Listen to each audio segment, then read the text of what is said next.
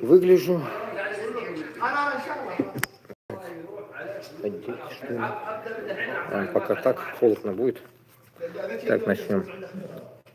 Так, ассаламу алейкум рахматуллахи баракатуху, туслар. Сейчас эфир этот тоже попробовать включить.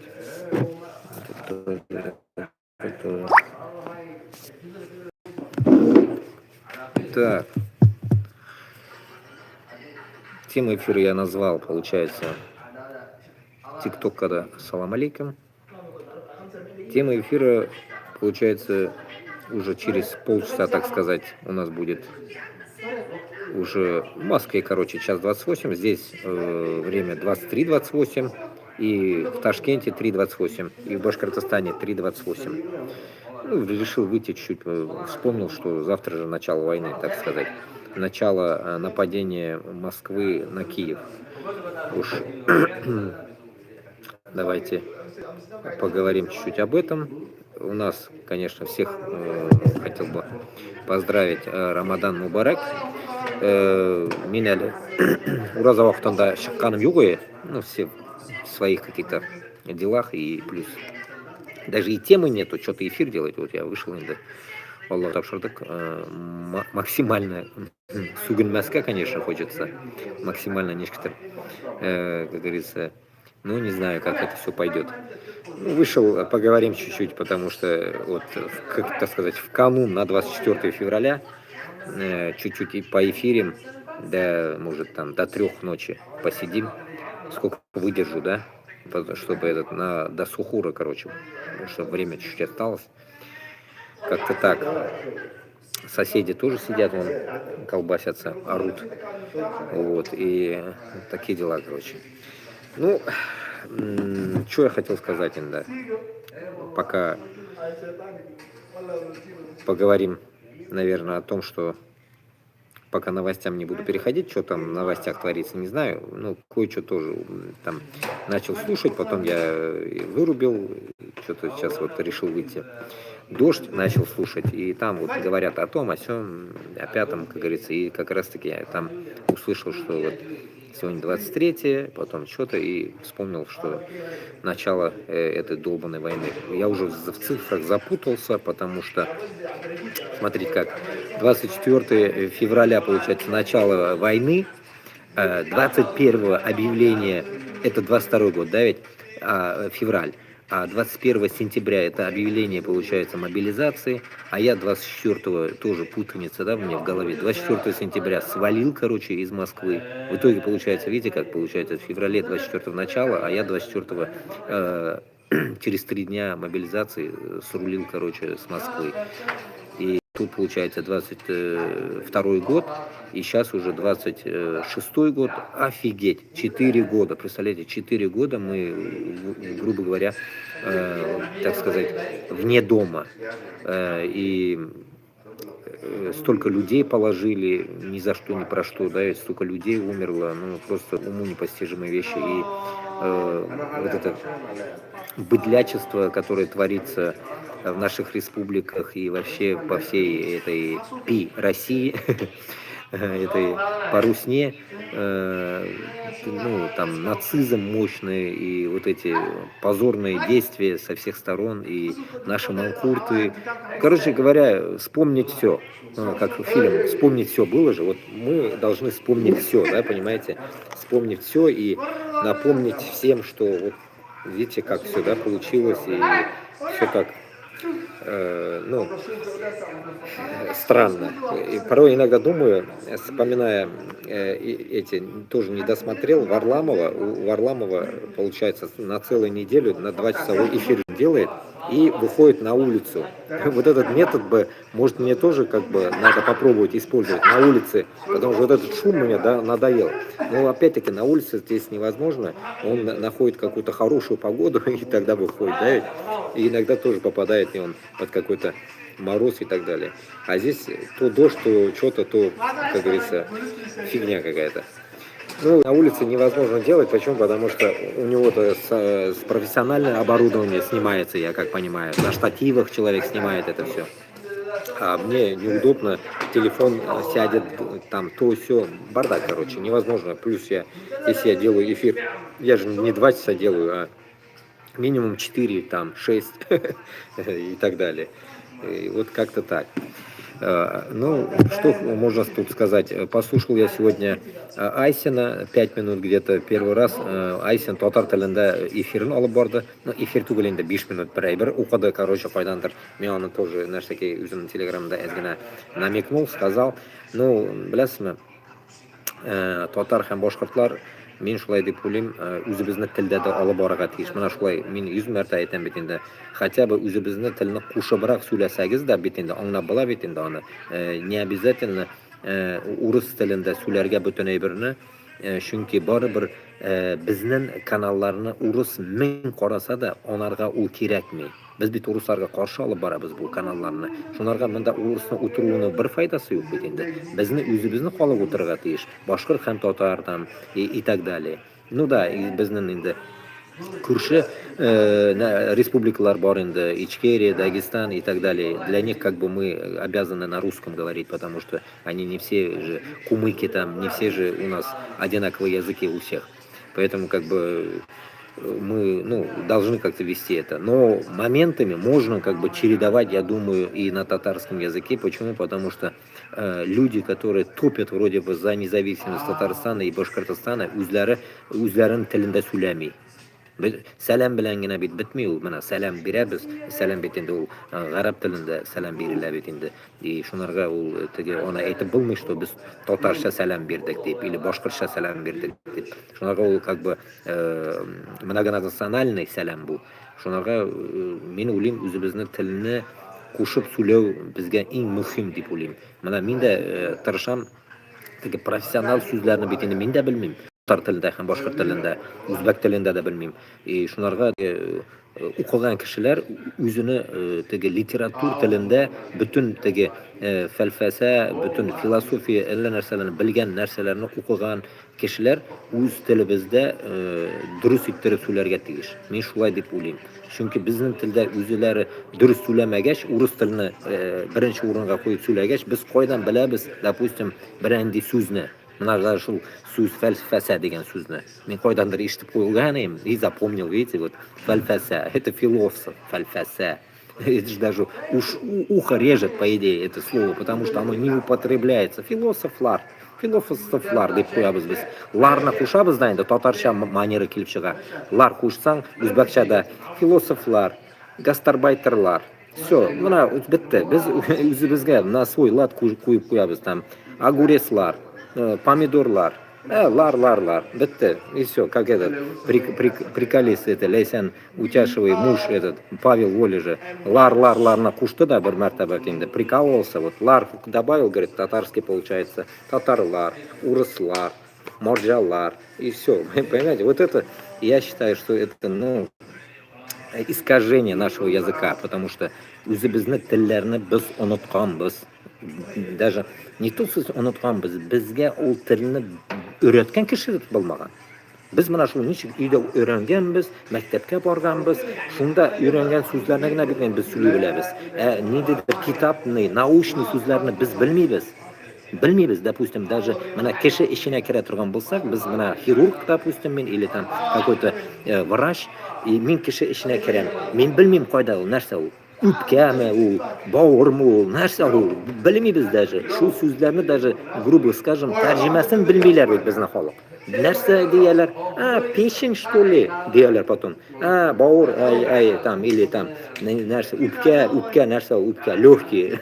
Ну, что-то, понимаете, үпкәләмә, там, үпкәләмә. Что, переводить начнешь? Легкие, что ли? Вот как-то вот так, поэтому... Доброй ночи, о чем стрим? Да, стрим обо всем. О том, что сегодня на завтра, у вас уже завтра, точнее, да, у вас уже завтра, у меня еще через 23 минуты только будет завтра. Как сказать, нападение Москвы на Киев, как говорится, попытка, так сказать, атаковать Киев за 3 часа, точнее, за 3 дня взять Киев. За 3 часа или за 3 часа они хотели, вот это что-то я уже запутался. Ну, короче говоря, что-то за 3 ночи. За 3 ночи, за 3 часа хотели они взять Киев, но у них не получилось, как говорится, оболванились и, как говорится, ну, так сказать, лоханулись.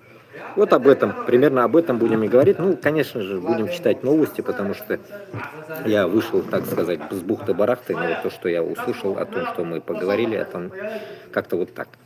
Ну, что-то я и в Телеграм себе закидывал о чем-то.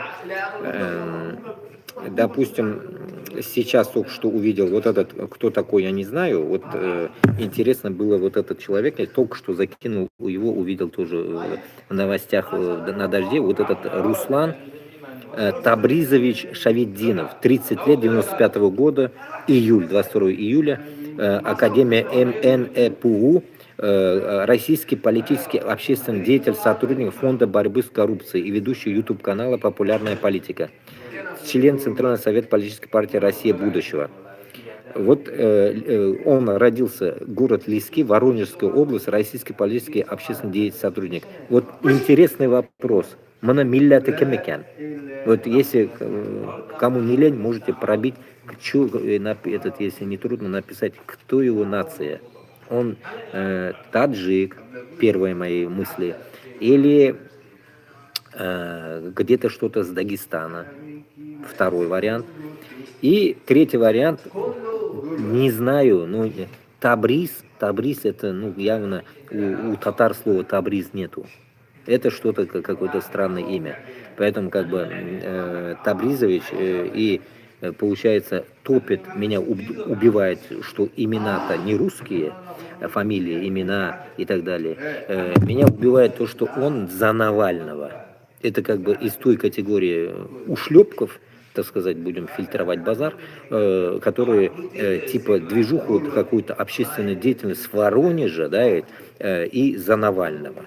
И, так сказать, меня шокировало этот, так сказать, во-первых, имя, во-вторых, меня убивает то, что такие люди, вот, не русские имена, находятся, так сказать, в этой группировке Навального. И о чем они хотят сказать, что типа они будут как бы строить классную Россию, а у нас кто-нибудь спрашивал, нет? Вот вопрос вот такому Руслану Табризовичу Шавиддинову. Менің ушым кетам мына шундай кишилерден. Вообще, я поражаюсь над одного чурбаноида мы знаем, как бы, да, который, опять забыл, тоже его рожу сегодня видел, весь такой вроде в наколках или что, у Ходорковского, как же, татарин один, Ренат, какой-то ведь, короче, тоже, короче, заднеприводный. Заднеприводный у Ходорковского работает на Ходорковский лайв. Ренат Кукаевич, короче, я не знаю, как его фамилия, имя, забыл. И вот, мен аңламаймын мына шундай манкуртларны, что они добиваются? Как бы они, или чисто это зарабатывание денег, или чисто это как бы ихняя политика, то, что они будут дальше жить с русскими, вот это я не могу понять. Ну, как вы прекрасно знаете, мой канал создан именно против Москвы, против русских, максимально против, максимально, как говорится, за независимость Башкортостана с Татарстаном и других, как само собой, республик.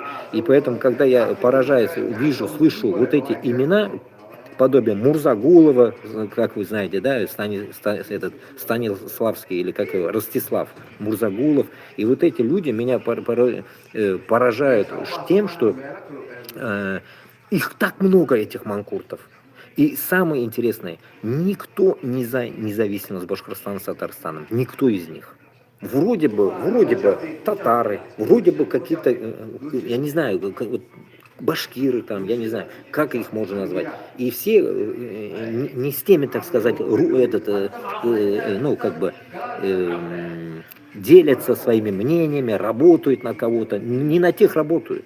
Вот как они потом, меня поражает всегда, я всегда, порой иногда, когда вижу такие темы, поднимаю, да, такую тему, всегда в эфирах, как они будут дальше, когда мы скажем, что вот у нас будет независимость и так далее, в какую сторону будут плясать-то? Останутся, получается, в своем Воронеже? В Воронеже останутся, или там в своем где-нибудь там в Рязани останутся, или что? Как это можно обосновать, да? И почему у нас вот эта дичь у татар и у башкиртов нету вот этого разделения? Шундый ук, мына хазыр инде ураза вакыты до такой степени теге үзеңне милләтеңне яратмаска, мен белмим, нәрсәгә сиңа икенче милләт? Нәрсәгә сиңа вообще урысларга плясать итәргә, теге урысларга подчиняться итәргә? Зачем? Или у тебя такая просто такая, как это, эгоистичная такая система, просто ты зарабатываешь деньги, ты можешь сказать, да, я просто зарабатываю деньги, и поэтому я с ними был временно, да, как, ну вот как раз пример этот наш наглый, этот Мурзагулов, который там ходит там, недавно тоже где-то я его видел в новостях на Украине, что там они кто-то что-то говорил, и я сам увидел, как он там ходит, бегает, короче, он на Украине, ну, как это, всегда он же показывал себя в Киеве, там, газа нет, света нет, газа нет, бомбят, ла-ла-ла, живет в Киеве. И мен оңнамын, как бы, окей, он как бы вроде бы там за Украину и так далее, окей, мы это как бы поняли, короче, но почему у него мысли, да, ведь с русскими? Почему у него мысли с русскими, вот это мысли какие-то у него странные? Вот такие, как говорится, и подставляют наше движение, я считаю так. Наше движение, оно как бы до такой степени разбросано, шунарга безге, ну, так сказать, как-то нам нужно научиться фильтровать, что ли, их. Я уже вот так, я думаю, потому что мы с ними, ну, как бы не в одну ногу идем. Как-то так. И каждый раз вылазят какие-то имена, и это для нас, как бы, я думаю, это, ну, так сказать, ну, конкретно дает, так сказать, ну, такой, может, с одной стороны, знаете, как-то, ну, и с их стороны, не с нашей, унижение нашего народа, даже можно вот так интерпретировать, понимаете, чөнки алар безне менсемиләр, безне кешегә сайламыйлар, урыслар белән снюхались. Вот это меня вообще вымораживает, блин. Не бойтесь независимости. И, ну, иншаллах. Сперва возьмите независимость.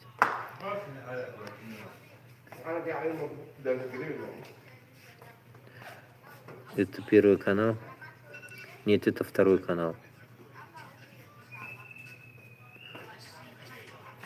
А за кого ты? Я за независимость. О, какие-то новые люди в ТикТоке. Так, Латиф, ассаламу алейкум, рахматуллахи баракату. Уразалар мубарак булсын. Так. Ну, пойдем, потом я вернусь в свой канал, давайте посмотрим, что происходит вообще в мире. Куштав Байрам будем читать, если мы его как бы считаем каналом за Башкортостан. Давайте посмотрим, что творится, потому что давно у меня не было, я не знаю, не помню, когда я делал эфир уже. Ну, это ураза, туда-сюда, поэтому я не выходил. Вот, первый сразу вот в тему прям. Какому языку в России сегодня нехорошо? Международный день родных языков вспоминаем результаты 2 последних переписей населения в России.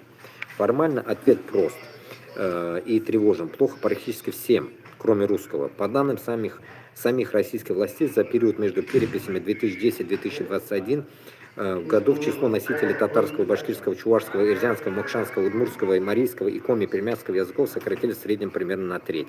Вот прям, это в тему, даже я его не открывал, вот при вас открыл, и в тему вот вылазит. Ну, это травма, как услышал Руслана Айсина, татар тілінде, меня это, знаете, как-то вот триггернуло, что ли, потому что человек укыган, теге высшим элеме как бы высшим образованием и говорит на русском, это, ну, это как-то странно, это тупизм, я считаю, потому что если ты умеешь говорить на своем языке, почему ты не ведешь хотя бы через день, один день сделай татарский, Вот один день сделай, да, татарский язык.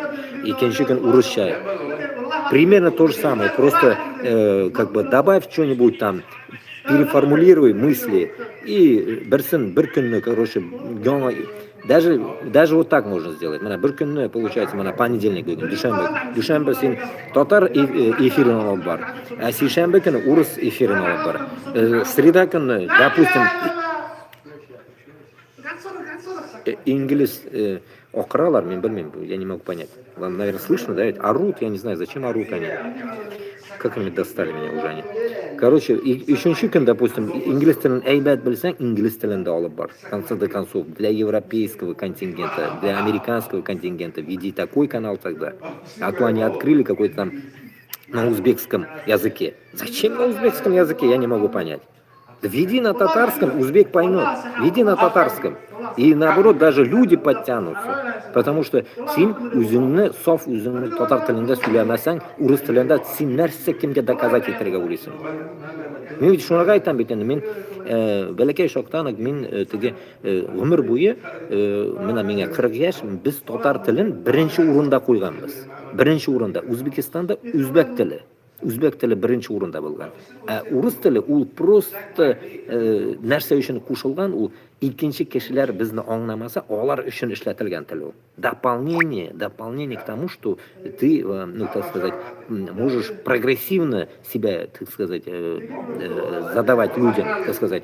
Бах, переключаешься на русский, бах, переключаешься на узбекский, бах, на татарский, на башкирский, на шлайрах. Это как бы нормальная тема. Допустим, сейчас вот надо подучить английский, допустим, можно и на английский переключиться и так далее.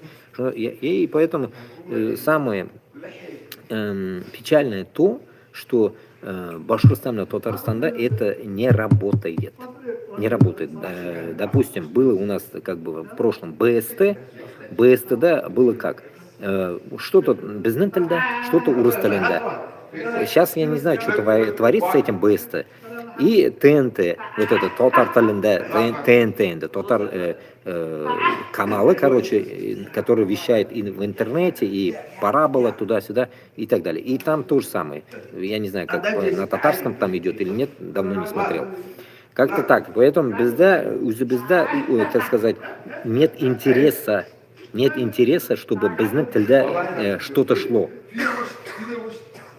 Формально активисты называют это катастрофой. Эксперты говорят о последствиях государственной и международной структуры, поднимают тревогу уже не первый год.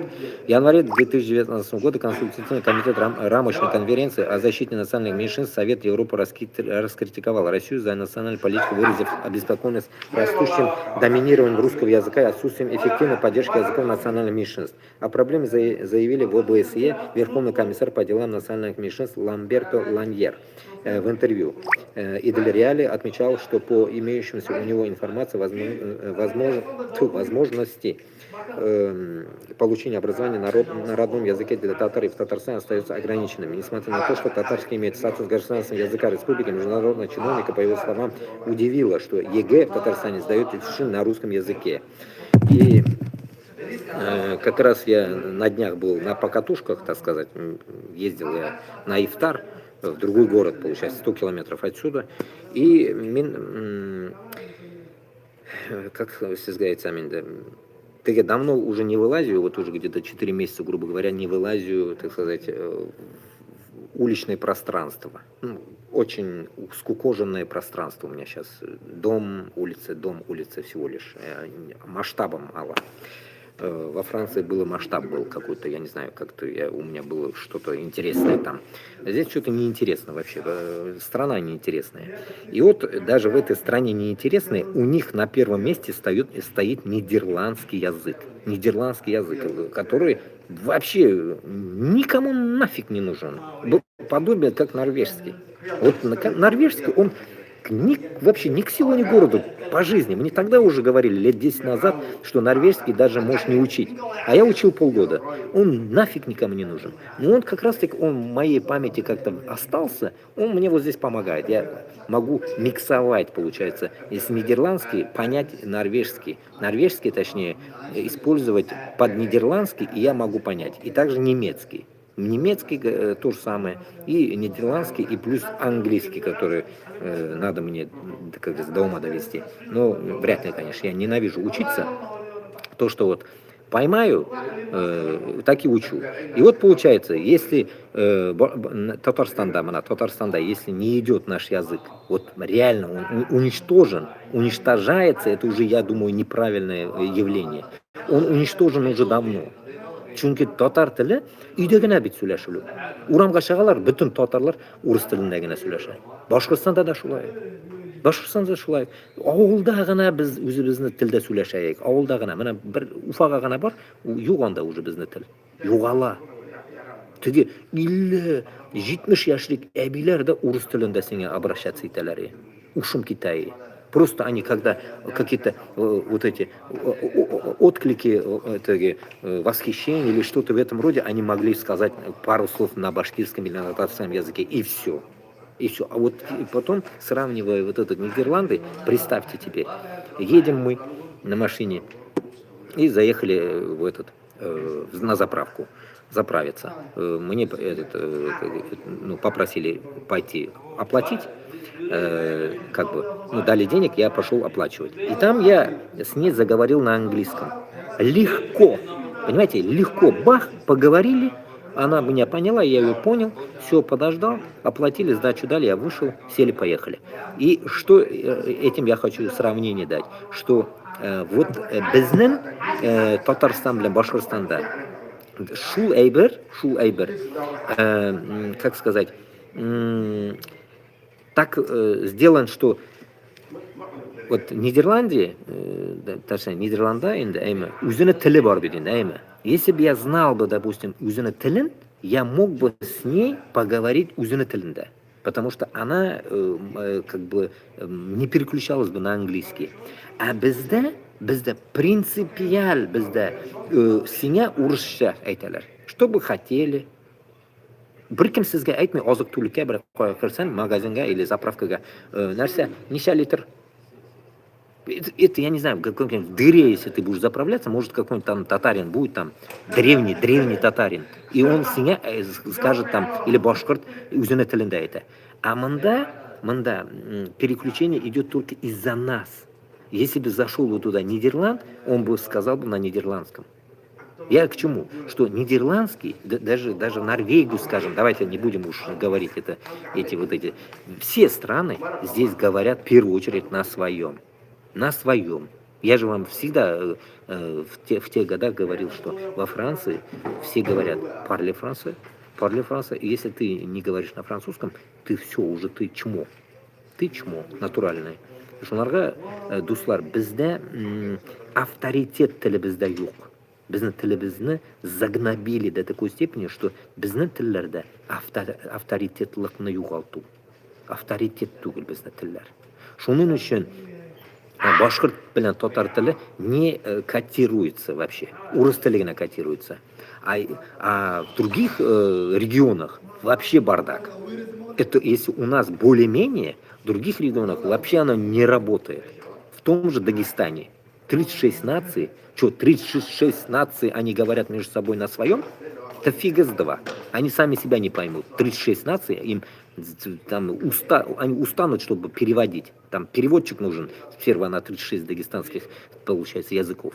А те другие, это крупные, так сказать, Якутия, там, Бурятия и так далее, именно то же самое. Вроде бы земля огромная, масштабная, а языки там 2-3 штучки языков, и даже они zero, так сказать, не используются в своих, так сказать, нужных, нужных количествах использования. И везде у них котируются, не говорят там русские имена, у них там Александр, Вася, Петя, Джамшут, Равшан, все у них какие-то имена странные, у них постоянно слышишь, видишь какой-то узкоглазый якут, а имя какой-то Александр Македонский. Я просто удивляюсь. Поэтому безда мощный вот этот провал, языковый провал Башкортостан, Татарстанда, так сказать, как потеря языка, уже оно есть. Мы уже это должны признать, что мы уже все. как говорится, потеряли свой язык. И этот, так сказать, этот минус нам срочно, прям срочно нужно сделать. Как сделать? Ждать, пока мы придем, возьмем независимость, мне кажется, до этого уже язык исчезнет. Вот шунарға хазар, так, мое мнение, Башкортостане, Татарстанда именно начать возникать насчет языка. Поднять эту тему прям всему народу. Всему народу принципиально поднять эту тему. Принципиально. Башкортостанда, Татарстанда, если безнекелер, шагашак, тыл үшін, если они сделают какой-то бунт насчет языкового барьера, то Башкортостан, Татарстаннан Москва куркашак, и он начнет как-то разговаривать. Если они по-нормальному не поймут, то уже можно будет уже конкретно тяжелую как бы систему подключать к нему. И к этому моменту мы должны будем готовы. Понимаете, қойдандыр бір причина шығарға керек бұларға. Допустим, тілні қысалар, ашмайлар, тілні аштырға керек.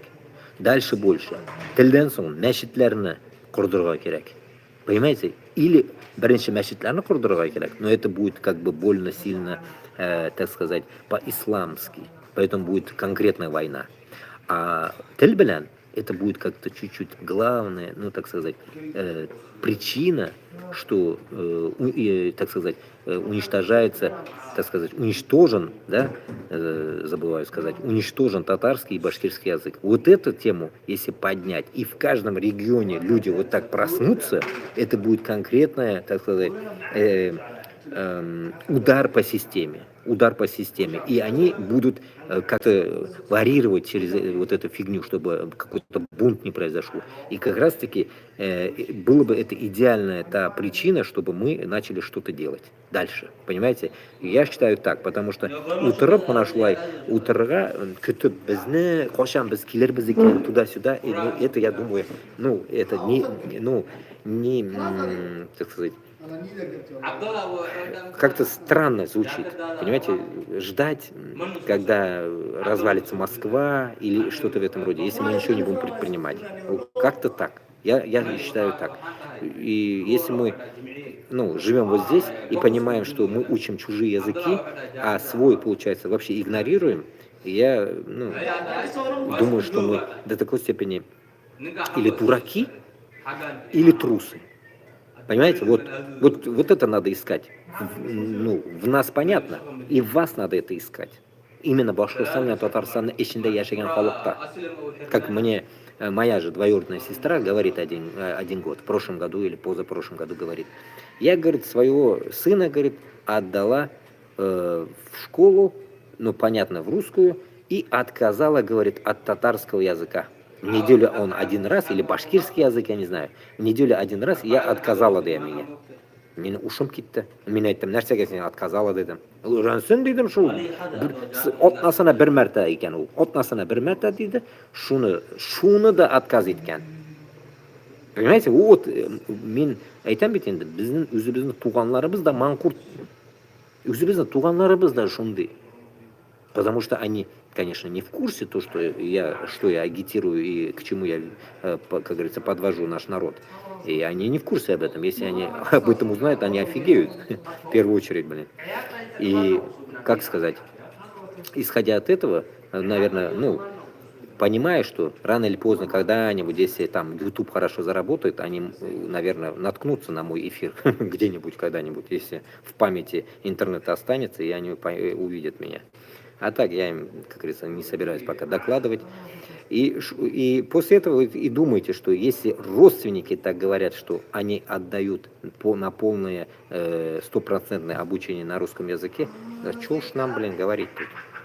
Понимаете? Поэтому наша задача, именно всех тех, которых патриотов нашей республики Башкортостана и Татарстана, восстать именно по этой теме. Языковая тема. Шул тілні біз ана тілі, нәрсеге бізде ана тілі deyip біз оны әйткенбіз, ана тілін. Шул ана тілін бізге обязательно бірінші юлға қойырға керек. Именно тілні. Причина вам нужна какая-то? Вот она и есть причина, огромная причина, что біздің тілі біз ішлетілмей. kerakli yerlarda ishlatilmaydi. U butun yerda ishlatilga tegиш. А u ishlatilmay. Mana shundayroq, понимаете, причина, так сказать, взбудоражить или там, не знаю, взбесить Москву.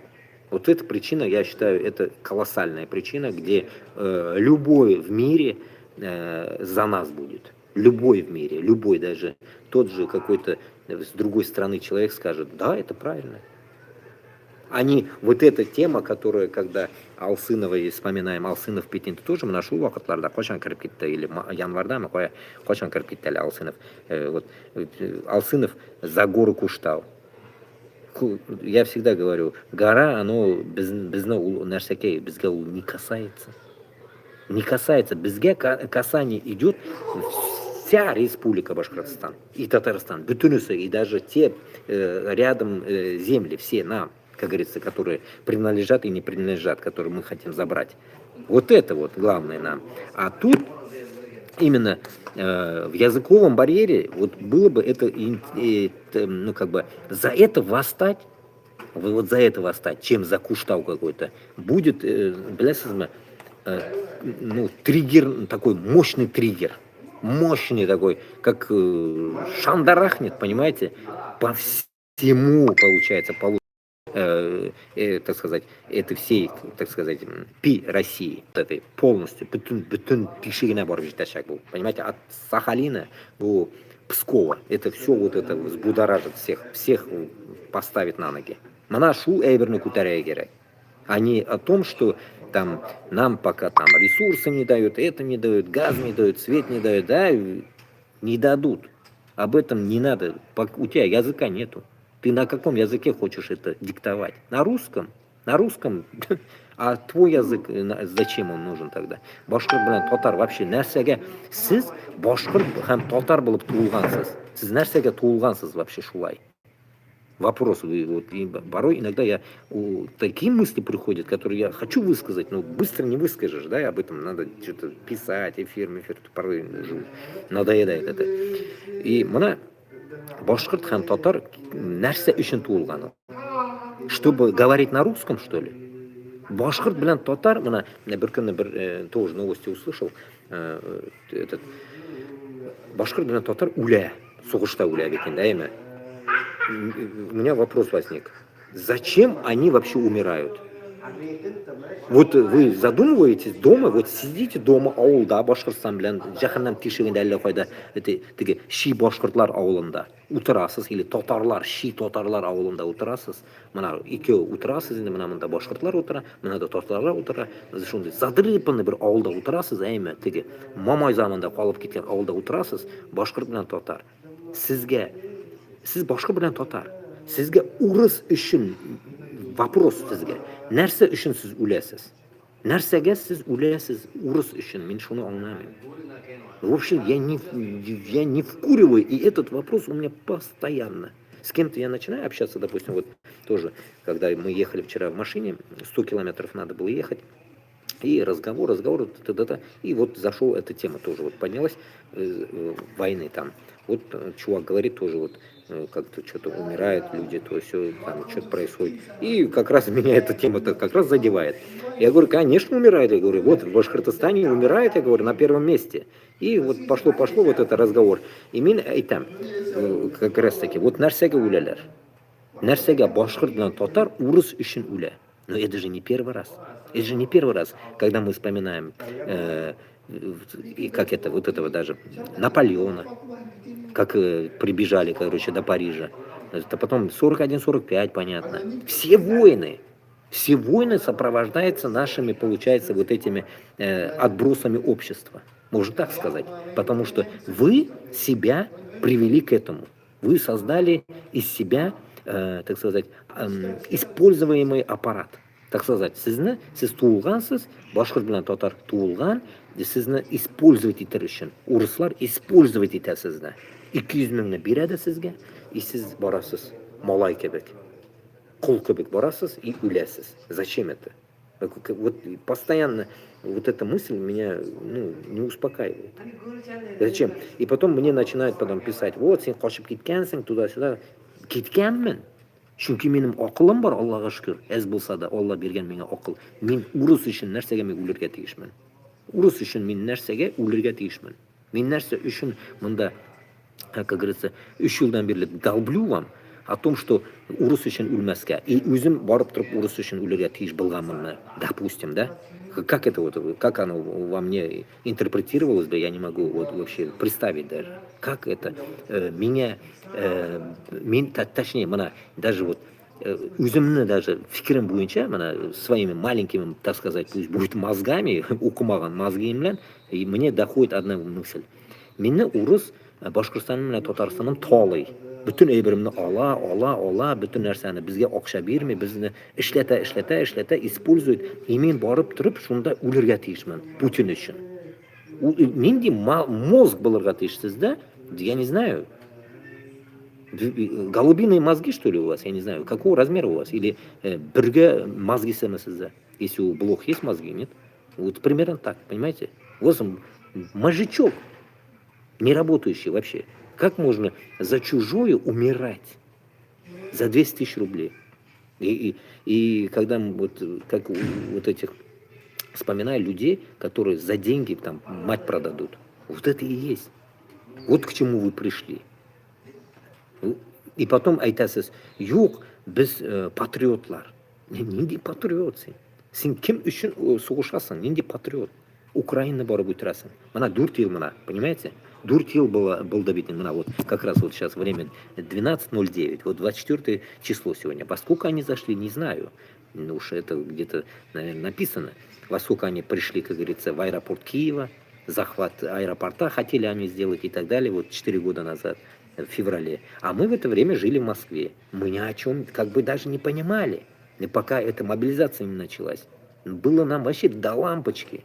А кто-то уже шел в это время на войну. В это время уже, ну, наверное, я думаю, там же еще мобиков не было с февраля по сентябрь, а шли вот эти просто обычные военные, как сказать, убийцы, которые работают на ФСБ, ну, военные вот эти, которые, воины, так сказать, чертовые, которые сидят на зарплату. Вот они и пошли туда. Они пошли туда, получается, а потом уже, когда они начали дохнуть, когда им дали отпор, в сентябре мобилизация. Вот и все. И после этого пошли уже обычные граждане. Просто на мясорубку. Вместе с Пригожиным. И вопрос опять. Что Москва дала для вас, чтобы вы пошли на такую войну? Что она дала? Язык отобрала, все отобрала. Как, где вот? Да, мы, может, сейчас я развожу демагогию такую и так далее, ну, просто, понимаете, у меня, ну, мысли эти, да, ведь, которые уж собрались, они постоянно у меня выходят, я не могу получить ответ от вас. Зачем вы идете? Почему вот, когда мои эфиры где-то проходят там, или маленький что-то эпизод напишу, мне начинают писать в Ютубе или где-нибудь начинают писать люди, манкурты особенно пишут, «Нәрсе сөйлейсің, кетманнан, предатель Родины», начинается. Менде шулай фикір тойылы, предатель усыз, мен түгел. Мен бит Башқұртстан мен Татарстанның азатлығы үшін күрәшәм. Мен никак не могу быть предателем. А мана сіз өзіңізді өлтіріп, өзіңізді ұрыс үшін алып барғаныңыз үшін сіз предатель. Тут как-то вот это равносильно вообще как бы вам, не мне. Это вам, как говорится, это вот эти ваши мысли к вам относятся, а не нам. Ни Габасову, ни Айсину, там, ни Кашапову даже. Всем. Пусть, да, они какие-то странные все, но они же тут, а вы там.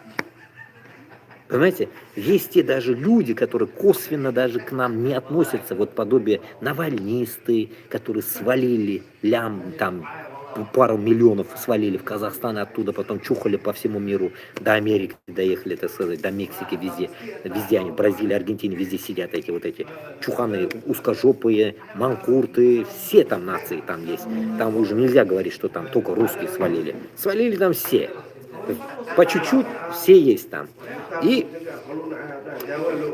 они они даже косвенно, которые нам, ну, так сказать, не относятся, потому что они против Путина всего лишь. Они не против, так сказать, независимых, там, за независимость, они как бы, они вообще не при делах. И даже они, получается, свалили. А почему вы не можете это сделать? Понимаете, они даже просто свалили за свою жопу, грубо скажем, свалили. А сис сидите дома. И даже, так сказать, нас как бы, ну, кишеге сойламысыз. Понимаете, безне, вы думаете, что мы уехали там на кого-то работаем. Да нафиг нам, мы кому нужны, чтобы мы на кого-то работали? Тут работу не найдешь. Если на кого-то работать, на кого я, допустим, в Европе я на кого бы, допустим, по-вашему работал бы? На кого я мог бы работать? Против кого, на кого я работал бы? Удивительно странные люди порой пишут вот эти странные эти подобие ботовские комментарии. И это звучит Башкортостаннан, хам Татарстаннан. Я порой иногда удаляю, я устал уже, как бы удаляю такие дурацкие комментарии. Прилетают, и я просто фигею от этого. Порой иногда там выставляю какие-то там на обозрение. Дуслар. Еще.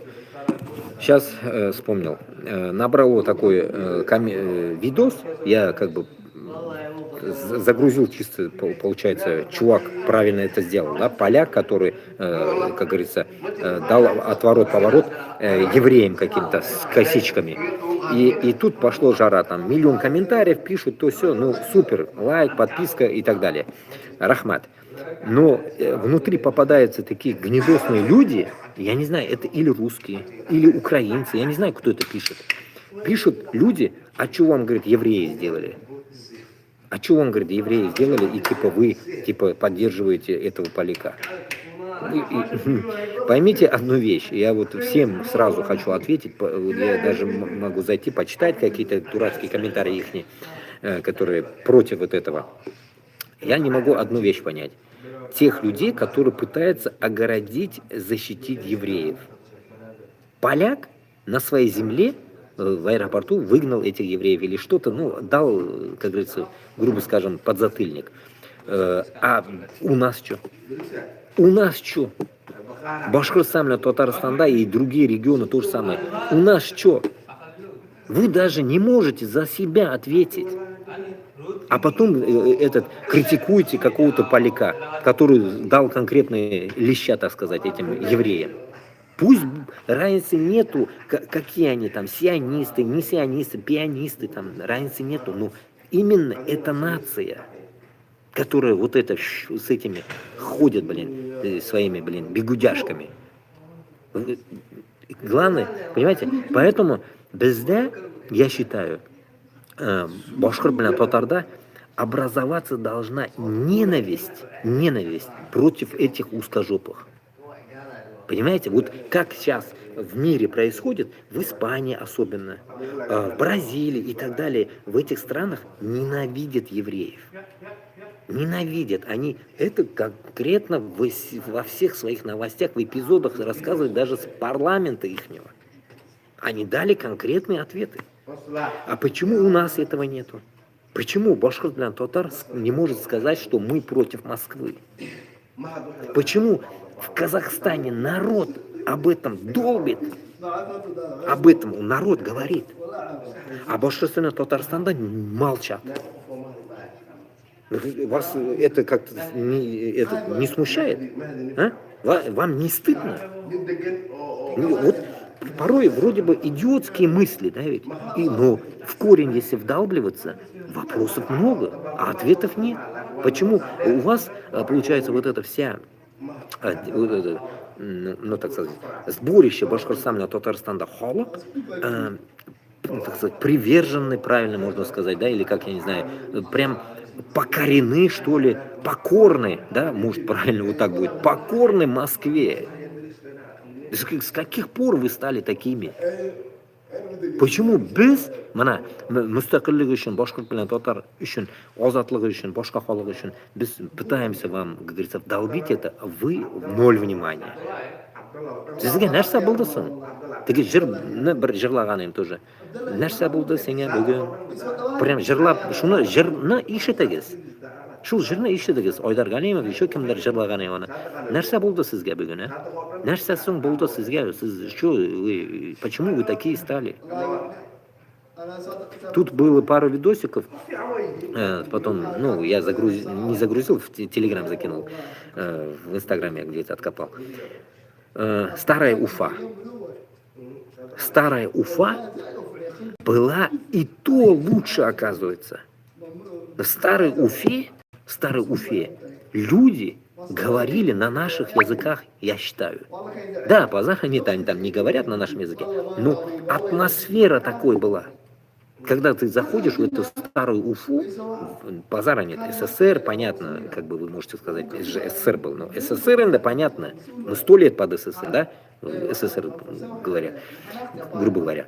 И шул вакытта даже халық әлі был, знаете, как бы, точнее, не был, а есть. Ну, они как бы тоже поумирали. Вот этот народ, который там жил, он был башкирским, Татарстана татарским. Они были, как говорится, в своем, в соку. А вот как Путин пришел, все, накрылось медным тазом. За 26 лет путинососа этого все накрылось. Почему так произошло? Почему 26 лет жизни с Путиным вас так убило? Поэтому нәрсеге сізді халықта 26 елдің ішінде промывание мозгов вообще ужас просто. Это даже башкирно татарлатно. В Дагестане это такая же фигня. В Чечне уж и тоже молчу. Дурдом со своим Кадыровым они у них там. Почему? Тоже вот вопрос.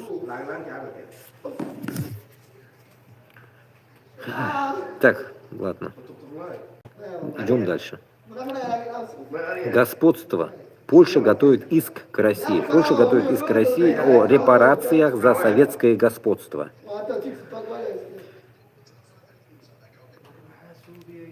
Ну, какая-то фотка.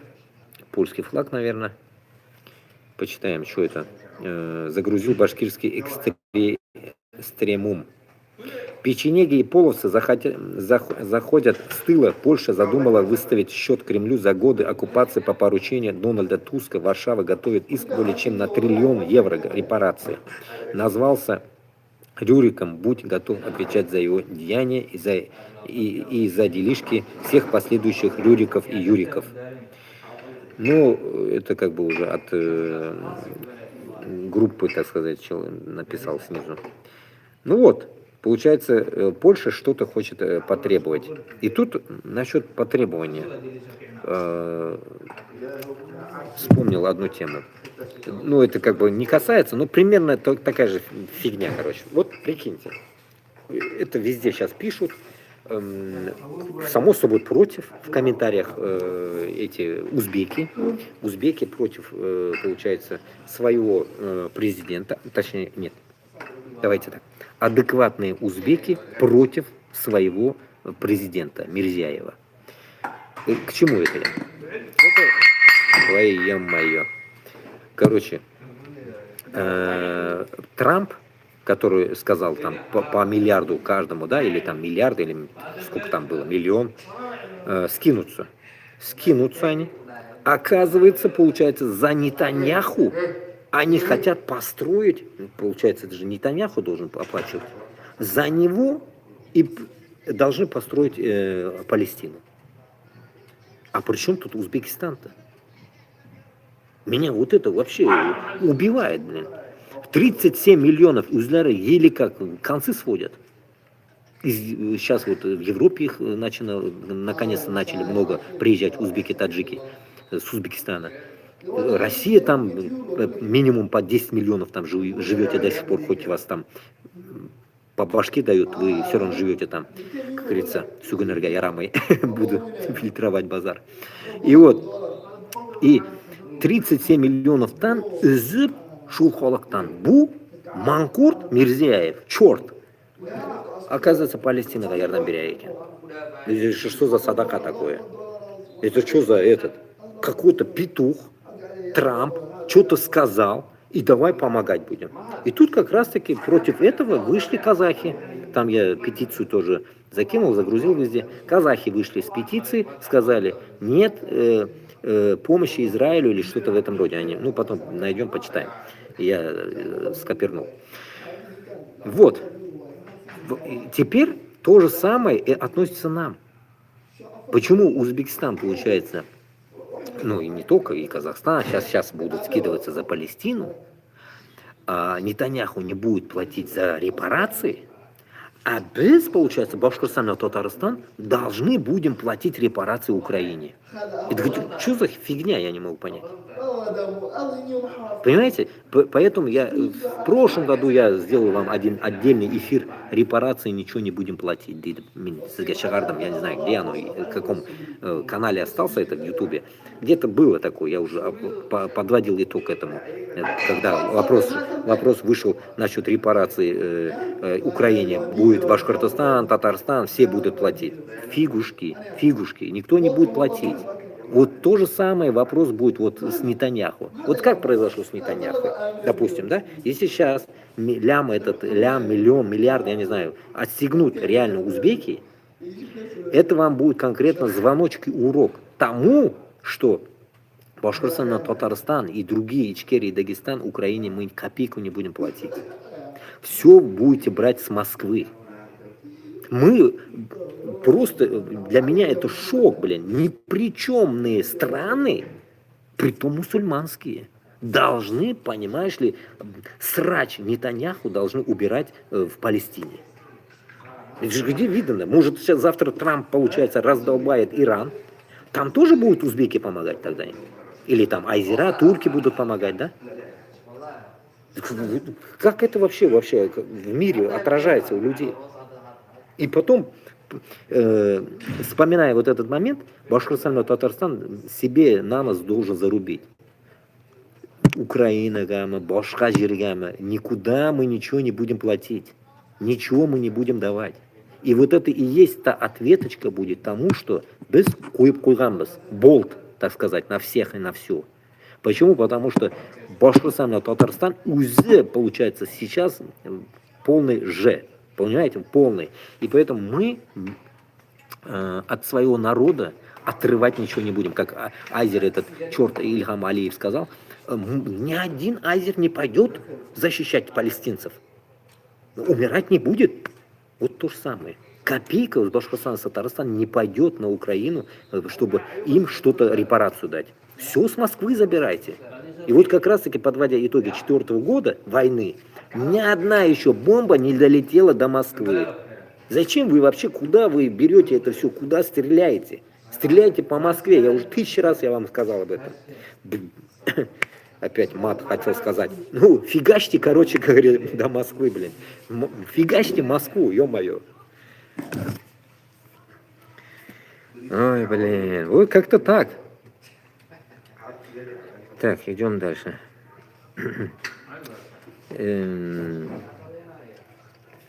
Ну, тут про Байкал, короче, ладно, про Байкал уж тут симфония они слушают. Идем дальше. Что тут происходит? Виктория Никифорова. Сегодня муж позвонил мне из палаты, сказал, что к ним пришли от замполита, заботливо включили телевизор и организовали праздничную программу, показывали сюжеты про наших героических генералов, сообщили, что у Никифорова 15 государственных ведомственных наград, пример мужества и отваги, гордость вооруженных сил, настоящий герой, есть чем гордиться. Ну, это такая фигня какая-то непонятная. Чего они там? А он это время лежит без ног, без рук, с пробитыми легкими и осколками позвоночника, боли такие, что по ночам не спит. Видимо, это и есть его личный вклад в чью-то безупречную биографию. Ну, мен sizге айтып тұрам бетінде. Мына урыслар шуны язғашыны, білмеймін, бұл урыс, может, ол шуаштар, может, буряттар, кто его, ну, урыстар енді. Башкир пен татарға да относятся. Какого вы, как говорится, идете вот без ног, без тела, так сказать. Без тела, бабахнуло вас дроном, все, вы рассыпались. Даже там мешки вас не собрали никто. И мешком вы не вернулись. Qopshiq bilan da siz qaytmadingiz uyga, shunda qolib ketasiz. Как этот гён кебек, как это навоз, короче. Навозом будете там. Орошаете поля Украины. И вот они должны сидеть и внимательно смотреть, как на экране целые невредимые люди получают звезды на погоны за них. Спасибо за подразделение, очень вовремя. Ну да. Астафируллах. Вот, с двух сторон, даже нет, 3, вот эти все без ног сидят. Может, и 4 тут без ног, не знаю, сидит. Само собой без ног, у него вообще ног нету до колен. И у этого тоже нет ног. Вот. 4 взрослых мужика сидят без ног. Все, нога не вырастает, рука не вырастает. И член второй не вырастает нигде.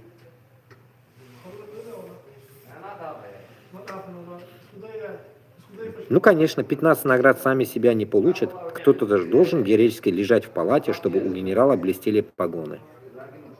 Понял теперь. Генерал получает где-то там погоны, а эти лежат. Солдаты лежат без ног. Генерал погоны получает за то, что вы отдали свои ноги и так далее, и так далее. Мораль такова. Псковские десантники. Офигеть. Что такое? Да это что такое? Соседям надо показать. Точно.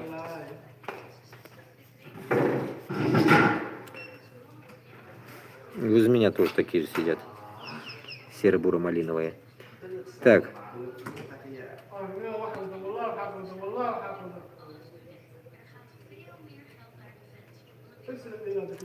Голос Башкир пишет.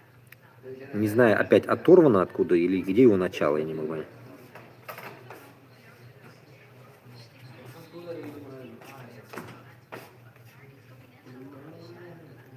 Надеюсь, не оторвано. Давайте прочитаем.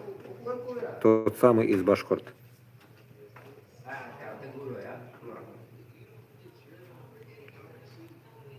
Давайте. Согласен. Что согласен, я не знаю, откуда это оторвано. Сейчас зайдем-ка туда. Что-то мне волномадом.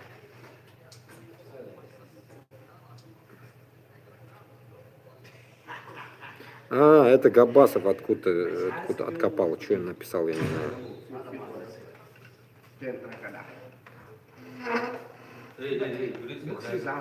Ну, это... не знаю, как она... перейти к сообщению. Когда он 22 февраля написал что-то.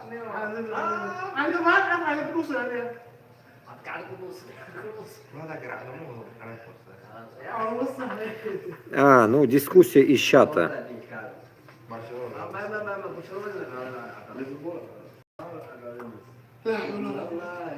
Дискуссии из чата. Вопрос такой. Так, ТикТок-то 18 киши, Ютуб-то 5 киши гена. Вот несколько дней не выхожу, уже людей вообще нету. Бездействует Ютуб. Получается, вопрос. А помнят ли они, калмыки, как их предки зверствовали на башкирских землях в составе карательных войск? И на него кто-то ответил. Голос Башкир. Не знаю. Прочитаем-ка. Согласен. Как часто приводится в пример, в Европе сложно найти 2 страны, которые воевали бы друг против друга настолько часто, как Франция и Германия. Однако теперь они союзники, дружат и кооперируются, а немцам наплевать. Немцам наплевать, что Страсбург теперь находится во Франции, а французы чихать хотели на то, что СААР – Германия. Никто из них не вспоминает в контексте противостояния друг против друга, событиях мировых войн, франко-прусскую войну и все остальное. Это уже не имеет смысла. Так и мы.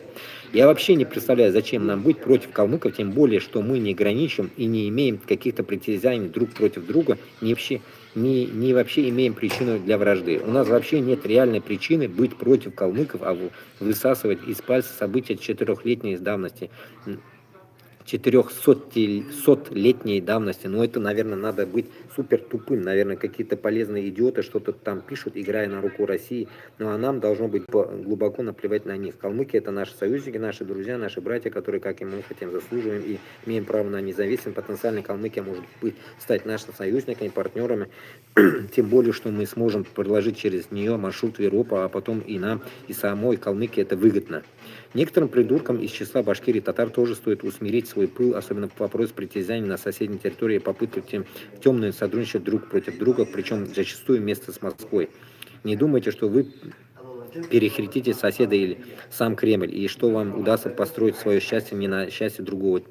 Там не получится, я просто напомню, что так не получится. Я просто напомню, что последние, кого кончали в последних были полицаи из числа таких вот любителей сотрудничать.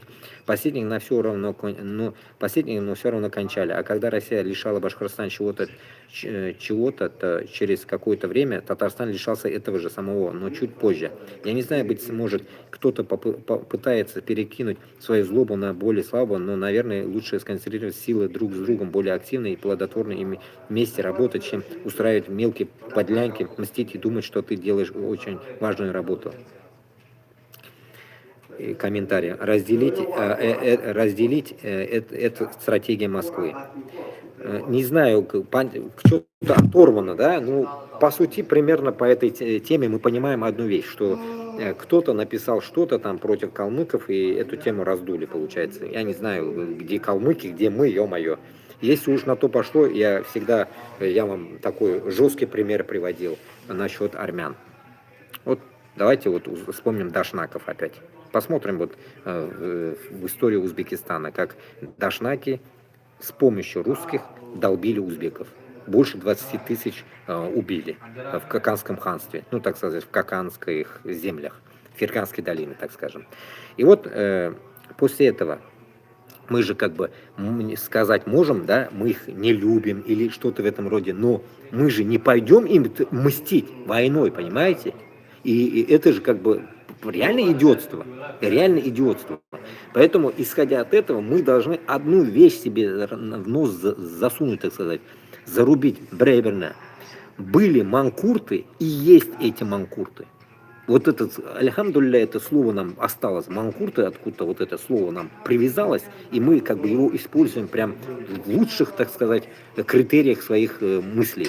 И вот это манкуртское состояние, оно было и во время Ивана Грозного, и всегда, когда касымовские пришли, сдали татар, Казань, сдали все. Вот это и есть манкуртство. Поэтому, как бы, если оно не использовалось в таком эквиваленте, мы понимаем теперь, что вот эта манкуртская система у каждого народа, у каждого, далеко бегать не надо. Допустим, сейчас, в данный момент, все мы под колпаком. Ну, так сказать, кто все в России, они все под колпаком, и вы все, грубо говоря, 99% манкурты, которым мы пытаемся глаза открыть вам. И вот, исходя от этого, эти манкурты, если слушая вот этот текст и этого голос башкир, мы понимаем, что манкурты, они, ну, так сказать, годами просто пытались выживать.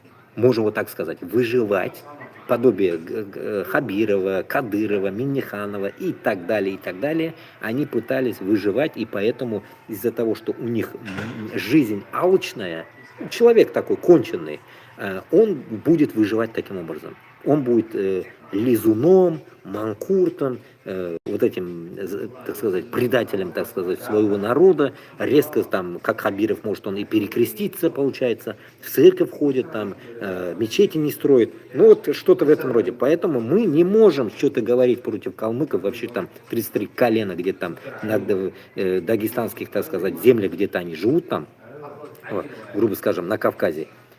Причем тут они нам? Ну, вот эту тему раздувать я даже, ну, смысла не вижу. Почему? Потому что если мы сейчас будем раздувать такие мысли, то тогда каждый с другом воевал. Каждый с другом воевал. Тут даже немцев с французами даже сравнивать не надо. Каждый воевал друг с другом. Каждый. Поэтому, если мы сейчас это будем вспоминать, да, нам были без житмеящик. Без улыбки табис. Мы на разбор иткенши, блин. Даже эфира у меня не хватит, чтобы я сутками об этом говорил вам потом. Нафиг это надо. Поэтому я считаю, что цель, как всегда, перевожу стрелки, так сказать, да, цель наша Москва. Если ты согласен, хоть ты манкуртом был, будь там, хоть кем ты будь, против Москвы идешь, вот вопрос тебе, прямолинейный, вот идешь против Москвы, без намлян кушал, все, не идешь, пошел нафиг, молчи, молчи, тихо сиди, и все. Кысылма бізге, кысылма, как говорится, өмірің бара, как говорится, күтіңні қыста отыр. Мына шулай ғана, біздің білән қосыла тұрғандар өзлері ол шығачақ.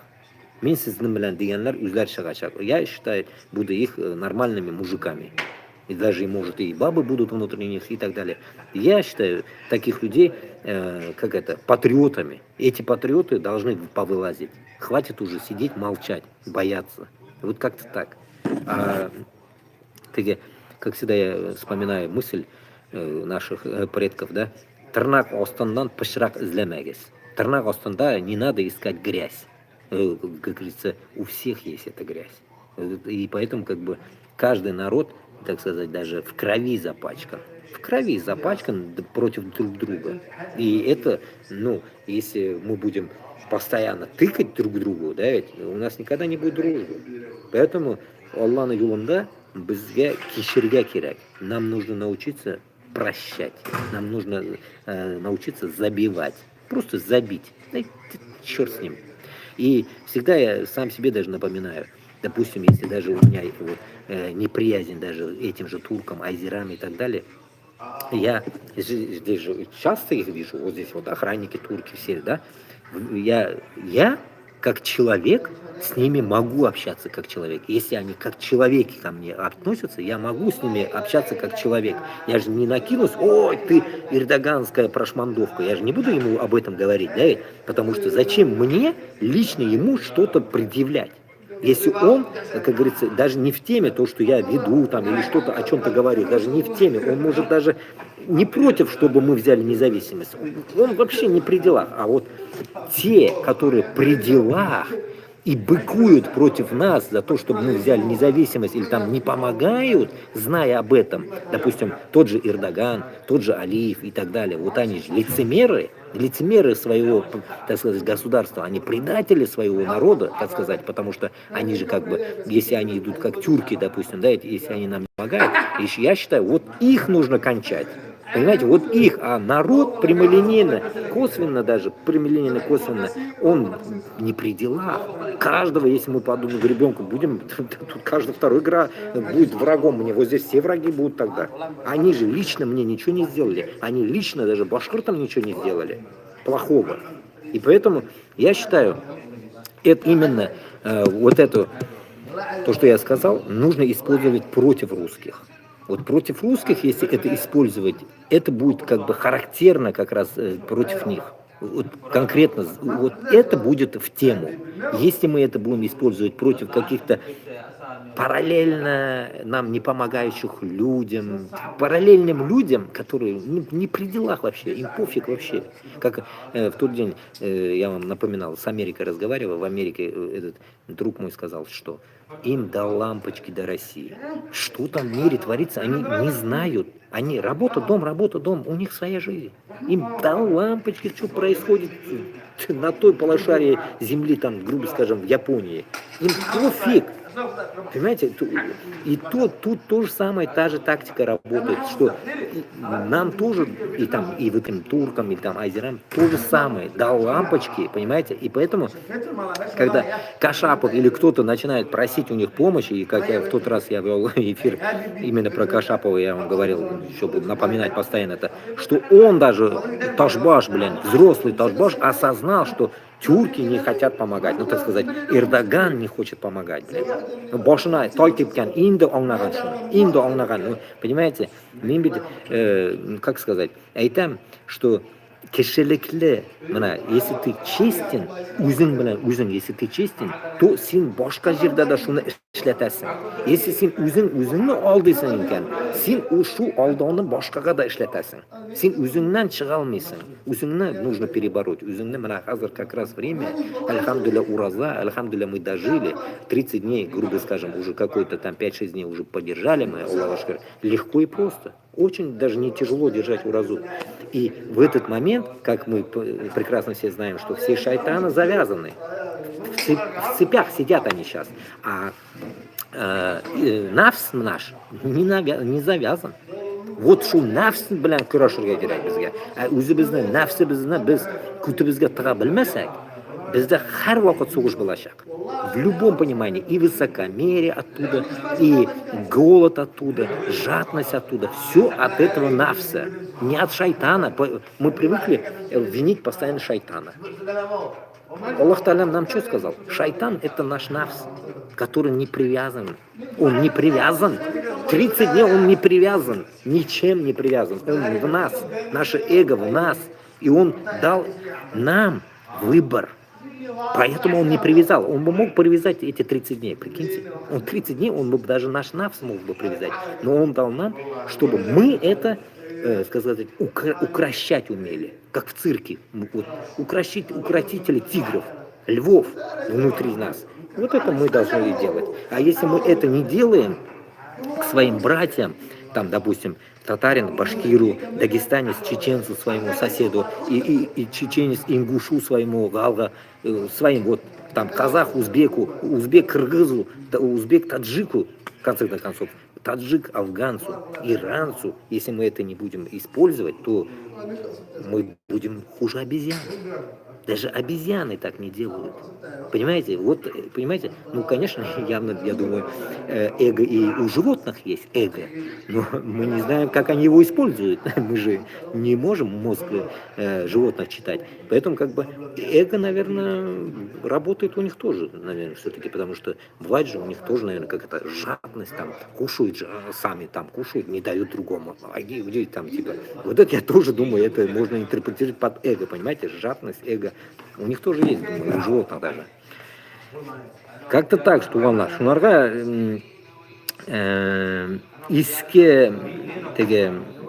eski tarixda bo'lib qolib ketgan sug'ush narsalarni bizga hozir nельзя даже выковыривать. Я так считаю. Когда я читал вам Алдар Батыра, вот не могу его найти, так и у меня удалил, не могу его найти, надо найти мне его PDF-формат. Если у кого есть, можете скинуть мне на Телеграм или мне лично куда-нибудь. Буду читать этого Алдар Батыра.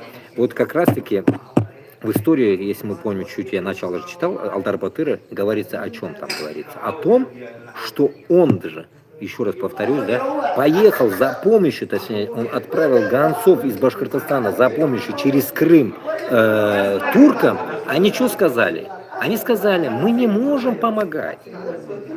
Мы не можем помогать, понимаете? Мы не можем, допустим, будет вопрос такой, давайте мы идем против Москвы, сейчас вот башкортно-татарлар идут, вот сейчас новая партия так, людей, допустим, нас. Мы идем, и мы скажем вопрос кому-нибудь там, поможете нам? Нет, мы же с ними работаем, мы не поможем вам. Вот как сейчас в Палестине. Почему в Палестине, получается, свои же арабы не помогают? То же самое. То же самое. Они кинули их, палестинцев. Вот у нас этого не должно быть. Поэтому я и говорю, давайте бороться со своим эго и поможем друг другу. По-другому никак. Помогать именно в борьбе против Москвы. Прямо сейчас вот берите оружие и идем. Нет. Хотя бы сейчас нам какая помощь нужна? Хотя бы. Чтобы вот этот башкир, татар, манкурты эти начали просыпаться. Любая движуха нужна, любая помощь нужна, чтобы им донести, что ты идиот, ты башкир, сен татар, сен урыс түгел. Мына шундай хотя бы яхшылыкларны ничектер оларга жеткизергә, и это уже даже помощь от наших, так сказать, братьев. Вот шулайрак, дуслар, понимаете, мына пример приведу. Бездә недавно бір инцидент болды. Мында. Кеше сугышты. Кешеләр сугышты, мен үзебезнең телдә сөйлим әле, кеше аңламасын. Безнекеләр генә аңласын. Кешеләр сугышты. Икесе дә бер милләт. Икесе сугышты. Мына якында инде шулай бер булды. Икесе сугышты, мен ушым китте. Мен айырдым аларны берсен. Тутып калдым. Чөнки кулына уже икенчесе пычак ала язды, нәрсәдер ала язды. Men tutib qoldim. И tezgina narsalar mындай endi bizni saqlovchilar deyim endi, shu bizni saqlovchilar yugurib keldilar, chunki ko'rchilar tezgina ularga aytdilar, sotdilar, tezgina. Naq izg'ishuv bo'ldi, naq sug'ish bo'ldi. Hozir birin yoratmaylar. Men ikkisi bilan da ikki orada qoldim. Birsin to'xtatam, ikkinchisini to'xtatam. Sen bo'lay so'lading. Ikkisi ikki degan narsaga ma'no so'laydi. Ma'nosiz ikki ma'no so'lay. Ikkisini de anglab bo'lmaydi. Ikkisinde de o'zini, так сказать, pravdasi bor. O'zini как бы shinlig'i bor ikkisinde de. И men anladım, что birisi реально oldi ekan birisi. А ikkinchisinde rostlik bor. Ну вот это правда есть. Как бы, да, правда есть. Birisinde правда есть. И мен hozir два весы. Я как этот, да, судья.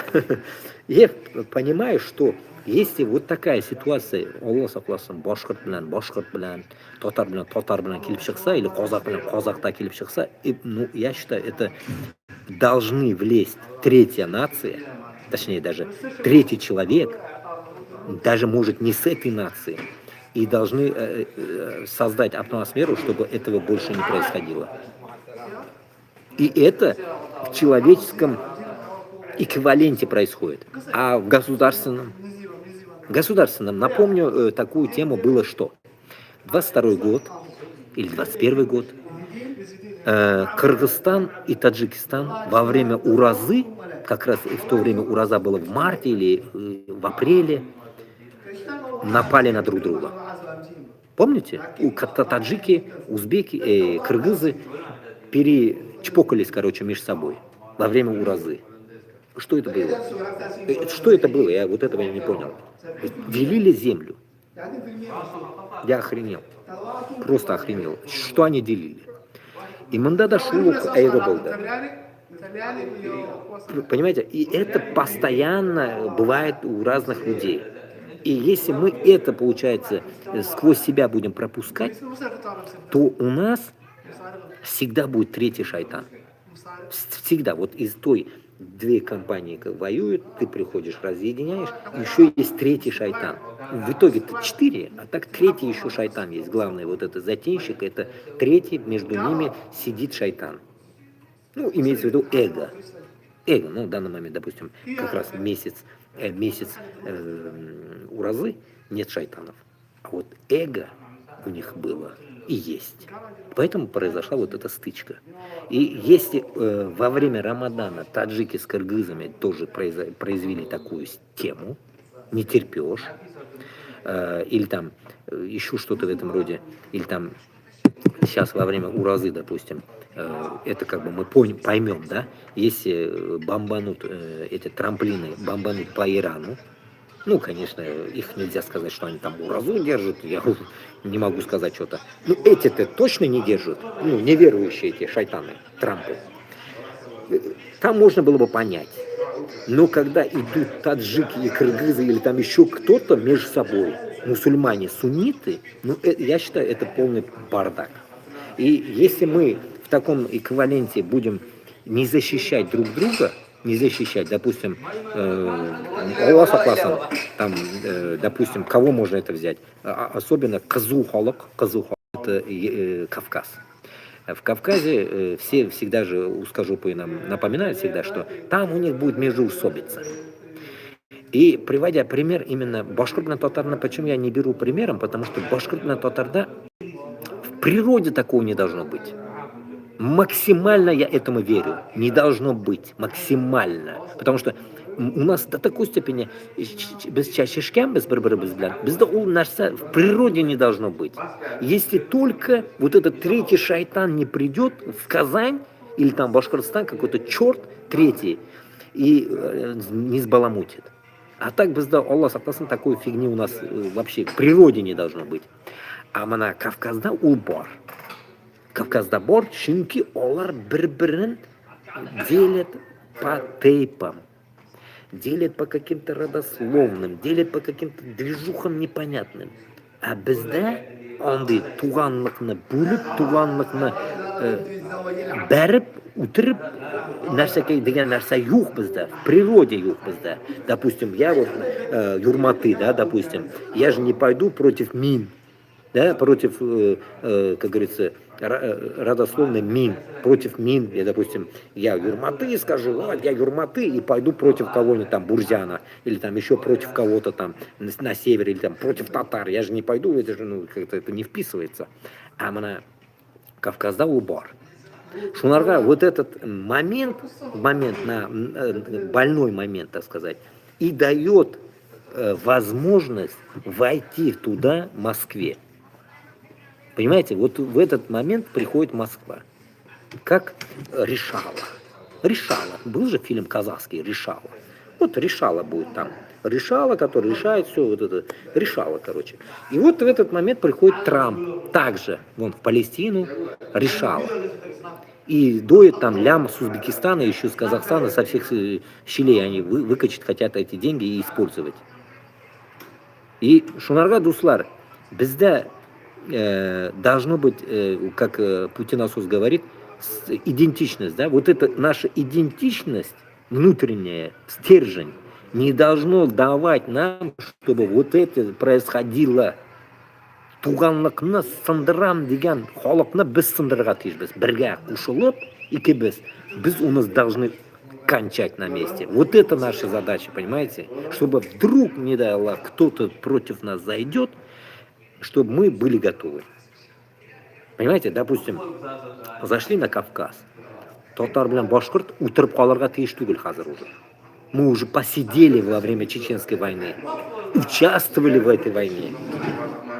И Дагестан участвовал в этой войне. Принудительно, конечно. Понимаете, вот в чем прикол произошел. Вчера как раз в эту тему, я куда-то закинул или нет, увидел одну тему, и там был базар. Вспомнил, вот в тему скажу.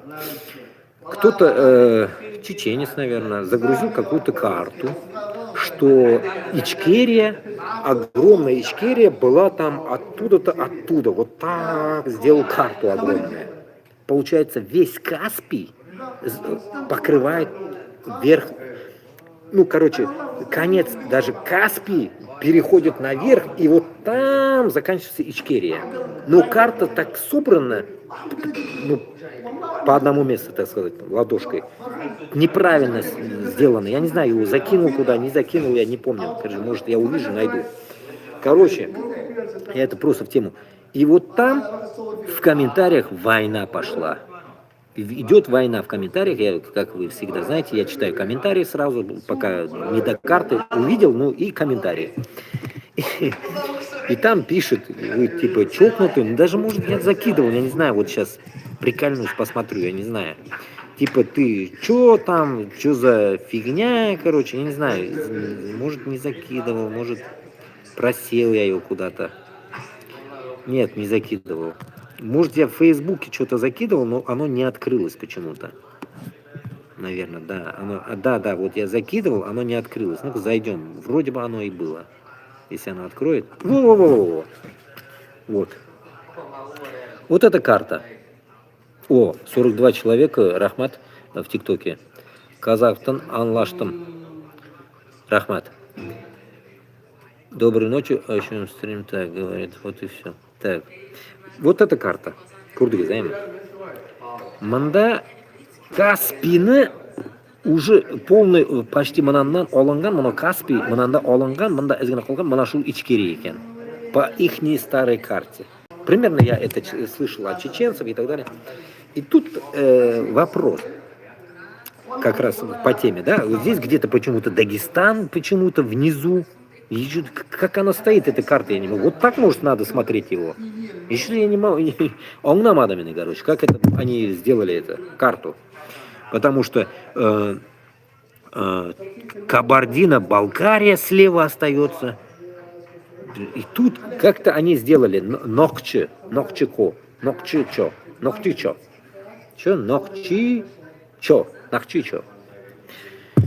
И тут, ну вот, Почитаем комментариев, просто пипец, короче. Территория, оторванная у чеченцев со времен генерала Ермолова, героя наполеонских войн, рано или поздно будут возвращены. Мы не бюро добрых услуг. Теперь я вам что скажу. Вот это уже, так сказать, пахнет междоусобицей. Потому что Дагестан такую тему это не прохавает. Другие тоже не прохавают. Если это есть в реальности, если она существовала, то можно это как бы сказать, окей, вот так, да, они решайте без войн, да, так сказать, на карте чисто. Когда мы идем, так сказать, вопросом тому, что Кавказ до Воронежа, как я вам всегда предлагаю, до Воронежа Кавказ делаете, у вас будет огромная территория земли, и вы былает булясызма, горизонтально булясызма, как хотите, вот так, этот, так сказать, пирог кавказский делите как хотите.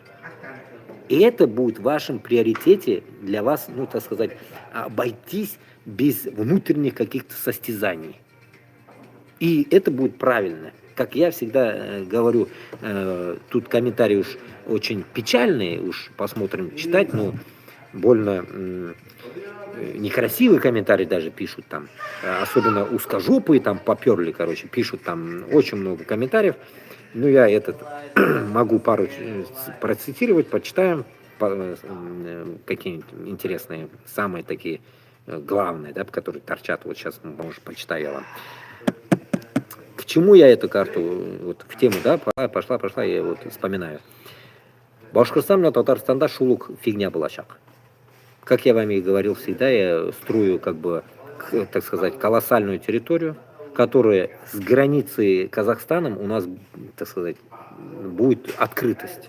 У нас не будет даже, я не знаю, не то что колючая проволока, даже столб не будет стоять там. Вот эту систему я хочу сделать, понимаете? А если вот эта система дает уже прокол на Кавказе, там будет кипиш.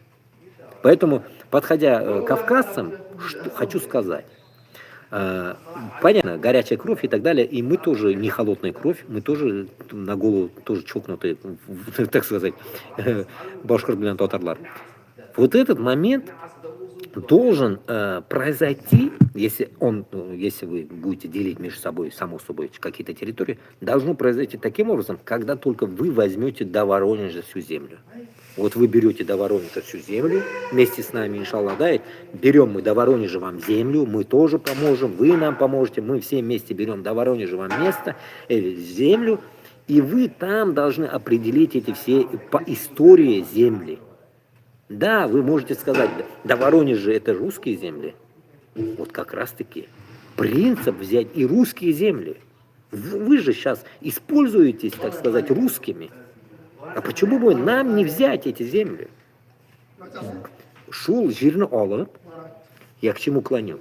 И это и в нашем интересе. Мы же тоже хотим все земли забрать по окраинам. Ну, имеется в виду, я хочу забрать.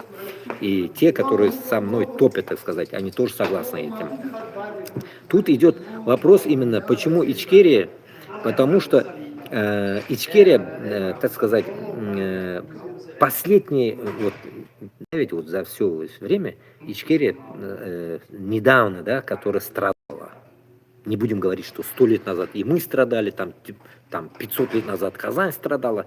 Это вот Ичкерия недавно, так сказать, недавно страдала. 20-30 лет назад, да.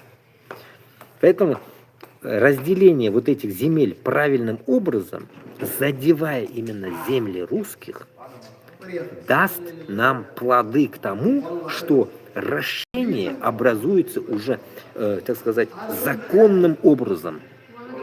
Это как? Допустим, Ичкерия захочет забрать свои старые земли.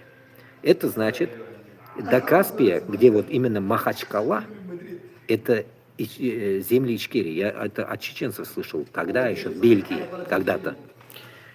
Махачкала сразу отходит Ичкерии. Это перерезание Дагестана, получается. Может, карта и правильно стоит, кстати.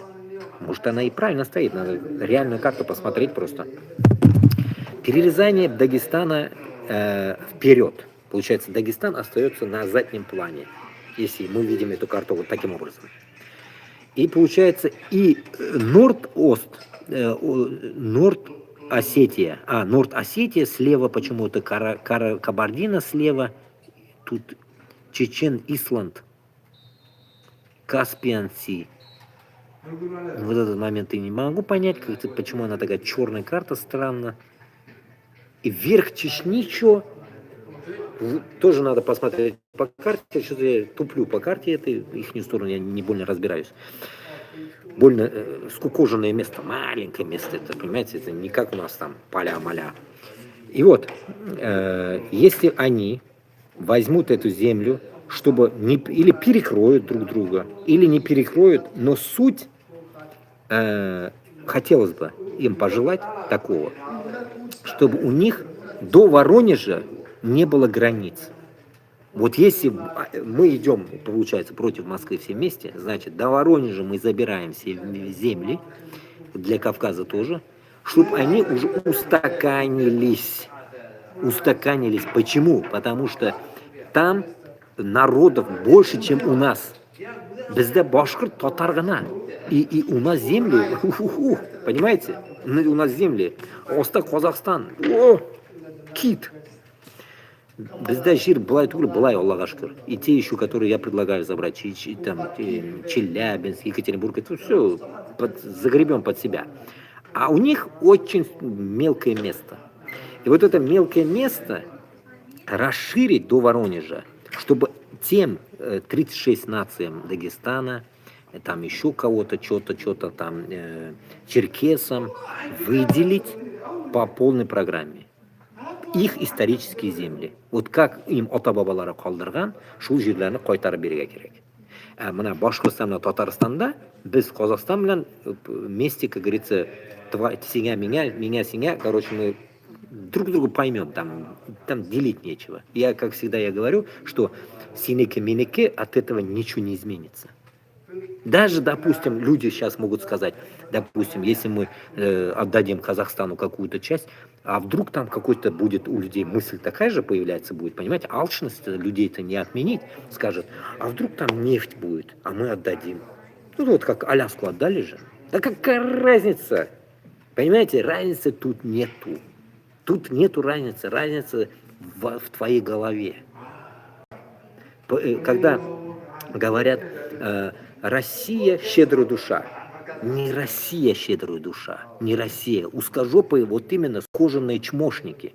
Это не щедрая душа, это те души, как мертвые души Гоголя или Моголева, кто это писал мертвые души. Вот это про них можно интерпретировать. Мертвые души. И в этой мертвые души не могут быть широкодушными по всей России раскинуться.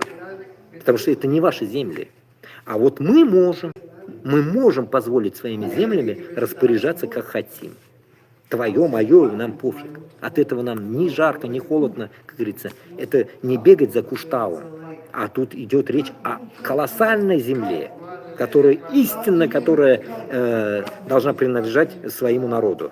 И Шунарга, когда будет возникать вопрос про Екатеринбург и как Свердловск, и как Ямало-Ненецкий округ, и так далее, по всем которым Пермяки, вот это все. Что эти земли принципиально должны быть под нами. Принципиально. Почему? Внизу, под Кавказом должно быть до Воронежа все. А тут под нами. Почему? Потому что наша задача и Кавказа проникнуть эти на морские пути. Чтобы и на Кавказе был порт морской. И у нас. Чтобы работало по 24 часа, ну как это, время 24 часа, стрелка, мы должны работать и налево, и направо, и получается и внизу. Понимаете, бізге шунарға бұл сулар обязательно кулға. Обязательно. До этих эфиров я не говорил про воды до такой степени Кавказа. Вот сейчас мне в голову пришло, когда я увидел, что у них и там вода. И вот это все надо взять под нашу тему.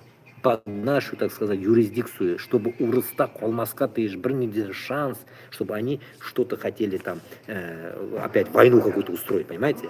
Порт в дальнейшем без үшін ол былыға тыш балық қана тұтырға түгел, біздің военный, как мы как раз таки сейчас ну, эта мысль зарождалась у меня в машине, когда я ехал. Как раз-таки пацаны тоже говорили, что это же портовые города.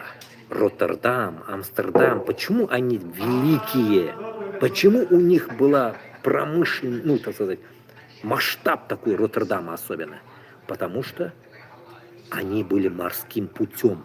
Так сказать, львы моря, блин. Они, пипец, кем они были там. Гераклы. Шуларға бізге башқұртна татарға овладеть су білән.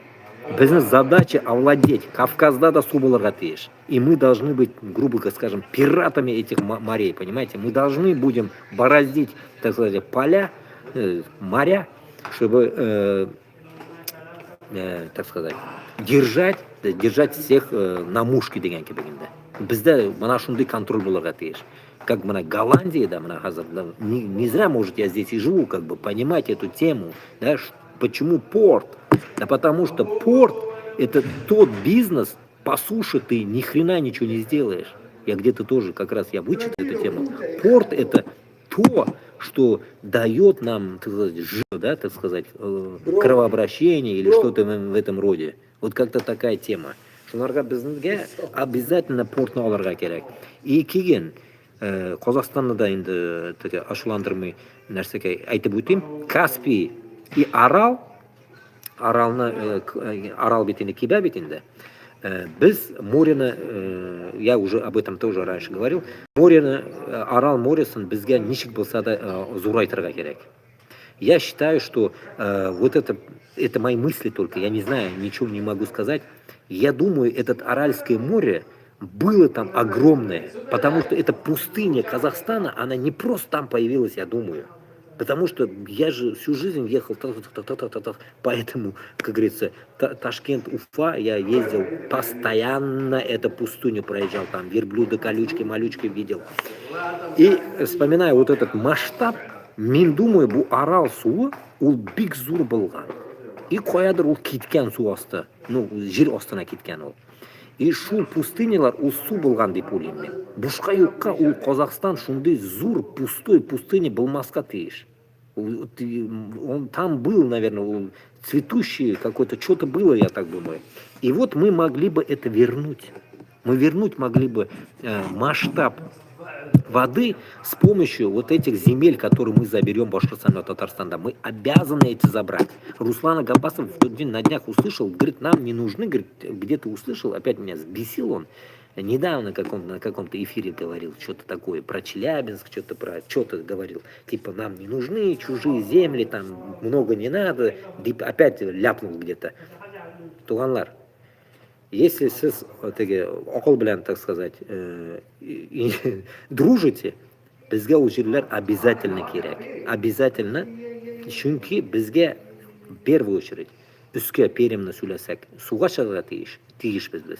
А мында біз жақынлашырға тиішбіз по соседству максимально с бурятами, максимально Алтаем, максимально казахами, без русского мира. Вот наша задача должна быть, не говоря со стороны Кавказа, от, получается, земель Оренбургской области до Кавказа, бірнендей урыс болмасқа тиеш. Бірнендей урыс жері болмасқа тиеш. Онда максимально болырға тиеш біздің жерлер. Қазақ, татар, башқұрт жерлері болырға тиеш онда. Максимально. Потом вспоминаю еще одну карту интересную, вообще меня убила эта карта тоже. Там кто-то нарисовал с Казахстана уже, так сказать, карту такую интересную, что он все вот эти земли нарисовал под один цвет. Ну, по цвет Казахстана. Карту видели, эту нет, маячит, короче, на Фейсбуке где-то. И тоже туда накинулись, там, короче, комментарии, короче, бардак, там то же самое. И меня тоже это, конечно, удивило, там кое-какие, конечно, странные земли, как-то все, как говорится, под этот казахский флаг сделано. И Вот если кто умеет это рисовать, там ошибочно нарисовано, меня вот это прямо задевает, ошибочно одна вещь нарисована, что Башкортостан и Татарстан маленькими оставили. Давайте, если кто-то захочет нарисовать такую карту, нарисуйте, плиз, такую карту, чтобы без озакка хатны bizning жері болырға тиіш. Қазақстан, допустим, өзінің жерлерін олашақ, біз үске хатлар өзіміз жаңа тілеген жерімізді олабыз. Понимаете, чтобы нам пробить на море, на новую землю. Новая земля тоже будет нашим. Башкортостан татарный жері болашақ. А те, которые всегда, кто не слышал, говорю, те земли, которые останутся внутри, вот, допустим, даже интерпретируя эту карту, вот эти вот земли, допустим, Дагестана, это, допустим, да, внутри остаются, допустим, там, в наших землях, Пермь, там, и так далее, вот эти Ненеция, Ижевский, этот, каких наций была, забыл. Короче, шулар, удмуртлар. Олар біздің ішімізде болашақ, но олар үзлер білен үзлері, как Люксембург, сами по себе будут. Нам пофиг до них будет. Главное просто, чтобы на карте маячило края вот этих земель, маячили башкортлян татарный жиры. Вот карта должна быть так.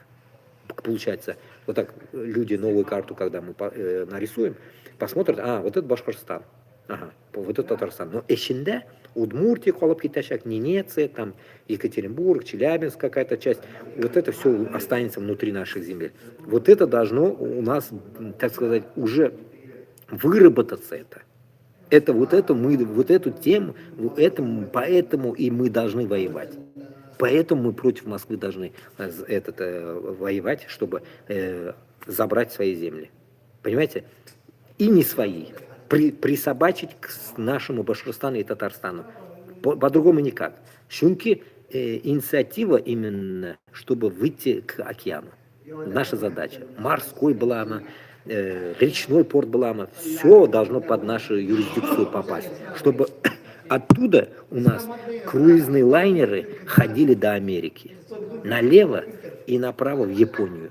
Чтобы товар нам приходил с Японии и с Америки через эти порты. И доставлялось в Уфу и Казань.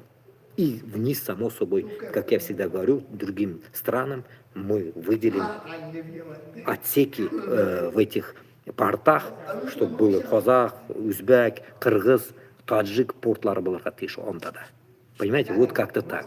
Да, конечно, это в дальнейшем это договоримся, это не проблема. Главная задача соединить верх океана с нижним планкой. Нижняя планка это вот эти моря, Арал, Каспий и так далее, чтобы вот этими зигзагами, они же туда заходят, вот сейчас путенасос же таким образом таскает нефть, безга вот это должно вот так ходить.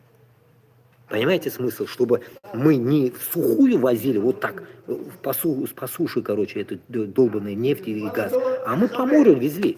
Потому что все равно все будет выкачиваться с севера, там, оттуда.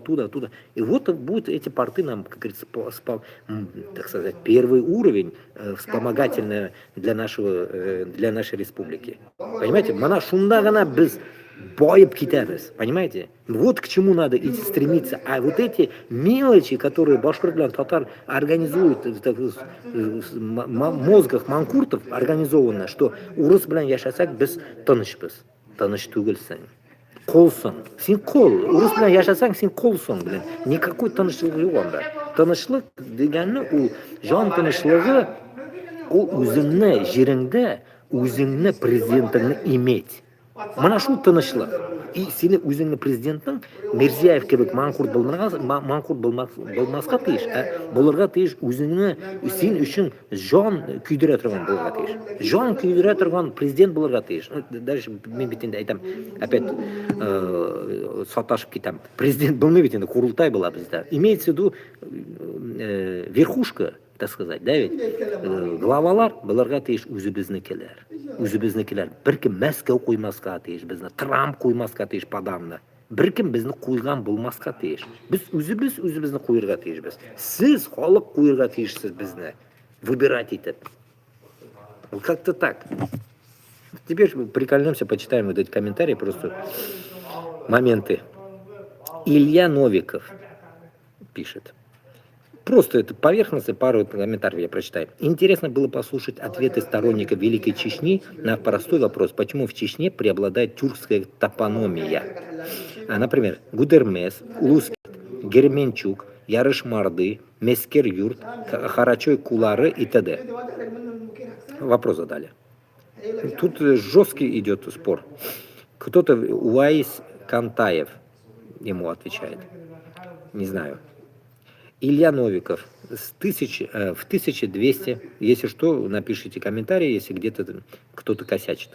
В 1222 году пришли монголы, и в 1270-80 нам пришлось оставить равнину Дедайков, город Яск, за ними Тимур Хромой, и после него почти 100 лет Ногайская Орда занимали наши земли от Ломахи, Терек на западе и Гойхи, Сулак на востоке, северная граница нашей земли Гунки. 400 лет наши равнины занимали тюрки. В 1625 мы уничтожили остатки тюркских завоевателей, своих феодалов, которых назначили завоеватели. В 1625 откуда это он такую историю откопал, я не знаю. В 1625 по 1785 году никто не смел без нашего ведома ступать ногой на наши земли. До Улус-Керта дошел Сартак, внук Джучи. До Ярыш-Марды дошел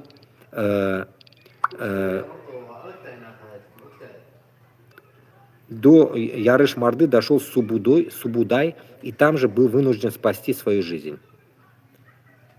Ему отвечают.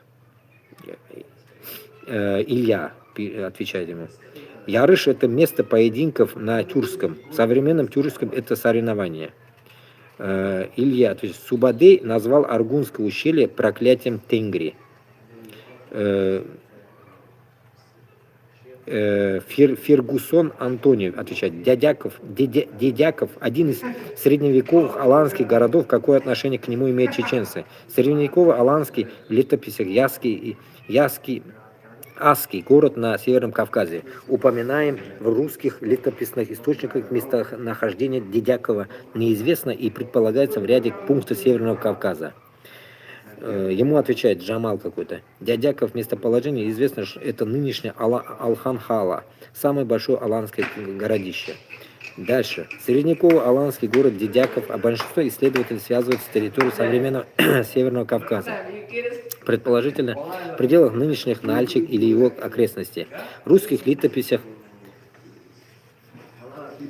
Конго будет в нашем составе. Конго, не знаю. Если это силы хватит, берите, завоевывайте. Русский летопись, где Дедяков упоминается в связи с походом князя Мстислав Святославич против Алан в начале 13 века, город описывается как укрепленный центр Ясов, то есть Алан. Чаще всего локализация связывается с районом реки Баксан или Зольским районом Кабардино-Балкарии. Некоторые археологи отождествляют Дядяков с городищем у селения Верхний Джулат. Другие версии помещают его ближе к равнинной части Предгорья. Кстати, твою как раз историю проходим сейчас. Про Ичкерию. Мага там, да? Нет, тут что-то нет, здесь 3 человека, мне кажется, все спят. Ну, короче говоря, идет спор, кто что, вот примерно так. Я в этой теме по истории не бум-бум, поэтому я чисто вам то, что написали, вот кто прав, кто не виноват, как бы решать вам, как говорится, кто что тут написал. Рус, восстановил, что ли, да, аккаунт? Нет, он был у меня, просто я не выходил.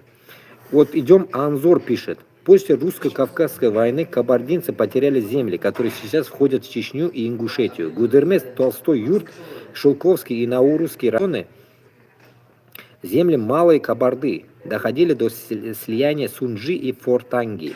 Генералы Булгаков, Якоби, Фабрициан сжигали по 80-100 кабардинских селения. Ермолов же цинично писал: «Моровая язва, чума была союзницей нашей против кабардинцев».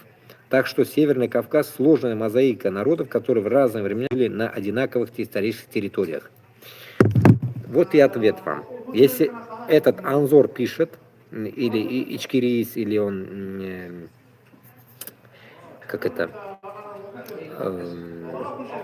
Галга, это ингуш, Короче, оставим эту тему, это огромная тема, оказывается, это я уж не туда, да, иду дальше уже, вглубь не будем идти. Таким образом, что там, как я выше и говорил вам, что на Кавказе до Воронежа, и если мы завоюем, иншаллах, эти земли, отдадим Кавказу вместе все, да, раздолбаем Москву, то эти земли, пусть они делят, я же говорю, вот так, как хотят, пусть поделят, чтобы там, главное, принципиально это не было этих ходорковских слов, навальнийских и так далее, что Кавказ между собой устроит междоусобные войны. Вот этого, чтобы не было, контроль должны будем делать мы на Урале. Почему? Потому что наша задача контроль сделать для своих братьев. Как по-мусульмански подходить, если к этому будем, мы должны будем этот контроль сделать. Даже, я считаю, к этому должны, наверное, присоединиться и Казахстан. Потому что много земель, которые будут отходить, Саратов и так далее, если мы будем это все вот это разделять, это все земли, кому что, то многие земли будут приближать Казахстан к Кавказу. Понимаете? И поэтому это наша задача, это проконтролировать, чтобы опять в эту хрень, как я говорил, шайтан не залез. Вот біздің шу мұхим проблема болашақ бұл. Чүнки бізге бұл юл керек. Я еще раз повторяюсь, нам Каспий, вода и так далее, вот эта вся дичь нам нужна. Почему? Потому что, как сказать, вот эта вода, реки, точнее, корабли, лодки, вот это все нам нужно будет для того, чтобы наша, так сказать, бизнес-стратегия в будущем работала от Сахалина до края, вот я сейчас на краю живу, до Амстердама. Понимаете, вот это по суше я вам говорю. И само собой водные пространства. Водные пространства Каспия и Арала, и северных морей этих ненецких сейчас областей, ну, так сказать, ненецкие регионы, Ненеции. И, к слову, да, скажу, Ненеция же, блин, это маленькое, так сказать, государство будет. Маленькое, народ-то маленький, и они пока будут размножаться, века пройдут. Поэтому, исходя от этого, под нашим контролем Башкортостана и Татарстана, эти люди будут, ну, так сказать, в успокоении, под защитой двойной оболочки, так сказать, внутри себя войска и еще сверху мы войска. Понимаете, как вот в Узбекистане Каракалпакстан. Вот как-то так. И, конечно же, Каракалпакстан тоже должен будет отделиться от Узбекистана. Ну, как отделиться? Сделать свое государство. Это вопрос открытый. Это касается узбекам, которые не болеют своим нафсом. Вы должны будете дать отворот-поворот этим каракалпакам. Потому что если они хотят отдельно жить, они должны жить отдельно. Если уж затрагиваем, давайте, вот у меня товарищ тут, сосед у нас есть, Курт.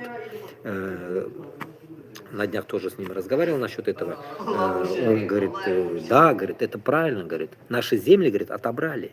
Как бы он-то молодой, но он в курсе. Человек, наверное, уж, конечно, из Турции. Ну, турецкий знает и так далее.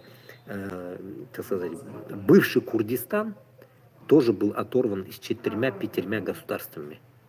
И наша задача в дальнейшем, когда мы освободим свои земли, иншаллах, дать вопрос по всему миру, чтобы им тоже выделили землю. И это в первую очередь вопрос будет стоять Эрдогану. Отдай их земли. Зачем тебе вся, так сказать, эта непонятная земля, не твоя, тащить, да, оторвана и сделана кония там, или что там она сделана, под турецкую землю, курдские земли.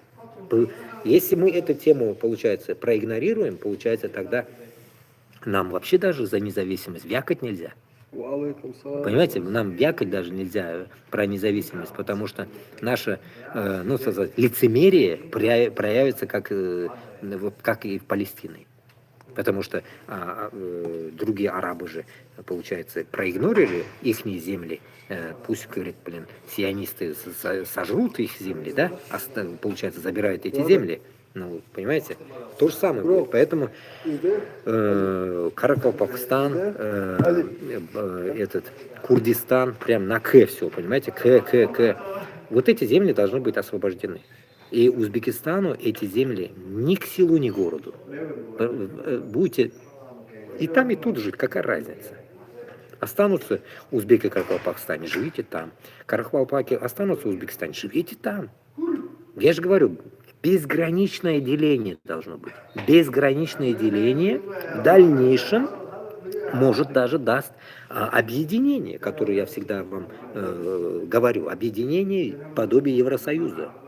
Понимаете, Евросоюз, да, государство отделилось там оттуда, Англия, туда-сюда, пару повылазили, короче, в итоге было бы 30. А у нас как раз-таки начало этого, начало объединения. Понимаете, когда мы, получается, от края того моря, получается, из ненецких земель объединимся до низа Таджикистана, это же огромное, это будет. Может, и Афган под себя мы загребем. Посмотрим. Это же огромное объединение будет, понимаете? Огромный этот экономический прогресс будет, понимаете? Если эти бабки еще соединятся между собой где-то по центру. Допустим, в каком-то, так сказать, условном месте. Ну, такой, ну, так сказать, как ООН, но только, так сказать, как Евросоюз. Ну, какое-то вот место, да, допустим, выберется какое-то определенное место, как вот здесь, допустим, в Брюсселе, вот это НАТО. У нас тоже будет какое-то типа подобие НАТО, только там татаро-башкирское, казахское, узбекское, таджикское, вот какое-то объединение. Понимаете, вот только тогда мы сможем осуществить, так сказать, богатство всех наших народов. Так сказать, народ не будет уже страдать. Мескенликне біз жоғалтамыз шумарласа. Біз мескенлік біздің дәулетлерде бекенде, так сказать, 99%. Давайте не будем даже обманывать друг друга, говорить там, юг или процент бай, или процент мескен. 99% мескен десяк была. 1% бай, как раз таки те твари, которые, манкурты, которые сидят на высоте. Хабирова, Кирова, там, Миниханова и так далее. Вот это вот верхушка. Это 1%. А 99% это нищета. Это нищета наших народов. Короче, выходим с этой темы, идем дальше. Потому что это отдельная, ну, огромная тема, и как бы пусть это, ну, тему подымут, я думаю, вот именно с моим интерпретацией до Воронежа, Кавказ, пусть кавказские какие-то группы начнут эту тему продвигать. Я так считаю, потому что у них лучше получится на своем языке, на чеченском, на кавказских, да, там, даргинских, аварских языках. Продвигайте свою систему сами. Прям не боясь к этому выходить уже. Продвигайте. Где ваша история была, какая у вас земля была и так далее. Где нужно будет захапать, захапайте до Воронежа. Там тоже определитесь, кого эти земли будут. Там оно не может быть, допустим, Чечня была внизу, и она бах, возле Воронежа окажется. Оно так не будет. Вы определитесь, кто туда выдвинется, подвинется, чтобы расширяется снизу вверх, да, так получилось, получается, и расширяется вверх, вот как и у нас получается. Если Казахстан будет, как говорится, брать свои земли, оно как раз-таки будет вверх расширения. Оно же не будет вниз расширения идти. У нас же не будет, как говорится, так сказать, претензий на то, что эти земли были их землями. А наши земли, вот и все. А то, что сверху, это все наше будет. Как бы перепрыгнуть там наверх другая страна не может. Понимаете? И у вас то же самое будет. Внизу определяйте, снизу вверх идите и разделяйте по очередности, так сказать, свои земли. Я так считаю. А оставаться на своей территории, это будет огромная ошибочная территория, система. Почему? Потому что вы опять-таки будете хапнули. Вы опять русскую систему хапнете. Только по-другому вы будете считать это, но останетесь в том же ракурсе, в той же узкости, понимаете? И в любое время вас опять будут долбить.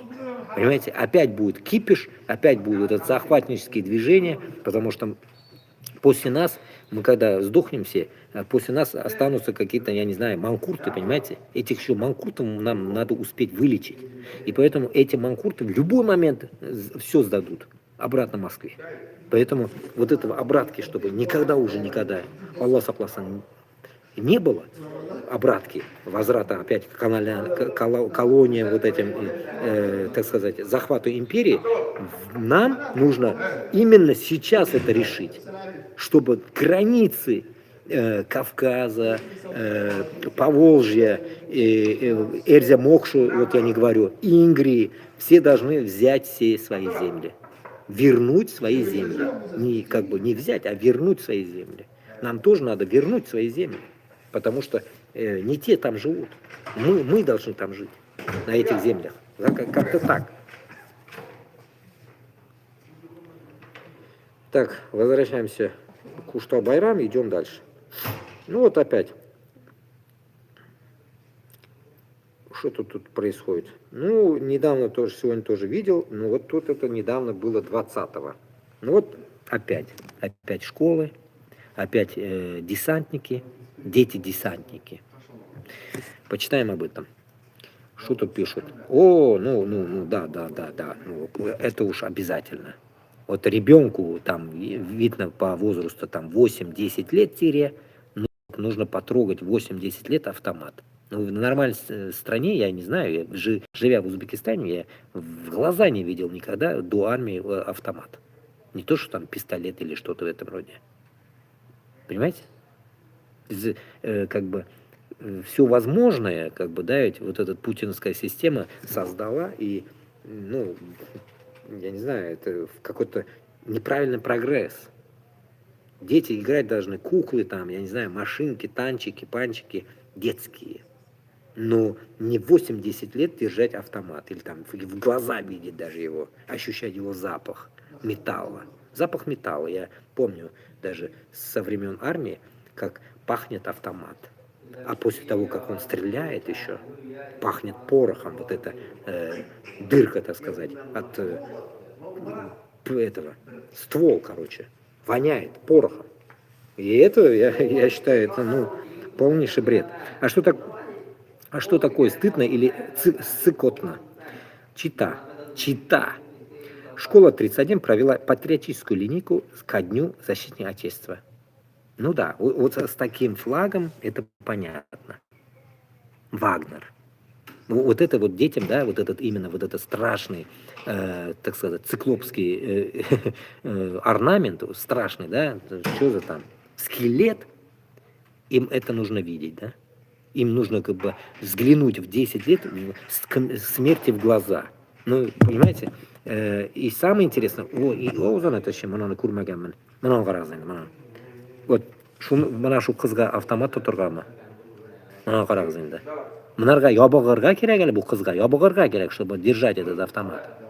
А она уже держит автомат, понимаете? Ну, деградация. Получается, если в Европе создают гей-парад, а эти создают воинов. Ну, тоже какой-то маразм, да, эти вот тупизм. Тут, получается, бегают все, блядь, лесбии и геи, а эти бегают с автоматами. Потому что они хотят уничтожить этих трансов и так далее, да? Вот так получается. Чистильщики, так сказать. Эти чистильщики, а эти, получается, какие-то голубизна. Здесь голубизну создают, а там создают воинов. Удивительная страна. Особое внимание четвероклассникам. Ну вот, примерно я говорю, 4 класса, это вот 10 лет, грубо говоря. Ну, наверное, не знаю, или сколько там, 10 лет. Ну да, в 13 был я в 6-м, потому что я в 7 пошел. А этим, ну да, 10 там, наверное, 11. Детям показали, как собирать и разбирать автомат. Мен 19 yaşımdagina tutib qaradim автоматны армияда. А балар уже менен oldin 10 yilga вперед tutib qaraylar уже. 9-10 yaşında tutib qaraylar. Это, ну, позорище. На официальном фото школьники и люди в военной форме, никаких лишних деталей. Но в паблике новости СВО появились другие кадры с того же мероприятия. И там уже видны флаги ЧВК «Вагнер». Классно, да, классно. Вагнер. То есть к детям на школьный праздник пришли вагнеровцы, а потом кто-то решил, что это лучше аккуратно не афишировать. 4-й год войны по плану, теперь план прятать флаги на школьных линейках. Комментариев нету, только один злой комментарий, ну так сказать, смайлик, и все. Ну да, ну да, и тут вот, ну да, маски шоу. Bu читада bo'lgan. Қойдады мен көрінем, Татарстанда да нәрседер болған, Башқұртстанда да. Так что как бы мы не расслабляемся. И там какие-то движухи происходят, дебильные, по школам, по садикам. Так что как бы мы далеко не ушли от этого.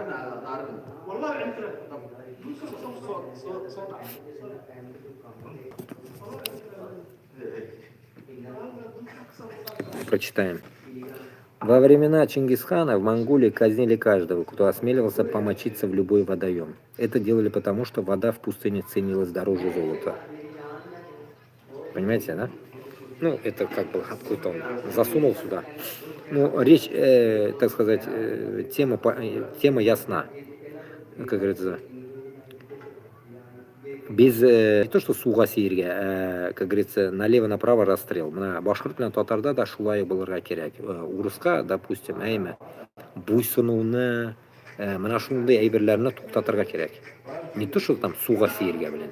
Сіз теге, как это выражение мне когда-то один сказал. Мен аркага сеймеймән. А аркага сеймеймән это, ну, в эквиваленте с узбекского это как-то звучало. Ну, типа, я, ну, как бы, не облажаюсь, можно так сказать. Или там, я не кидану тебя, можно интерпретировать так. Ну, типа, я, как бы, не сдаю тебя, я сделал, человек сделал. Ну, человек не такой был. Но это он это сказал. Вот, понимаете, поэтому, когда мы говорим, что ну, как сугласирга и так далее, это значит, я считаю, это как ортка шигену.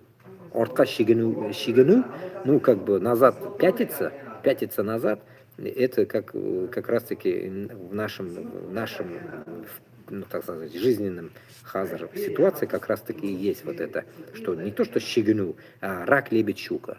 У нас как бы система Крылова, рак, лебедь, щука. Манкурты тянут, короче, к русским нас, к Москве, а мы от них пытаемся, как говорится, в другую сторону тянуть нашу республику Башкортостан и Татарстан. А у них наоборот все, как говорится, пятятся, раки пятятся назад, или как там говорится, вот у них то же самое. Ортка сию, так сказать, суга сию, ортка сию, ну вот на нашем дейнде, примерно. Сегодня 98 лет со дня рождения народного поэта, это когда это, 23-го, народного поэта Республики Башкортостан Атнабаева.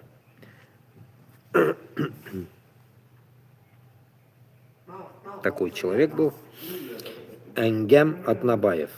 Атнабаев Ангам Касимович родился 23 февраля 28 года в деревне Старый Курдым Татышлинского района Республики Башкортостан. Татышла района. Жил. Недалеко где-то там, ну понятно. Окончил Казанский педагогический институт в 1943-51, работал учителем Курдымской средней школы Татышлинского района, 51 и по 68 литературный сотрудник, заведующий отделом литературного искусства газеты «Кызылтан». О, «Кызылтан» газета Сабызхарвахат Алаек. «Кызылтан». В 1977 и 1989 работал заместителем редактора журнала «Ханаки». Его первые стихи и статьи появились на страницах республиканской печати в начале 50-х годов. Он также написал сценарий к полнометражным документальным фильмам «Я Башкирия» и «На земле Салавата». Курдымская средняя школа, где учился Ангам Атнабаев, носит его имя. 7 февраля 2003 года учреждена районная премия Ангама Атнабаева, вручение которой проходит ежегодно в день рождения поэта 23 февраля. Бұл дуслық қазақ башқұрт мәдениеті группасынан алынған телеграмда. Білмегендер болса, ятылып қойыңыз. Так, идем дальше. Батыр Талпар пишет. Сегодня, 23 февраля, каждый порядочный человек для себя должен определить, на чьей он стороне. В тему как раз таки. На стороне депортированных 23 февраля 1944 года ингушей и чеченцев или на стороне воинов дивизии НКВД, которые проводили выселение мирного населения. Тогда погибло свыше 130 тысяч мирных жителей, каждый четвертый чеченец или ингуш. Хабиров уже солидаризировались со сталинскими карателями. А с кем ты, уважаемый читатель? На фото семья ссыльных ингушей у тела погибшей при депортации девочки. Ана. Көрдіңіз? Міскен ингушларына жібергенлер, чечен, бүтінісін кеткен бет енді. Онда Крым татар дейбіз біз теге мелкие нәрселеріне, нацияларына, как я где-то упоминал вам, мелкие нацияларына мы даже не говорим. Почему? Потому что тех мы даже, ну, как бы где-то не услышали даже. Почему? Потому что они о себе не говорят, я так считаю. Может, где-то говорят, но большинство, вот объемные нации, как говорится, были депортированы. Крым татары, ингуш, чечен, я думаю, Дагестан, içinde болганлар, и черкесы и так далее. Если уж и черкесы, как говорится, были депортированы, то уж что уж тут говорить. И недавно же я загружал видео, и калмыки были депортированы. Калмыки, которые, как говорится, против башкиртов писали козни. Алдар-Батыри, помните, я читал Алдар-Батыри, стучали на башкиртов, что они нас бьют, короче. Калмыков, башкиртлар, пергелеп жүргенлер. И они стучали в Москве. Меня это смешило в этом Алдар-Батыре. И вот они, говорят, нам дышать не дают, помогите. Они бежали к Москве за помощью. Даже их депортировали потом. Понимаете, я же говорю, вы использованный продуктлар. Использованный. Бахазар, башкир, татар, калмык, этот, чукшилар, эти все, якуты, все. Вы использованные.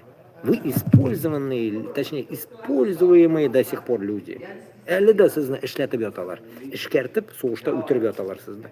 Сіз, блин, оңғырасыз, блин. Я вот не могу вот этого понять. Почему у вас нету вот этого, ну сказать, самосознания, что тебе нужно жить? Почему я тебе должен говорить, что ты должен жить? Почему я тебя не знаю? Я тебя не знаю, каждого это башкорта, там, калмыка, дагестанца, чеченца. Почему я должен говорить тебе, что ты должен жить? Мне зачем это нужно? Мне зачем вот? От этого мне что, минус, плюс будет от того, что там будешь ты жить или не будешь жить? Я тебе говорю же об этом. Поэтому я думаю, у каждого свое должно быть. Аллах Та'алям дал каждому нам самосохранение. Слово, оно само по себе говорит. У вас самосохранение должно быть. Вы же, допустим, попали в пустыню, допустим, да, и вы почти уже подыхаете, воды нету. Но у вас включается в мозгу самосохранение. И ты начинаешь искать воду, или идти дальше, идти там, я не знаю, оазис искать, или что-то начинаешь творить. А почему сейчас у вас это не включается? Почему вы сейчас спите, блин, нахрен? А? Какое в тебя образование? У меня образование жизненное. Жизненное образование у меня. Так, ну вот, у Надгазинда 130 тысяч мирных жителей. Это еще просто где-то написано было 130 тысяч. Я считаю, там было еще больше ингушей. 130 это просто это один лист бумаги, где было это надпись. А те другие бумаги, они или в Москве лежат, или были уничтожены. Вот и все. А депортированы были дофига и больше.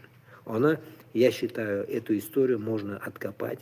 Честность, сколько людей было, ушло, можно будет посмотреть по данным Казахстана, если они сохранились там по истории, сколько прибыло людей.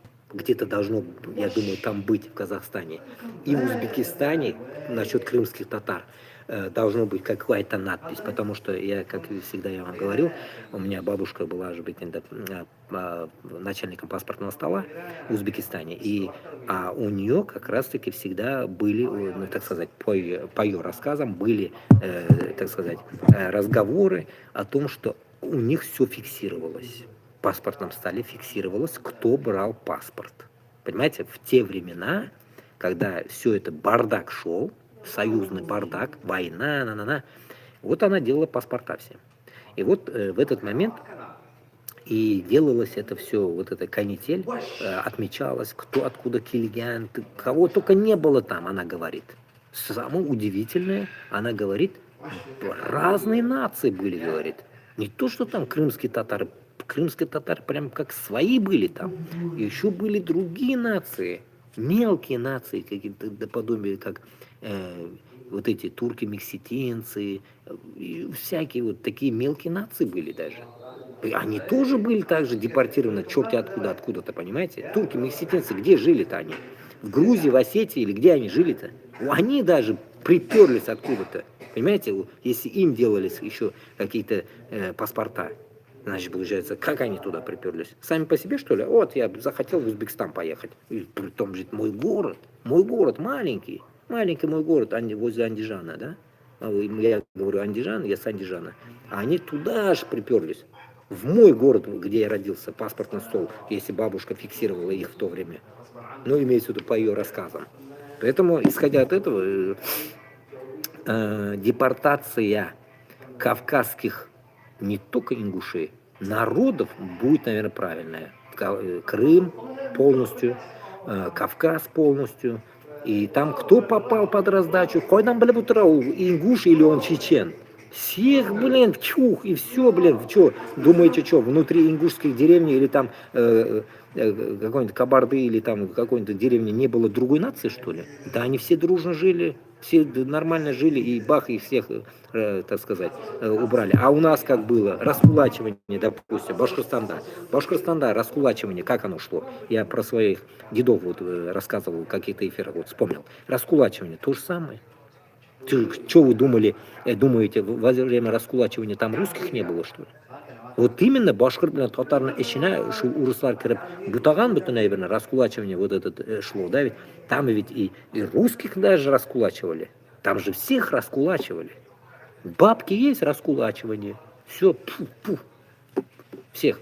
И там, получается, не было, так сказать, я считаю, национальной именно системой, а именно было система Москвы.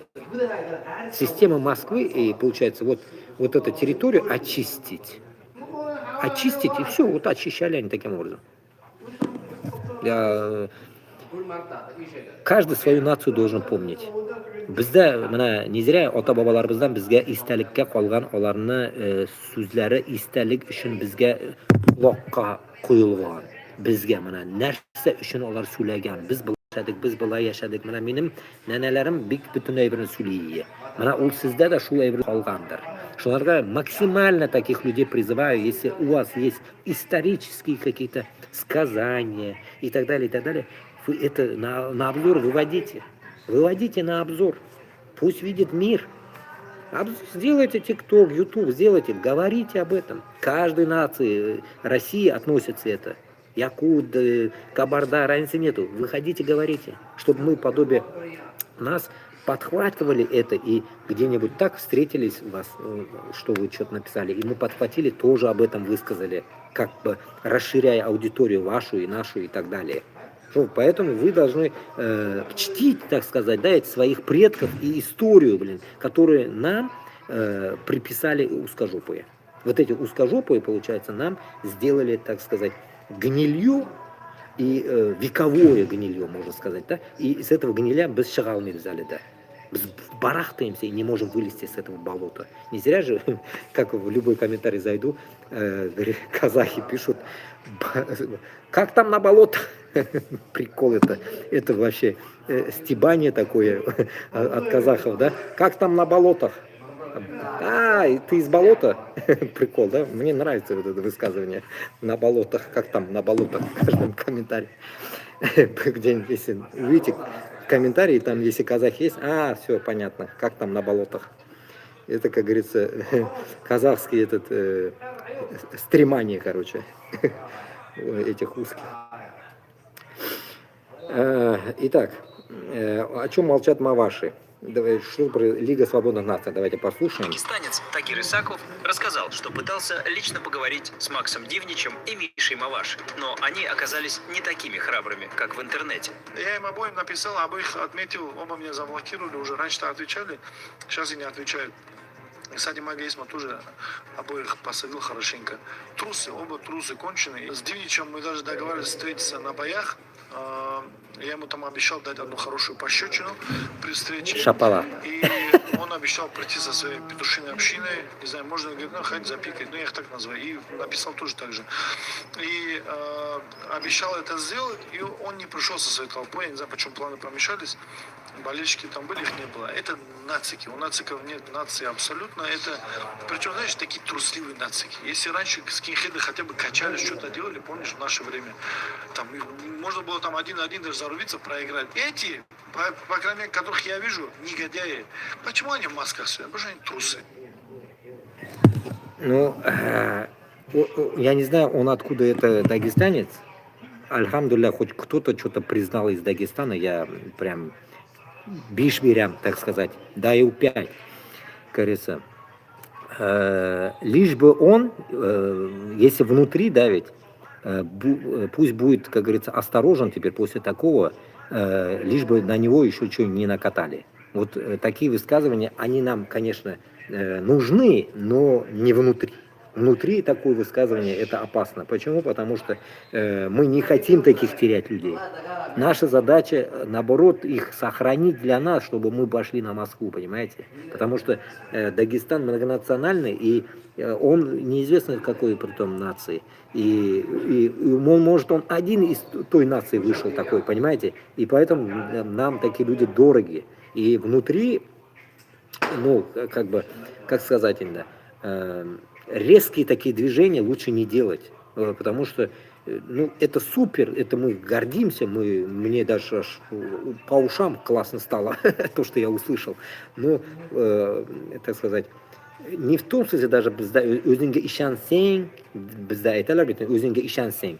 Енді өзіңге ишансең, Россияда өтмейді у нарса. В России не прокатывает өзіңе ишану. Өзіңе ишану сейчас не работает. Не работает оно ни в каких щелях, как говорится, если даже там всякие вот, черти с высоты сидят. Понимаете, всякие там депутаты, депутатные люди сидят. Понимаете, даже в Башкортостане замглава сидит же, вот этот, из Алании, откуда он этот, как его зовут, я не знаю, вот, короче, ненашевский человек, сидит же, засунули, а Назаров не сидит, этот ускажу не сидит, а сидит другой национальности, чувак, понимаете, как его, Аланов или Аласланов, засунули же, вот и думайте, с Осетии вроде бы он, в который стойки ставили осетинские или какие-то там.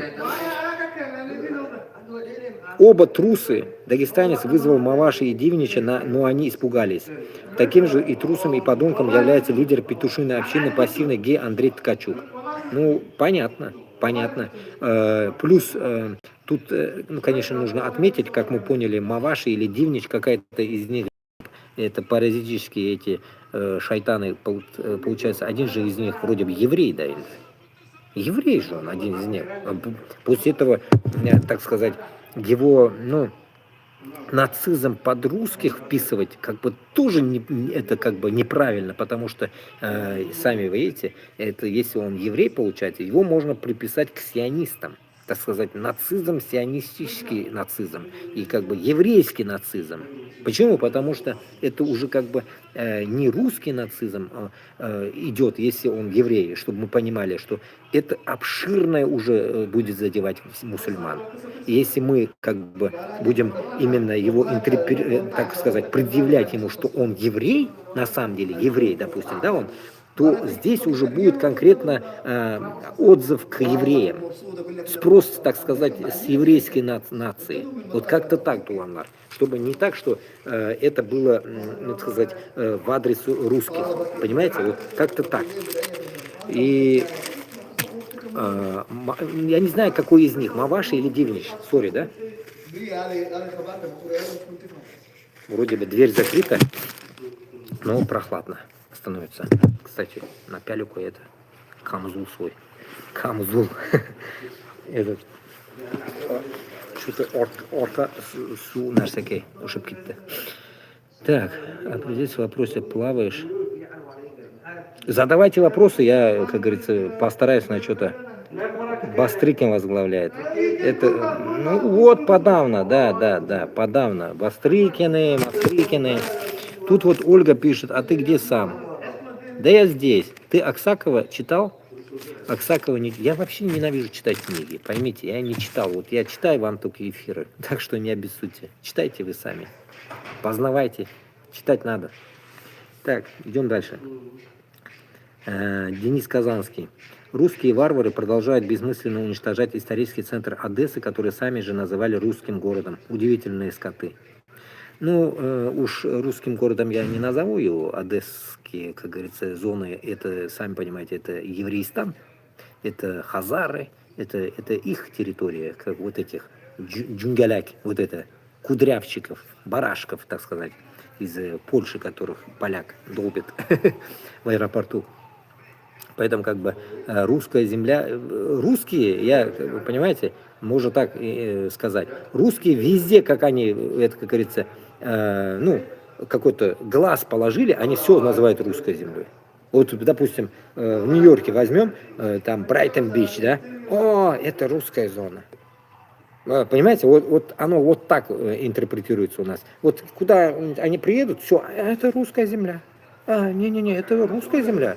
Внутри Америки это русская земля. Все, это как бы русская земля. Понимаете, вот этот у них как бы, ну, лихорадка, наверное, я не знаю, болезнь у них. Везде свое что-то называть. В Узбекистане, Туркестан, когда брали, так сказать, Туркестан долбили, так сказать, эти узкожопые деды, да, их деды. У них то же самое, да? Узбекистан, типа, это наша земля. Русская земля. Ненормальные вы. Вы понимаете, вот у них вот так. В Афганистан то же самое. Это, типа, все наше. Куда ни пойдут, все наше. Дармоеды.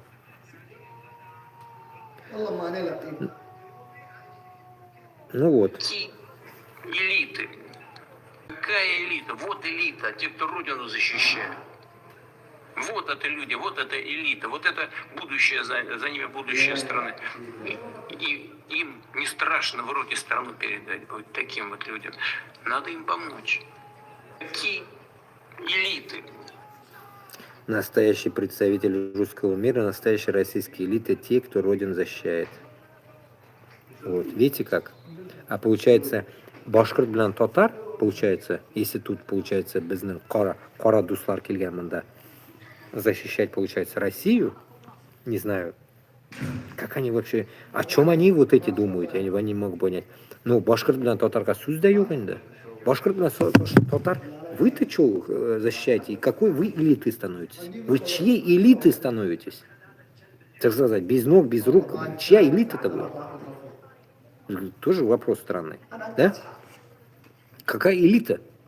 Я не могу, так сказать, даже можно вот так вопрос задать. Для кого вы элита? От кого вы элита? Зачем вы элита? Миллион вопросов. В каком смысле вы элита? Вот это я ни хрена не могу понять. Это тупизм, да, ведь вроде звучит тупизм. Ну, тут и говорится о том, что Путин тоже тупорылый. О чем, какая элита может быть? То, что вы на войну сходили, вы стали элитированными, так сказать, как этиловый спирт, да? Имеется в виду, крутой, так сказать, человек вы становитесь, или там, я не знаю, там, не знаю, как это, паханы, что ли, становитесь. Олнами, вот этого я не могу понять. Кем сиз бизге? Давайте вот с этого момента давайте поподробнее. Сиз кем бизге?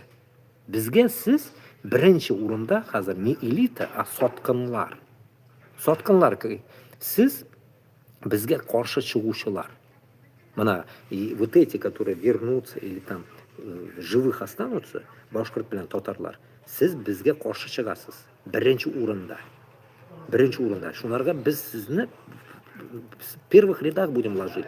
Если вы не перейдете, не одумаетесь до этого в нашу сторону, мы вас должны будем уничтожить. Другого варианта нет у нас, потому что вы, так сказать, после слов Путина будете горды собой и высокомерничать и забываться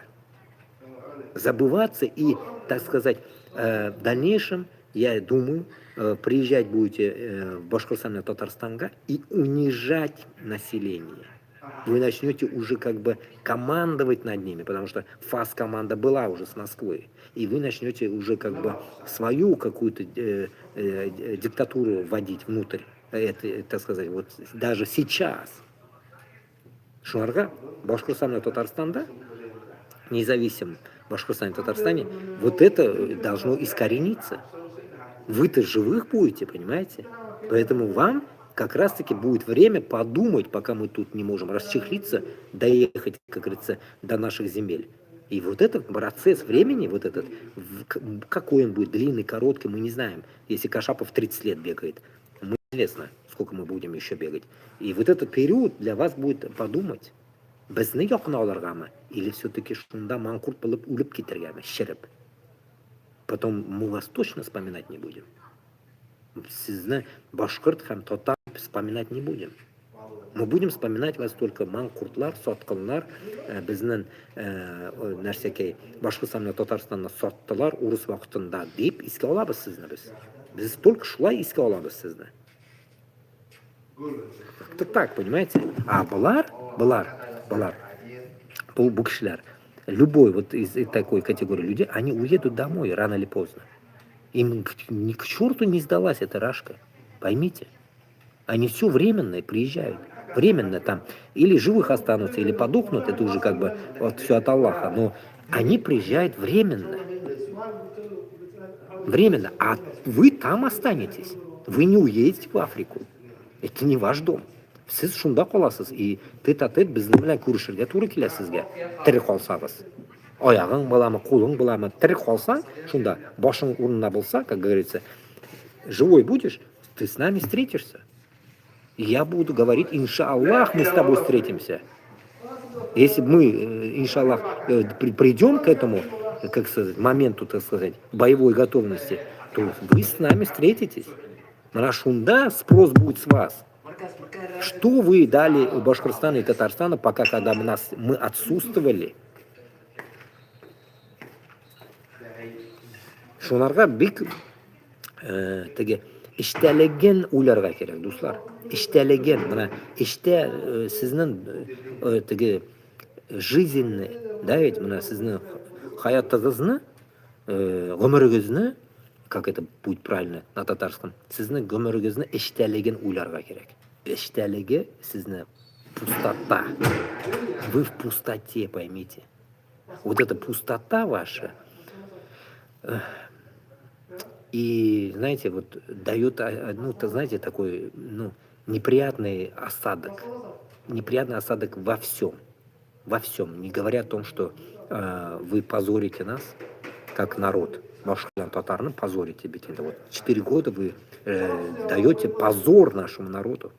Это каждому народу относится. Вы даете позор нашему народу, что среди нас есть такие уроды, которые пошли против себя. Вы же против нас пошли, понимаете? Против ваших семей, против нас, против всех вы пошли. Башкиртарлар, вы пошли против нас, вы это должны осознать. И вам, когда там сылап қана матур иттіріп, Габбасов сөйлей, Айсен сөйлей, матур иттіріп олар бетін матур сөйлейлер. Мен-то пока матур сөйлеймін. Я не могу матур сөйлерге сізге. Я вам конкретно даю знать об этом. Матур сөйлеп, мында сізге, как говорится, как у нас в Узбекистане говорят, пахта қойыш жоқ. Күтігіз астына мамық мен қоймеймін. Понимаете? Кол, как говорится, засунуть можно вам в задницу. Ну, как говорится, но не мамок.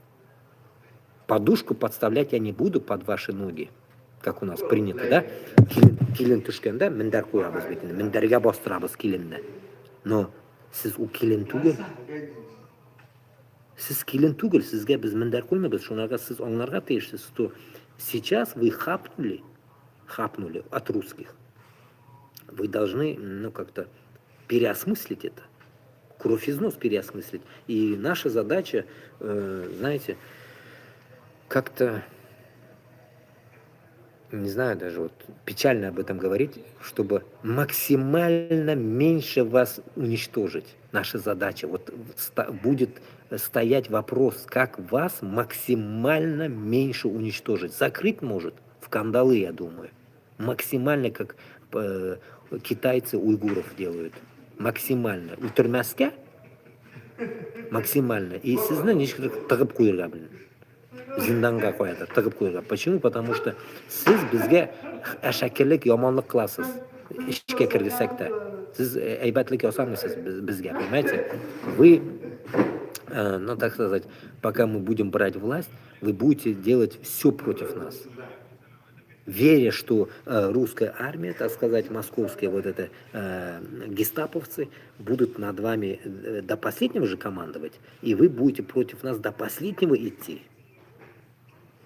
Вот этот момент вы должны сейчас уже распознавать, кто за, кто против. И это очень печальный момент. Всегда я это думаю, как это сказать. Искать шеда, шубаметла.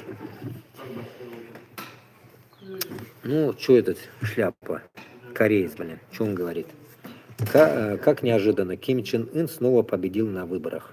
Ой, блин, что, выборы были у них? Ким Чен Ын переизбран генеральным секретарем Трудовой партии Кореи. Об этом торжественно сообщил ЦТАК. Говорят, конкуренты были серьезны. Ким Чен Ын, еще один Ким Чен Ын. Борьба шла напряженная. Ой, прям как у нас прям с Путиным. С Путиным у нас то же самое. И с Хабировым то же самое. И с Кадыровым. И с Миннихановым. У нас одно и то же. Лет уже, я не знаю, сколько они стоят там. Сколько раз этот Хабиров Хайван избрался? 2-3 раза уже. Сейчас вот третья ходка пойдет у него вроде бы. 8 лет он где-то уже отсидел. Еще там, да, на 4 хочет болотнуться. Как-то так. Ну, это понятно. Их страна, не наше дело.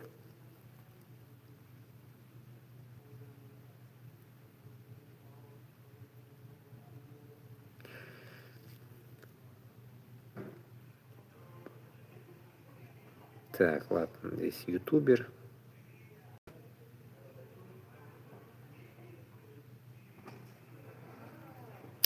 Защитить свою страну, напав при этом на другую, и при этом праздновать День защитника Отечества, это особая форма шизофрении. Знаете, вот отошел от этих вот движух. Порой мне кто-то написал: ой, с 23 февраля. Я что-то отошел от этого. Вот, знаете, отход у меня был когда, чтобы не соврать. У меня отход был, как пришел в ислам. Вот я пришел в ислам, альхамдулилля, я отошел от этого всего. Новый год, 23 февраля, 8 марта, вот это дичь это. Кому она нужна, блин? 14 февраля, там, День влюбленных, эти всякие. Мен оңнамаймын шул байрамларны вообще.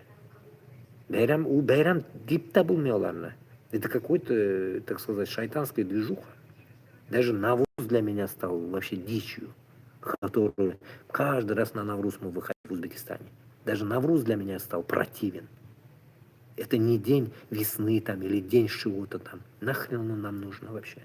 Приписанная какая-то дичь откуда-то нам. Да, вы можете сказать там, а что вам? Там в исламе какие-то движения не приписаны? Приписаны вот именно.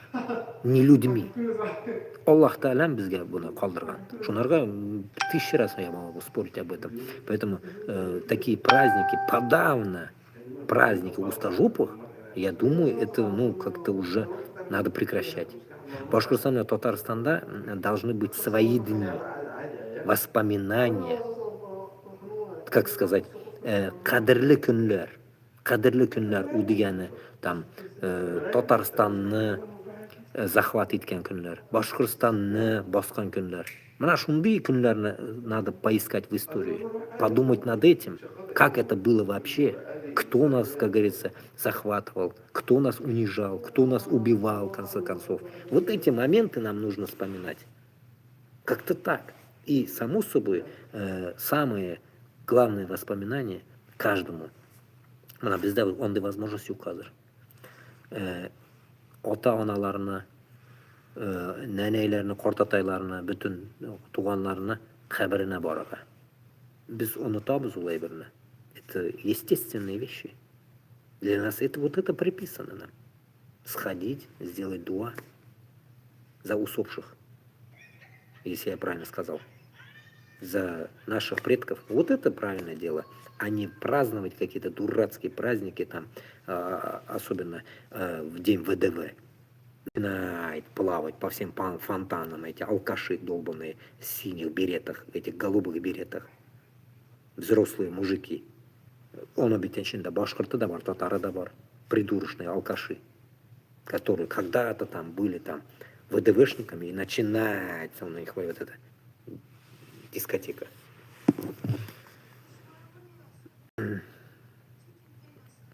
Ну опять вот это, как мне когда-то сказали, бородатые, там, чурка бородатая. Вот это тоже узкий бородатый. Александр Дугин призвал возродить русскую культуру в Думе. Опачки, как украинцы в этих будут ходить, наверное, в лаптях. А у украинцев хоть одежда красивая, а у этих лапти. Понимаете, в лаптях они будут ходить, наверное. Так, наша традиция, это явно не галстуки, костюмы и мини-юбки, понятно? Лапти. А пусть богатые с бриллиантами, кафтаны и бороды у мужчин. А пусть богатые с бриллиантами, кафтаны и бороды у мужчин, платки и сарафаны, ой-ой-ой, пусть с сапфирами у женщин. Вот как должна выглядеть Дума: кафтаны и сарафаны. И догматик первого класса всемирную славу, как при Грозном, тогда это был государственный гимн Святой Руси. И каждое заседание открывается хоровым пением этого догматика, заявил философ. Мин дурак, или придурок, а? И мне показалось, да, ведь мы что, во времена Ивана Васильевича придурочного этого возвращаемся, что ли? Это надо тогда сесть и еще раз посмотреть, мне кажется, вот этот Иван Васильевич меняет профессию. И то будет посмешнее там, чем вот этот момент, который он там болтает нам. Ну, полный идиотизм. Сарафаны и так далее. А что, про обувь-то забыл? Лапти тоже тогда надо. И портянки вонючие. А что, завязываешь портянки, лапти, потом это все соломой, обвязываешь, и все, ходишь. Вот, так, а что уж про обувь-то не сказал? А обувь, наверное, будет у них какая-нибудь итальянская, французская там, или немецкая обувь будет, наверное, у них кожаная. А тут все будет в бриллиантах у них. Сапфиры и бриллианты. Ну да, как говорится, как в песне, да? Бриллианты, какие-то песни же была. Ну, то же самое. Поэтому, да, даже там же и какие-то вот, ё-моё, вот это я не увидел, ё-моё, это прям дискотека, Ивана Грозного, Офигеть, 3 комментария. Какие могут быть традиции у выдуманного народа? Кафтан и сарафан, которые они называли национальной одеждой, на самом деле являются тюркскими. Как штаны, стакан, диван, карандаш, атаман, шуба, тулуп и так далее. И так без конца. У них даже музыкального инструмента нету, балалайка. Это переделка казахской домбры, и ее запатентовал немец в 19 веке, матрешки. Это японские игрушки, которых привезли и сделали своими тоже в 19 веке. У них нету ничего. Это может быть свое у выдуманного народа, свое финно-угорское забыли и не хотят знать, а чужие кафтаны и сарафаны не приклеиваются. Вот вам ответ. И самое интересное, ответ от казаха. Шунаргами бит айтам сизге, постоянно узбекlarga задевая айтам, кыргыз, таджика, просыпайтесь. Почему это казахам интересно, вам вообще ноль. Зато вам этот черт Мирзияев раздает трин-трава, бабки куда-то отдавать вы собрались. Петицию тоже пишите, вот до петиции не могу дойти. Петицию пишите, али узбекларна петиции сами курганом yok. Чтобы Израиль, яхуды чертовые в Казахстан не уступали. Вот, например, такая петиция была, или там, я не знаю, как эта петиция, вот дойдем, это на моем надо читать в Телеграме. Как-то так, понимаете? Вот, поймите, вот вспомните просто бурлаки на Волге. Бурлаки в чем были? Вот в чем были бурлаки? Вот в этом и есть русский народ. Вот в нем они и были. И то, наверное, во время бурлаки туда уже вошли другие национальности. Это тоже может тот поздний момент, который я уже говорю, может. До этого надо найти историю. Где же были до этого эти финно-угры в лаптях? Где они были?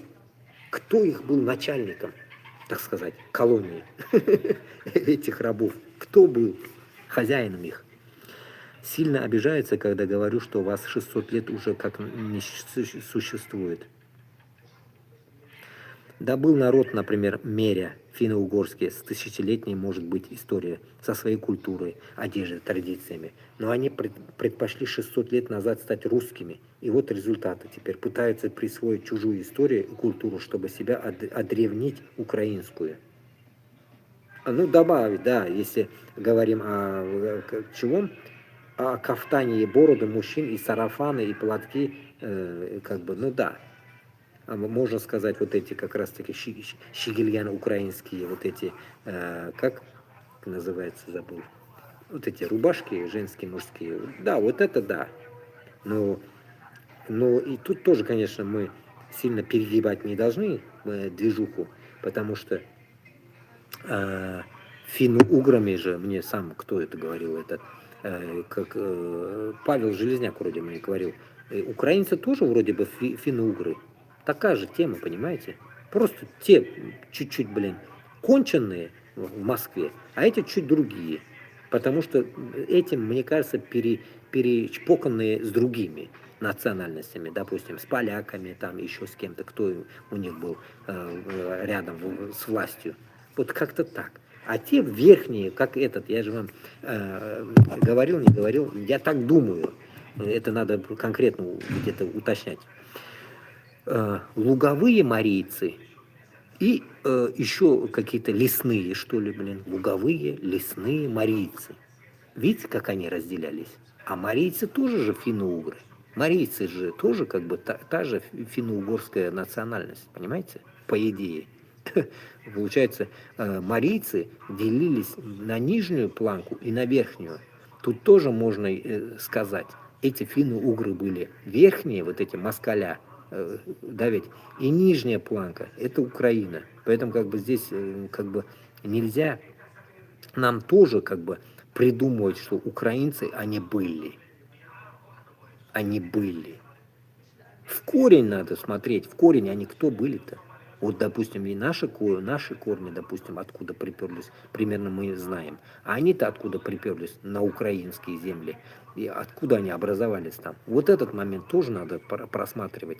И плюс, конечно, если уж так говорить, то явно, вспоминая по территориям, Крым, я думаю, не был вот этот маленький вот этот островочек. Крым был, мне кажется, и еще наверху Украины. Вот эти земли украинские, верх Крыма, вот этот верх Крыма, какие города, я точно не могу сказать, я думаю, это тоже было Крым. Потому что вот этот маленький остров был Крымом, что-то мне не верится. Потому что Крым ханлығы была тұрып, бәләкәй Крым ханлығы бұларға не могло быть. То есть такой рядом огромная территория, но не могла быть это Украиной. Ты понимаете? Вот как-то я так считаю. Вот этот момент тоже надо как бы уточнять, чьи они были территориями. Вся Украина огромная не могла быть. Были хозяева там тоже. Тут куда-то они делись.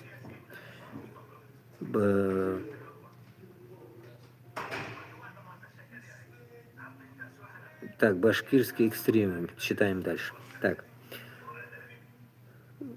Вышиванки. О, Рахмат, вышиванки. Вот. Меня братан кто-то это написал. Вышиванки, да. Вот. Вышиванки. Точно, вот эти вышиванки. Так, сегодня все будут поздравлять всех мужчин с праздником День защитника Отечества. Но вот что нужно понимать. Дата этого праздника, 23 февраля, была учреждена в 1918 году, когда было определено воззвание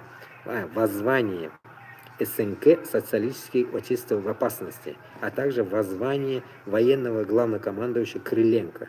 Этот день был объявлен праздником РСФСР, когда Президиум ВЦИК РСФСР опубликовал постановление о 4-й годовщине Красной Армии. В 1922 году в СССР эта дата ежегодно традиционно отмечалась как День Красной Армии, а в 1946 году День Советской Армии.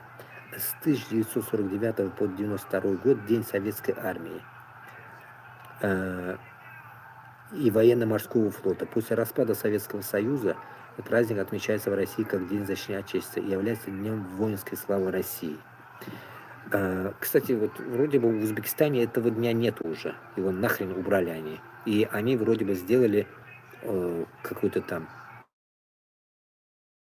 или 9 мая оталар, onalarni esga olib kunimi, что такое они сделали. Ну, как-то вас вспоминать как бы этих наших предков. Вот что такое. Там на кладбище сходить туда-сюда, короче, вот так. Башкирское войско, Башкорт аскары, военное формирование башкирского правительства в ходе гражданской войны, учрежденное на третьем всебашкирском Курултае в декабре 1917 года, то есть башкирская армия была создана раньше русско-красно-большевистской. Кому интересно, можно почитать в Википедии. Башкирское войско воевало с рабоче-крестьянской Красной армией на стороне белогвардейцев. Сам командующий башкирскими войсками Валиди ради сохранения личного состава отдал приказ прекратить боевые действия против русских, но не складывать оружие, а перейти в подчинение превосходящих сил. Этому приказу не подчинился командующий кавалерий корпусом Муса Муртазин из-за издевательств со стороны русских по отношению к сдавшимся и разоруженным башкирам. Сам Заки Валиди не принял победы и оккупации Башкортостана большевизмом ни тогда, ни потом и покинул Башкортостан. Все, кто имел хоть какое-то отношение к валидовскому движению освобождения, впоследствии были расстреляны. Когда оккупанты побеждают какой-то народ, они, как правило, не уничтожают всю армию сопротивления, а силой заставляют воевать за свои интересы. Так случилось с башкирами и в этот раз. Вот как раз до этого примерно что-то такое, да, я говорил вам. Айтам бит инде, безне разменная монета эшләткәннәр, эшләтәләр хәзергә хәтле. Mana hozirga xatli 21 asrda biz shuni ko'ramiz. Mana shu tarixlardan bit endi уже ota-bobolarimiz o'tgan ekan bit. Narsaga biz shuni bilan o'zimizni boshqa solmaymiz. Бухнада o'qimaysiz, потом меня вопрос задают: "А ты что-то читал? Аксакова читал, того читал?" Блин, siz o'zingiz o'qib turib shu darajaga как-то дойдите до моего, чтобы начали вот это Аксакова, допустим, ты или кто-то там прочитал, и выйди, давай диктуй что-то такое. Вот странные вот люди, кого-то там, допустим, даже вот прочитали, или там они в МГУ закончили, БГУ закончили, или что-то закончили. Вы, это же, блин, язык в жопе у вас. Вы же ничего не говорите, понимаете? Вы же молчуны, трусы. Понимаете, какой там, блин, там, син укун нәрсе үшінсің, блядь. Син нәрсе үшін укысын. Вот это я не могу понять, блин.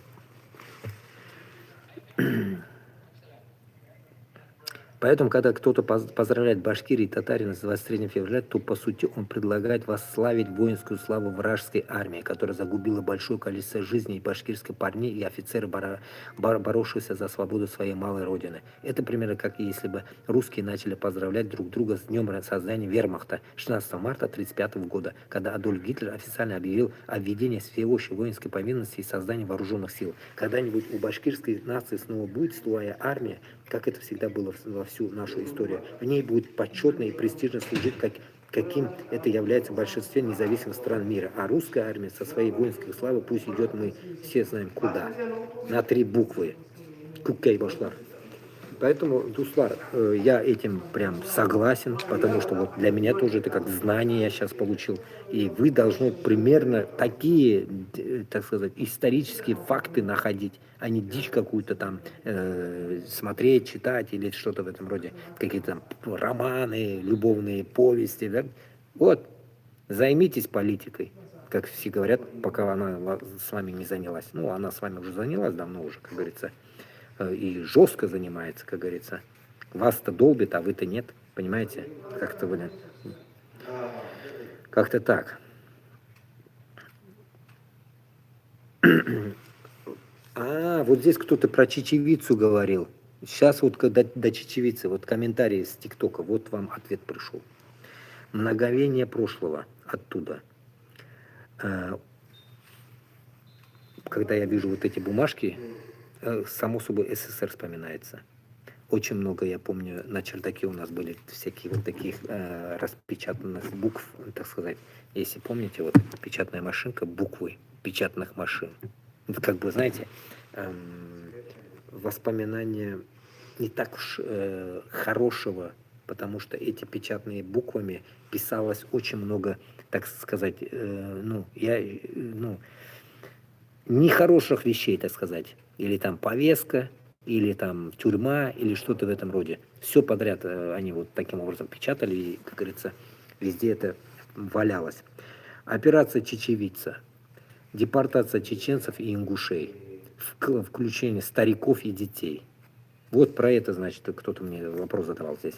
Вот и дошел до него, прикиньте.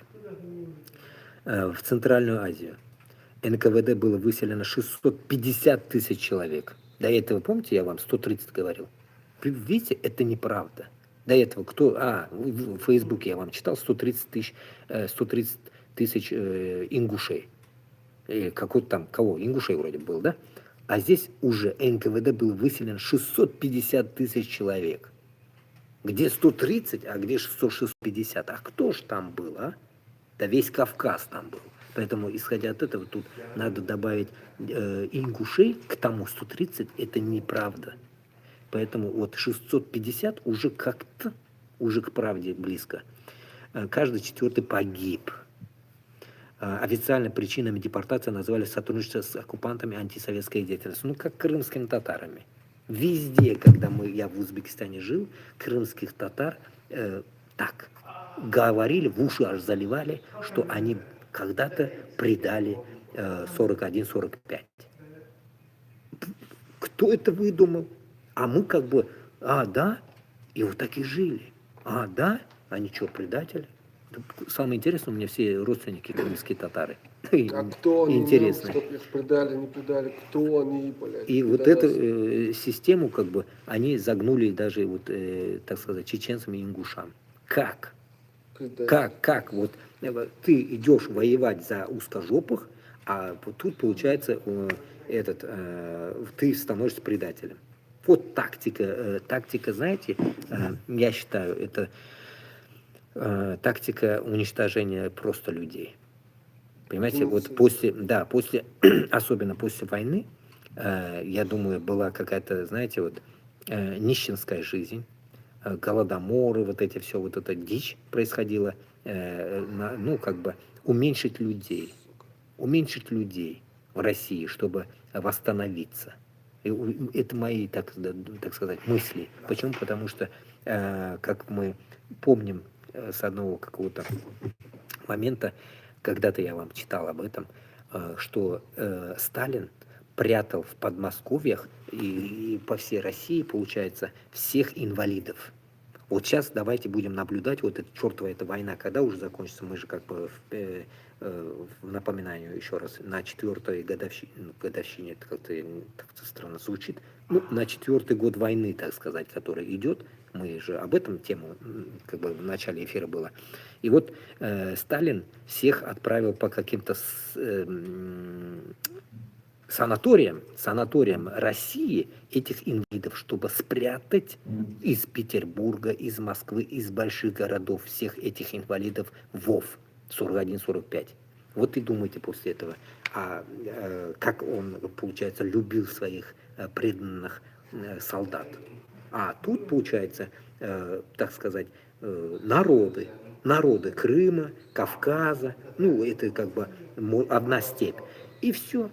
Как же от них избавиться? Как избавиться? И вот они придумывают, получается, эти краснопопые внутри, так сказать, Кремля, придумывают такую тактику.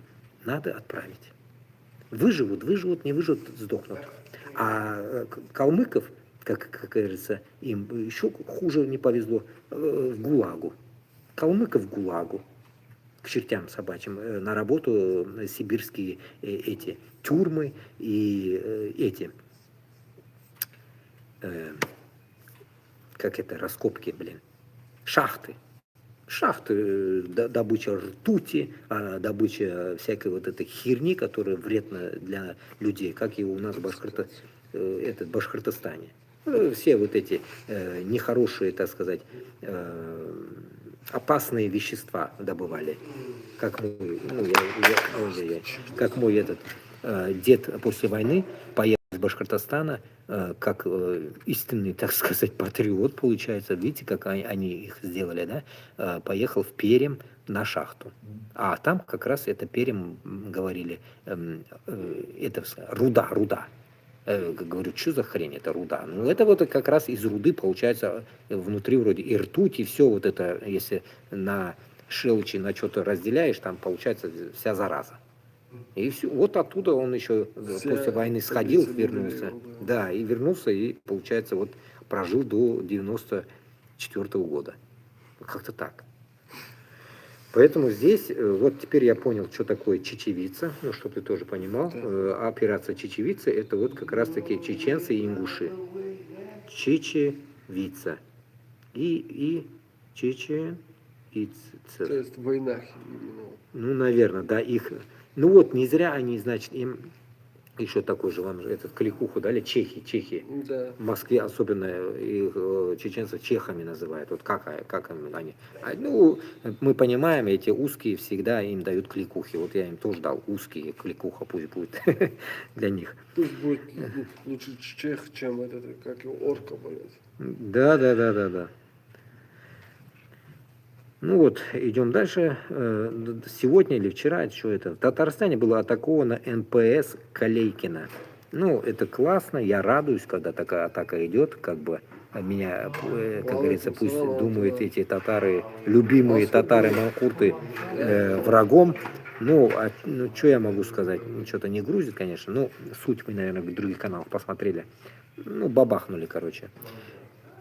НПС Калейкина – это крупная нефтеперекачивающая станция, принадлежащая АО «Транснефть» Прикамье. Она является одним из ключевых узлов системы магистральных нефтепроводов РФ. И прям номера координаты написано. Здесь указаны координаты даже. Ну, понятно. Ну, люди, наверное, кто там живет, знает это. Где-то Альметьевский, что ли, где-то, я не знаю, или я путаю, где-то там, короче, в каких-то районах.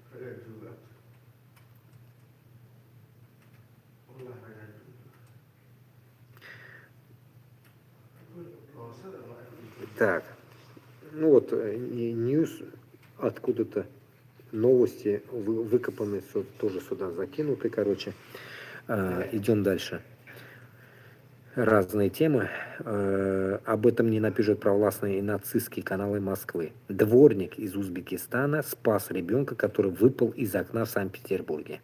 Мальчик играл возле открытого окна в доме на Петрозаводской. Ну, полнейший этот дебилизм. Да? Я читал это. Да? Да. Ну вот, видишь. Ну, получается, у него даже и рука что-то сломана или что, непонятно. Ну, наверное, уж из какого-то этажа сиганул. Конечно. Это не первый раз. Если помните, сколько раз это происходило. И узбеки, и дагестанцы, кого только, и чеченцы где-то там что-то. В Питере особенно, когда-то нырнули в воду кто-то спасли, то спасли, это спасли. Как бы, а всегда, когда это такое происходит, у них все. Они вот не зря же он, да, получается не россиянин. У русских, короче, это же очень большая редкость. Да. И они, короче, не знают, они знают это, да, каким-то образом хотят это, знаешь, замазать. Замазать, да. Все, Вдруг что-то кто-то такие, практически все. Как обычно. Это вообще, короче, редкость, блядь, можно в книгу Гиннесса, блядь. Рекордов Ну завести. да, Блядь, это сколько раз мы редкость, видели, блядь, что такая. кого-то там спасали, лезли в стену, короче, на стенку влезли, на этажи лезли, пожары были, сколько мы об этом всегда мы говорим. Ну, что я могу сказать? Ну,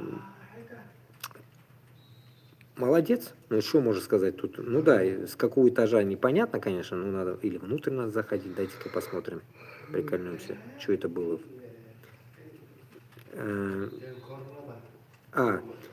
Случайно зацепился за карниз и выпал. К счастью, внизу его поймал дворник. Мужчина заметил мальчика еще в квартире и кричал, чтобы тот отошел.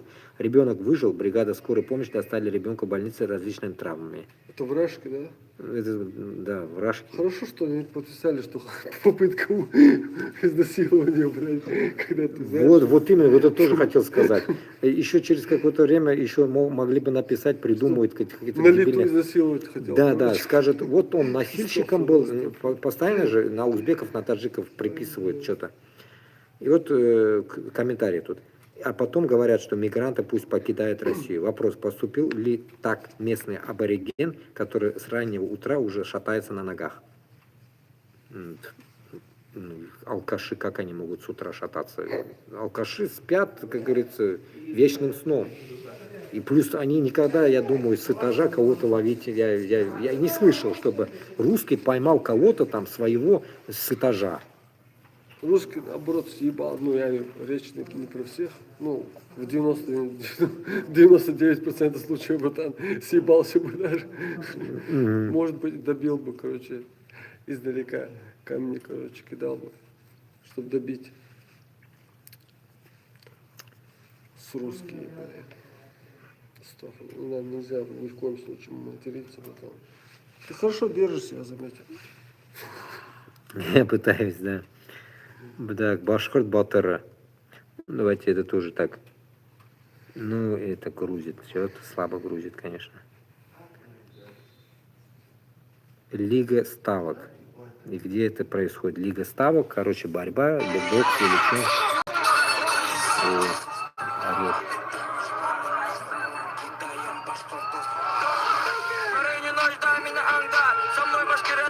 Ольга пишет, кстати, а ты где сам?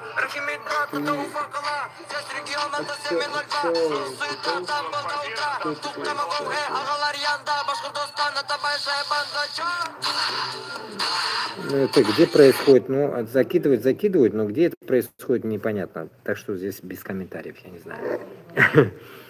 Тебе Аксаков... А, Ольга написала об этом. Да, я ответил ей уже. Она написала и ушла, так сказать. Ольга, блин. Так, идем дальше. Тут вообще полно же новостей.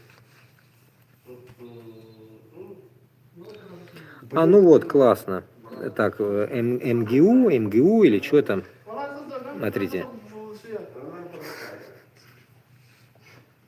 Часики, да, ведь тикают. 35 человек. Рахмат в ТикТоке. Блядь, с утра до вечера.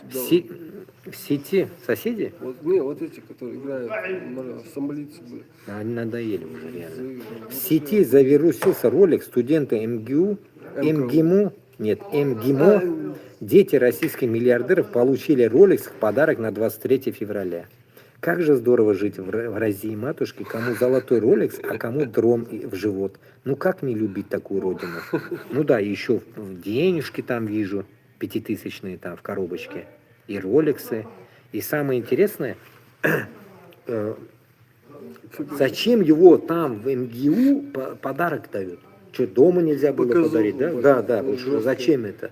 Еще их же и подкололи, кто же это снял? Это кто же это сделал, блин? Вот интересный момент тут. Это как шубу подарили, потом, блядь, помнишь, такая хуйня случилась?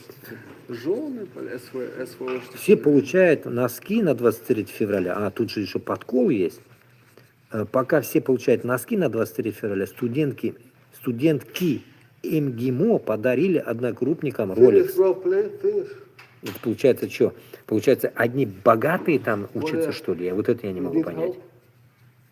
Просто поражаюсь.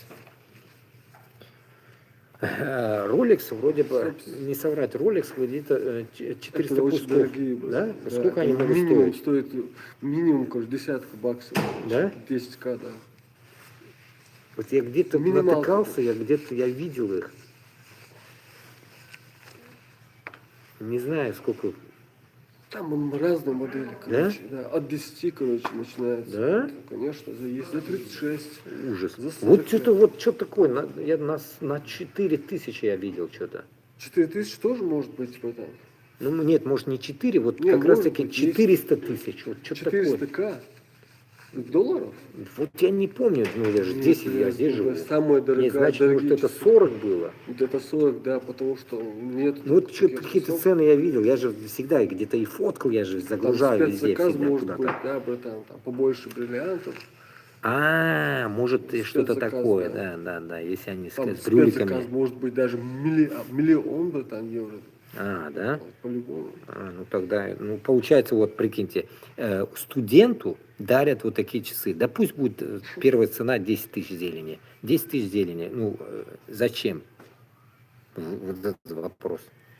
Получается, человек учится, получается, МГИМО, вот это, что за фигня, даже я не знаю, что это такое. МГИМО, МГИМО, как это обозначается, да. Кого там, во-первых, учат, вот этот вопрос надо задать, кстати, этот. Как это? МГО? МГИМО. МГИМО. МГИМО. А, все. Да, кто такие Нифига вообще? себе, он- Вот что такое вот? МГИМО. МГИМО. МГИМО. Что такое? Просто Сейчас, расшифруем расшифруем. для прикола. Мне тоже Это интересно. МГИМО, потому что, ну, так сказать, кое-кто учится в посольстве, Ага, чтобы... вот оно что. Московский государственный институт международных отношений. Вот я так и думал, МГИМО, вот примерно так и думал. Это примерно... Основанный в 90 А 44. что за улица? Ну, наверное, метро университет, наверное. Так, улица там написано. Академическая там. Сейчас, вот смотри. Ведущий российский вуз. А в карту МГБ. зайди, где она находится. О, кстати, карта. Ну, что, на Нидерландах? Ну, это в Москве по-любому. Видишь, Ну да, московский. я просто А. лазил там где-то. Сейчас, блин, как там? Академика, Так. что-то университетская. На тех краях. Особенности. Глубокое изучение иностранных языков, международная Ну, аккредитация вот. программ. Это почти что как МИД. Это МИД. Да. Это Министерство иностранных дел. Ну, примерно это. Ну, Вот, структура включает факультет, институты, например, МИЭП, Международный институт энергетических политик. ну, Энергетическая политика. короче, все. Это Это те, капец. как раз таки те, которые и будут вылазить, представлять Россию.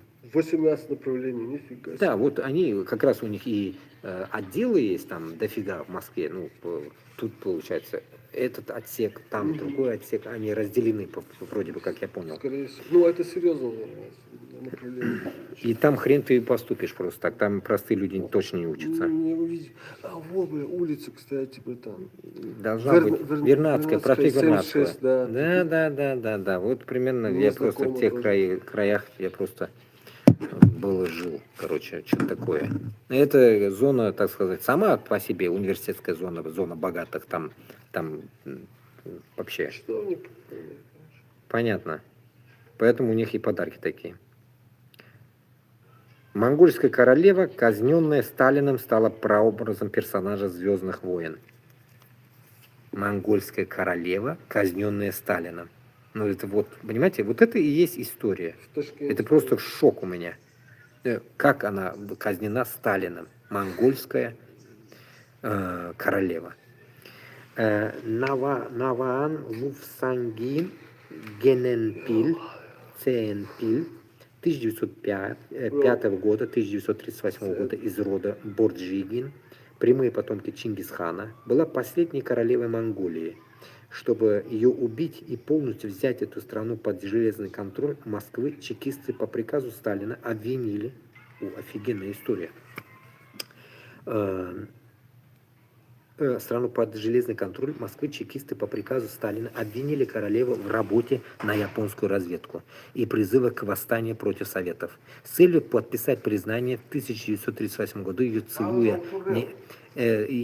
целую неделю пытали и держали в холодной юрте на морозе. Королева не сдалась и ничего не подписала. Тогда ее просто расстреляли на 5 месяцев, на 5 месяцев беременности. На 5-м месяце беременности дома без матери остались 3 маленьких детей. После этого как можно вот этот, ну, так сказать, явный нацизм скрывать? Я не могу понять. Вы понимаете, вот потом мне говорят, Аксакова ты читал или нет? Я откуда буду читать, если я вот это даже я в шоке сейчас читаю? Это надо столько перелопатить книг. Даже, не знаю, Айсен знает об этом или нет? Наш любимый, так сказать, Айсен, так сказать, который нам читает всякие лекции по истории. Вот, понимаете как? Вот, что я хочу. Монголия в данный момент, как мы понимаем, до этого я как прочитал вам эту тему, говорили, что бурятов к себе зовут. Помните, еще Габбасов разговаривал недавно с буряткой, которой, я сказал, не понравилась она мне, та, которая, выеживалась она много. Вот, понимаете, Монголия, как по своей структуре, она, так сказать, народ, давайте говорить, они, как говорится, неплохие. Вот у меня есть семья, которую я знаю, мои друзья, они вообще, у них нету нацизма. Вот по моей вот теме, которую я буду всегда это говорить, у них нет нацизма. Допустим, когда мы говорим, что вот они против ислама выходили и так далее, да, может, тогда выходили против ислама, потому что когда Чингисхан или какая-то их, так сказать, династия пришла, они шли против ислама. Какая-то их часть, это точно, достоверно, это точно, это мусульмане мне говорили, и где-то. А вот сейчас, если мы возьмем в данный момент, не переходя опять в дебри куда-то в историю, мы должны понимать, что монголы, и здесь тоже очень много их, и там везде я встречал очень много их, Франции, монголов, они не против мусульман. Они за цивилизованную жизнь, за цивилизацию они. Они не против мусульман, не против вообще других. Они за мир. Люди мирового, так сказать, значения. Просто за мир они. Они знают свою историю и так далее, и так далее. Поэтому мы должны понимать, что Монголию мы в дальнейшем максимально должны Южную Монголию оторвать от Китая и вернуть им тоже эти земли. Понимаете, это то же самое, как с курдами, то же самое, что с уйгурами. Вот как-то вот так. Мы должны к этому тоже подойти таким подходом. Если они захотят, допустим, какие-то земли свои забрать со стороны Бурятии и так далее, там тоже их этот приоритет мы можем предоставить им. Потому что, так сказать, по всей России командование должны производить мы сами. Как истинные мусульмане мы должны, я в каком-то эфире об этом вам говорил тоже, мы должны будем контролировать эту тему. Почему? Потому что это вся степь, в итоге эти земли, так сказать, в корень, если будем бить, это земли Аттилы и скифов и так далее, это наши земли. Поэтому мы должны будем рулить над этой всей темой, чтобы со стороны Японии была дружба, Китай, чтобы не забрал эти земли. Мы должны будем контролировать. И как раз-таки вот эта печальная история мне добавляет еще больше, так сказать, что мы Монголию не должны дать в обиду Китаю. Мы не должны дать после России сожрать Монголию полностью. Допустим, и к чему это? Когда не станет России, Китай захочет забрать и Бурятию и так далее. Вы же видели, наверное, какие-то дурацкие карты рисуются, что прям до морей хочет вот так хапнуть Китай. Вот такие карты видели, наверное? Это уму непостижимо, мы такого не дадим. Поэтому жестко к этому мы должны будем подготовиться с Казахстаном, Башкортостаном, с Татарстаном и конкретно на бумажной основе пока, на бумажной, так сказать, основе диктовать свои условия Китаю. Условия Китая, если не услышат, мы должны, так сказать, дать люлей им, как говорится, всем китайцам, дать понять, что ваш Цин Цзиньпинь, вот этот пыня, короче, это, как говорится, должна смениться. В Китае должна быть реконструкция их власти, потому что этот, так сказать, диктатор, должен исчезнуть, и Китай должен жить по 21 веку с правильным правителем, чтобы в правительстве не было гегемонии в виде вот таких президентов, которые живут там по 30 лет сидят там. Этот Цинь, я не знаю, сколько сидит, надо почитать где-нибудь там, в GPT задать вопрос. Ну, явно сидит дофига, потому что больно старый он. До этого был же другой вроде бы, и этот сидит до сих пор. Ну, очень долго, мне кажется, сидит он. Поэтому скоро, наверное, уже время 3, будем потихоньку сворачиваться. Вот, давайте дочитаем дальше. Получает детей. Видите, как Сталин, ну это писец просто. Для меня шок вообще эта история. Помимо королевы, жертвой русских оккупантов стали еще 30 тысяч монголов. Таким было добровольное союзничество с Монголией. СССР точно так же Москва поступала со всем народом, который завоевывала. В 1990 году Москва реабилитировала королеву как всего лишь уже посмертно, ведь оккупанты сначала убивают, а затем прощают. Именно Гененпил Хатун стала прообразом вымышленного персонажа Падме Амидала Наберии, члена Республиканского сената из королевы планеты Набу, из культовой голливудской саги Джорджа Лукаса «Звездные войны», которую сыграла Натали Портман. Творцы образа Падме вдохновились последней прижизненной фотографией Гененпин. По сюжету Падме умирает во время родов также в статусе врага империи, только не советской, а галактической. Похожий стиль позже использован и при создании образа Лаиды, дочери сенаторши или сенаторши Монмотмы на планете Карусант в сериале «Андор. Звездные войны». Деколонизация и распад лучше, что может случиться с Россией. Как-то так. Себе я закину, потому что это очень исторические факты. Еще раз покажу фотку, если увидите. Так что, как говорится, наши предки, можно сказать даже так, потому что как бы мы понимаем, когда мы говорим монгол, говорим, там же смежность идет с казахами, получается. Если Чингисхан был это как бы в корень, если он был казахом, получается, ну это получается тоже. Понимаете, если в корень бить что-то между монголом и казахом, получается это тоже что-то микс, как бы безгорёканный, да, шлайды пулями. Поэтому как-то так. Поэтому историю, знаете, именно вот, которую мы, вот мне 40 лет, я об этом только узнал. Это, можно сказать, стыдно, но в то же время нам откуда это знать? Потому что нам, так сказать, дали уже прообраз такой истории русских, которых, мы как понимаем, их в природе не было. И в новом образе вот эти 80-100 лет мы и живем. Ну, так сказать, с 1900 года, я не говорю еще вглубь идти, ну, грубо давайте, вот 100 лет живем после первой революции 1900 какого-то года. Вот, грубо говоря, даже 120 лет, может, живем мы так, в тупизме. Имеется в виду, возьмем так, вглубь не уходя, это наши дедушка, бабушки, родители и мы.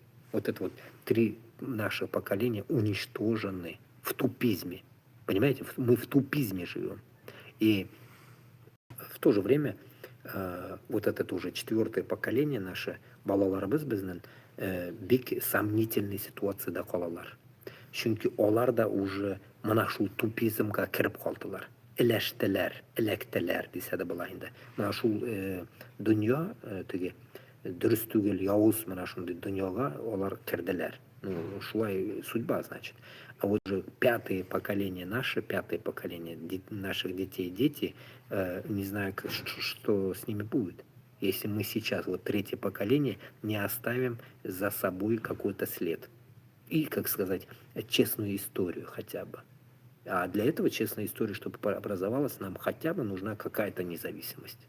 Независимость, чтобы Башкортостан и Татарстанда начали печататься истории, тарих китаплары, ана теле, литература, бүтін мына шул әйберләр, әдәбият китаплары, бүтін теге башкорт белән татарны уятта тұрған бүтінай бір келіп шығуға тиіс. Бірінші, еще раз повторяюсь, язык, мы говорили про язык тоже, тель. Вспоминая опять Габбасова слова, через 30 лет может у нас поменяется что-то. Юг. Через 30 лет ничего у нас не поменяется. После нашего захода смена языкового барьера произойдет сразу моментально. Еще раз напоминаю, каждый вспоминаю в каком-то эфире, всегда я говорю об этом. Біздің тіл бірінші орында басырға тиіс. Мына Башқұртстанны біз қолға аламыз екен, Алла берсе, Башқұртстанны, Татарстанны біз сразу шул уақытта біз уже нәрсекей башқұрт білен татарны тілін үске көтеруге тиіспіз. Возвести в пьедестал, так сказать, верховного, так сказать, нашего, ну, так сказать, приоритета. Çünkü біздің тіл аша, бізді бүтін дүния потом біле башлайды. Понимаете? Мына даже мен сөйлегенде бетінде орыс тілін қыстырып сөйлеймін. Çünkü мен өзімнің тілімде шул сөздерді таба алмаймын, шуларға орыс тілін қыстырға менге тура келеді. Мен сізге жүз айтамын, чеченлерде да шулай. Мына көп мен чеченлердің группасына кірем, натыкаюсь енді. Чеченлер да язады, чеченцы язады, смотришь в каком-то слове, русское слово, потом дальше идет. Сөйлегенде де олар шулай сөйлейлер. Çünkü оларда да yok шул. Оларда да шул тіл юғалған. Тіл юғалу, сөз юғалған. Понимаете, тіл юғалған, сөз де юғала бетенді. Шул сөз юқ. Допустим, пример дурацкий, телевизор. Бізде нәрсе дейлер, білмеймін даже, как можно перевести телевизор. Понимаете, вот как-то так. Телевизор, визор, телевизор. Это даже урыс тілі түгіл бұл. Телевизор урыс тілі түгіл. Визор, это vision, визор, телевизор. Какой-то иностранный сөз вообще. Из двух частей состоит. Откуда прилеплено к русскому, это я не знаю. А біздің тілде может башқаша нешетір. Допустим, холодильник. Всегда думал, холодильник как же будет? Музлаткаш или бузлаткаш. Холодильник, бузлаткаш. А мороженое, вот всегда помню и забываю. Мороженое, ұмыттым, көрдіңіз. Мороженое будет бузлаткаш болғаш бетіне, а бұл нәрсеке мускаймақ по-узбекски, а татарша мускаймақ білмейді енді, туңдырма, вроде бы туңдырма будет. Туңдырма это туңдым, мороз, короче, будет это, заморозился.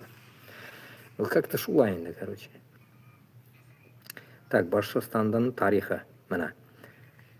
Білмеймін, бұл фотолар шын мекен, бұл фотолар. Мына мен қарап тұрам да, мына шул фотолар болды мекен, ол фотолар. Порой смотришь, вот кто тут? Не знаю. Может, это были, может, это какие-то, ну, переделанные фотки.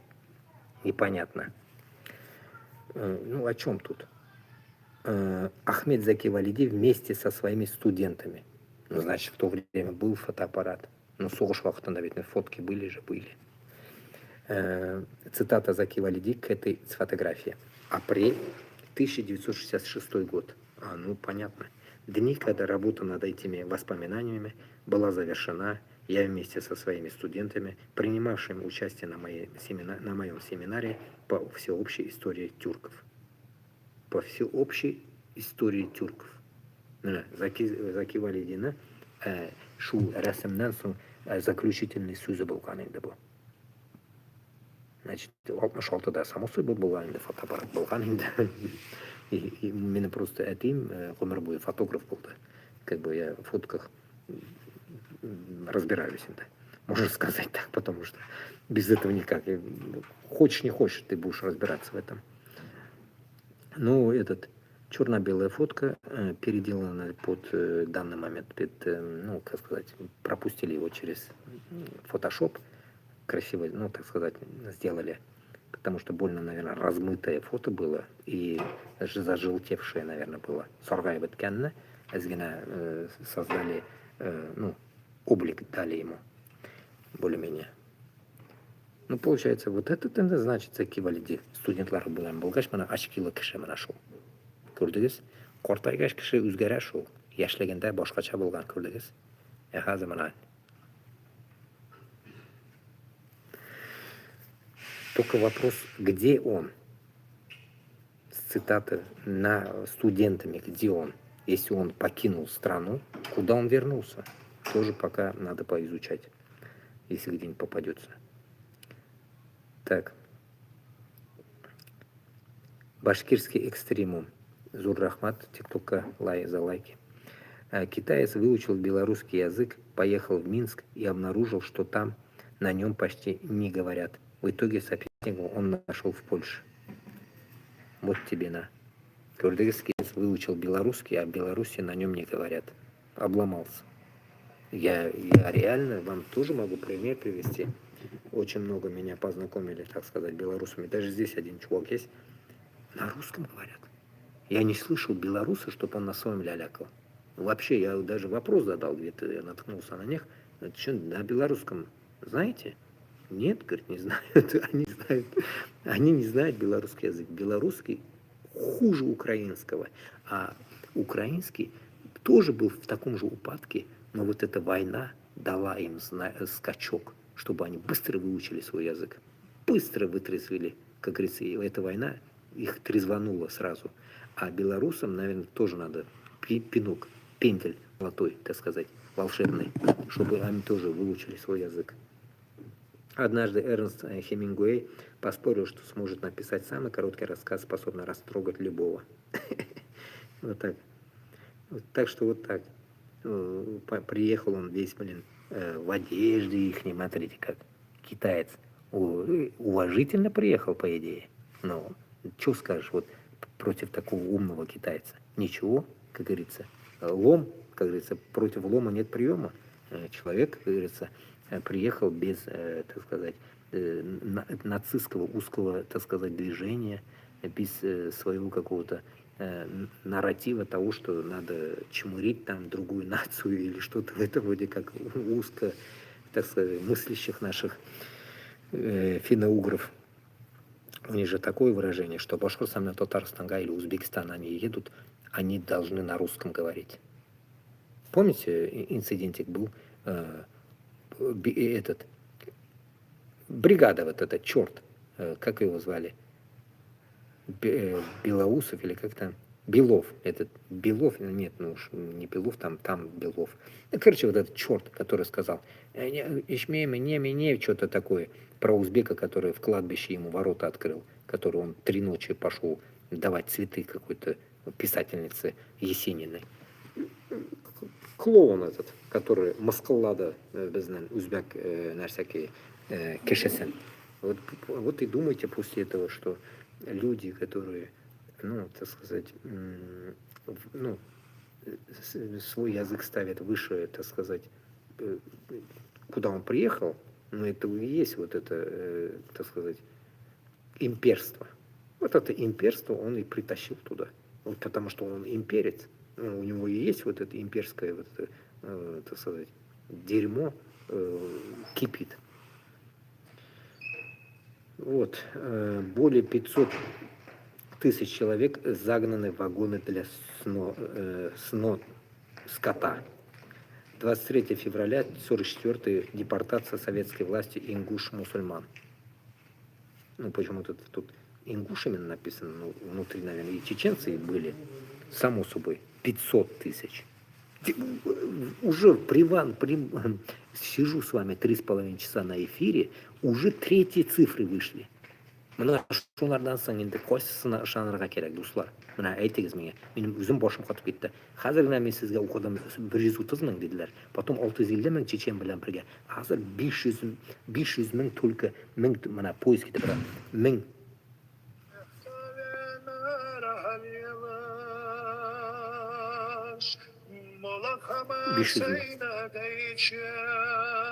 Көрдіңіз?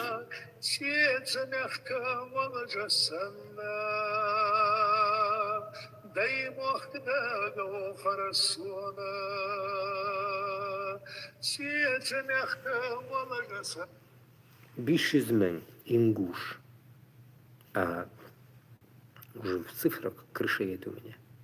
Поэтому тут можно сопоставить такое неправильное сравнение будет, ну, сравнение такое же, так сказать, в цифрах, которые по Башкортостану и Татарстану, я не верю. И я не буду верить этому, пока я не убежусь, так сказать, не убедусь, или как это слово правильно сказать. Мен ышанмын бұл сөздерге, что Башқұртстан мен Татарстанда 9 мың кіші өлген. Понимаете, мен ышанмын бұл нәрсеге. Башқұртстан мен Татарстанда минимум 100 мың кіші өлді. Минимум икісіне 100 мың или әрбіріне 100 мың кіші өлді біздің башқұрт татарлар. Вы должны это вот таком приоритете вы понимать должны, а не то, что умерли, когда мы уже вот здесь даже слышим, что 130 тысяч, потом 500, потом 650 на чеченца и ингуша на двоих, 650 тысяч. Ну, это ни в какие рамки не влазит, цифры. Вот получается, вот здесь погибло около 150 тысяч, там же, поезд пишет, смотрите. Дома поджигают, сопровождающиеся расстреливают. Ага, тут же еще пишется, ё-моё, поезд такой. Геноцид они пытались стереть народ, но память стереть невозможно. Шуна айтам битинде, башқұрт белән татарда да шулук сүз. Һәрбер халыкта шулук сүз. 1957 год. 44-й депортация. И до 1957, наверное, конец. Получается, я так понимаю. Да, вот 44-й, 23 февраля стартует 500 тысяч. И потом 150 тысяч умирает по дороге. Получается, я так читаю, да, читаю. Вот человек, более 500 тысяч загнаны в вагоны для скота. Вот и думают, а вот погибло около 150 тысяч человек в ходе депортации и первые годы после. Это еще те 150 тысяч, это те еще в какой-то бумаге остались. Допустим, А4 размер возьмем. На этой бумаге где-то было написано 150 тысяч. А таких бумаг неизвестно сколько было. И Башкортостан и Татарстан, да, шулаюк. Шунарга, всегда я куда-нибудь еду, вот на велосипеде куда-нибудь поехал, и всегда вспоминаю вот эти мысли, размышляю. Где-то услышу, вот столько умерло или прочитал, еду, размышляю. Как оно так может быть, что 9 тысяч, там 10 тысяч умерло из Башкортостана и Татарстана, а где остальные? Вопрос возникает у меня. Где остальные? Вот, допустим, ладно, унманкеши ульде, но Башкортостаннан ойна может киткендер унмен. Ойна унмен киткендер кеши. Татарстандан да шулай киткендер. Плюс еще Татарстанга, если вы помните, когда была маржа большая, 5 лямов, когда было, туда приезжать начали с соседних регионов. Перем, туда-сюда, Удмуртия, онда-мында келдилер. Оларның хисабын ала тұрған болсаң, получается, тоже с Татарстана ушли. Но умерли-то по своим землям, расчет придет. Но если подумать, если этот расчет придет, не придет, посчитать, это же, значит, добавилось к этим 10 тысячам, допустим, в день уходило, или там месяц уходило 10 тысяч, пусть будет в год 120 тысяч уходило, а умерло только 10, это что-то странно. А где 110 тысяч? Где 110 тысяч людей? Я не могу понять, где они? И тут бах тебе, так сказать, американские, так сказать, исследования пишут, что лям 200 умерло. Лям 200 плюс 600 тысяч в Украине. Это откуда выходит тогда? Поэтому, туганлар, вот это и есть правда. Вот примерно вот 3 цифры мы услышали за эфир с вами, и можно понимать вот этот как раз-таки сравнивать всей, так сказать, смертностью Башкортостана с Татарстаном, не говорят другие регионы тоже в том же флаконе, понимаете? Өзіміздің халық турында қойғырабыз. Башқалар да шулай кеткен. Вот еще раз повторюсь, что вот эти 1 200 000 была, и 1,5 ляма была, шуны бүлерге керек жерлерге. Мына жүз айттым енді мына мен. Шуны бүлсек, шунда ғана дұрыс хақ шығасақ. И каждый лист, который был написан, и каждая отправка, хабировская отправка, минихановская отправка, она точно, она есть. Даже если они сожгут, успеют сжечь эти бумаги, без Аллах верса киргеш, мы это уже по их родственникам мы сможем разузнать, потому что разбор селений, разбор аулов, разбор, так сказать, махаллей, аулов, сельсоветов будет в наших руках. И мы вот тогда только осознаем, бу ауылда неше кеше яшәгән, онда неше кеше, мына шунда гына чын дөрөслеге шунда гына чыгачак. Онарга хәтле күкәйдә без эшләй алмыйбыз, күкәйдә чыкмаячак, бухта чыкмаячак, потому что нет тут правды. У русских есть только ложь, то же самое и у украинцев скрывают.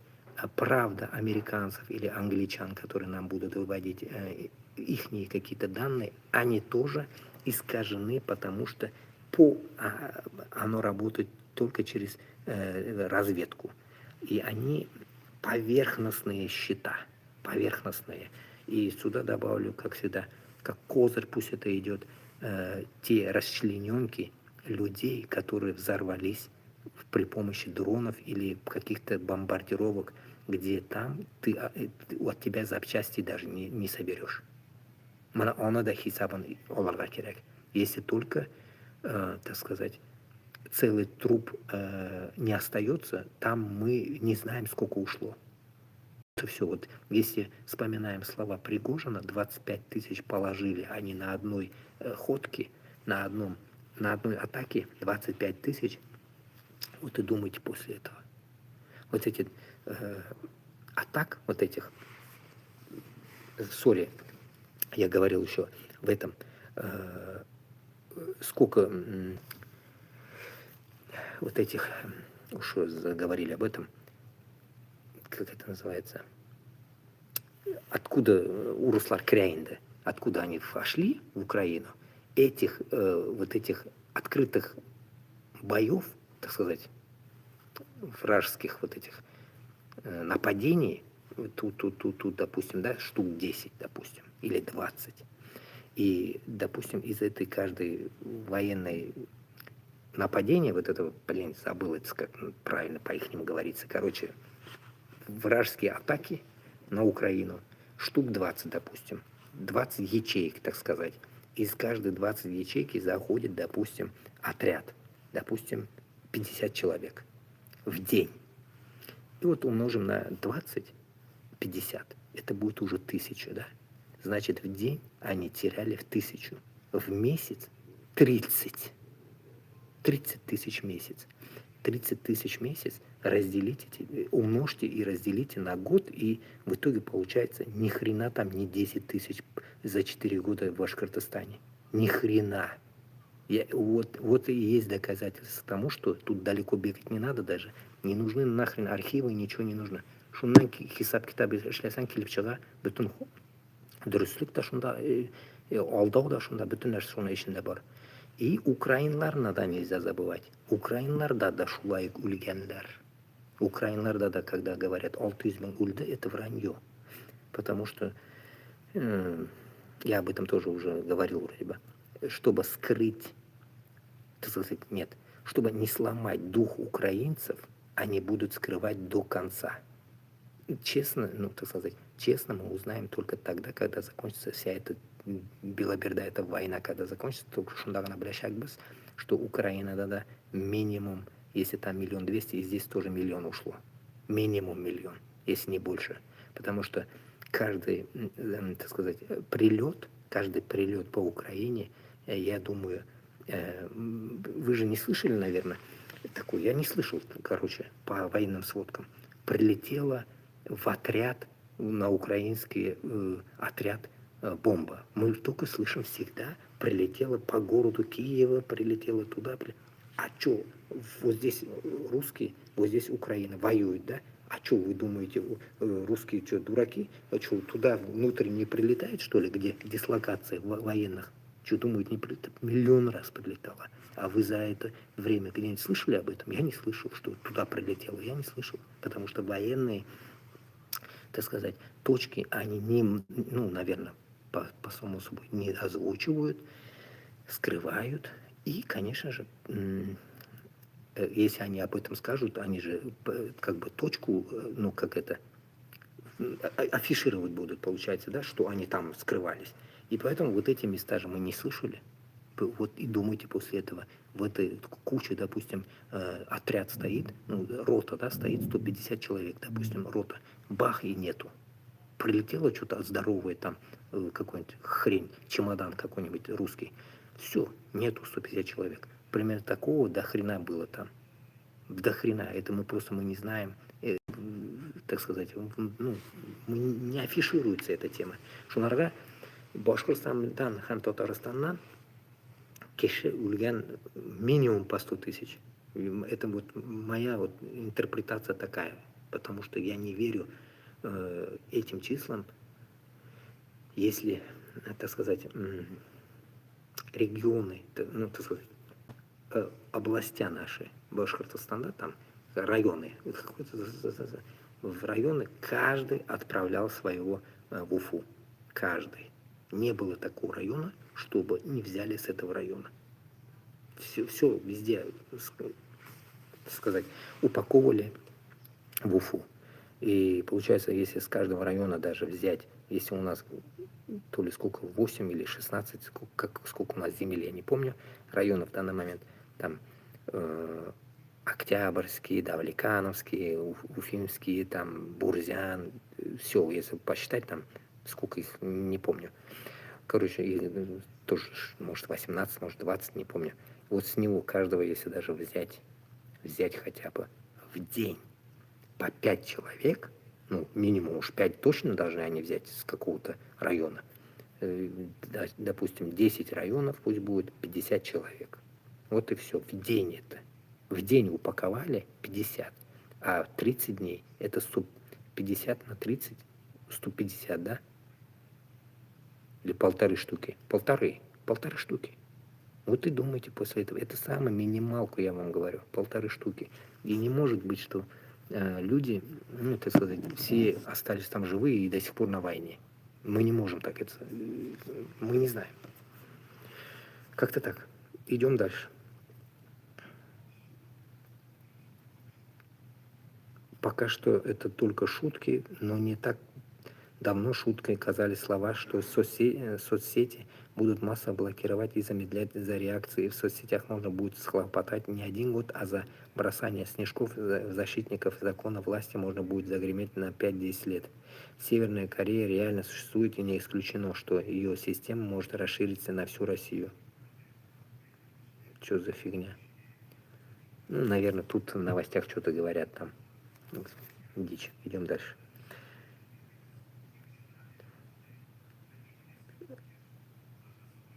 Ну вот это вот интересно. Хабиров скрывает, что он христианин. Начало месяца Рамадан – особое событие для любого мусульманина. А вот Хабиров его просто проигнорировал. При этом он руководит республикой, большинство жителей которой исповедуют ислам. Кстати, Рустам Минниханов, в отличие от него, мусульман поздравил. Видимо, они зря говорят, что Хабиров был тайно крещен. Начало месяца Рамадан... Ну это же Габасов же говорил недавно об этом. Где-то ты слышал. Ну, білесің, мен шунарға һәр вакыт, это не восхищение, а наоборот, как называется, против восхищения. Ну, шок для меня, короче, от того, что очень часто, это писец, ну не то, что часто, это 99% можно сказать, было так. Может, это как-то будет сейчас звучать унизительно, но это правда. После переезда из Узбекистана в Башкортостан, и, ну, грубо скажем, Башкортостан, и, само собой, и рядом и Татарстан ничем не отличается, я понял одну фигню, короче. Я же в татарской деревне жил.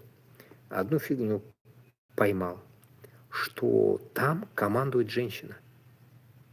Командует женщина. И тут, зная вот эту систему, в нашем даже менталитете это образовалось.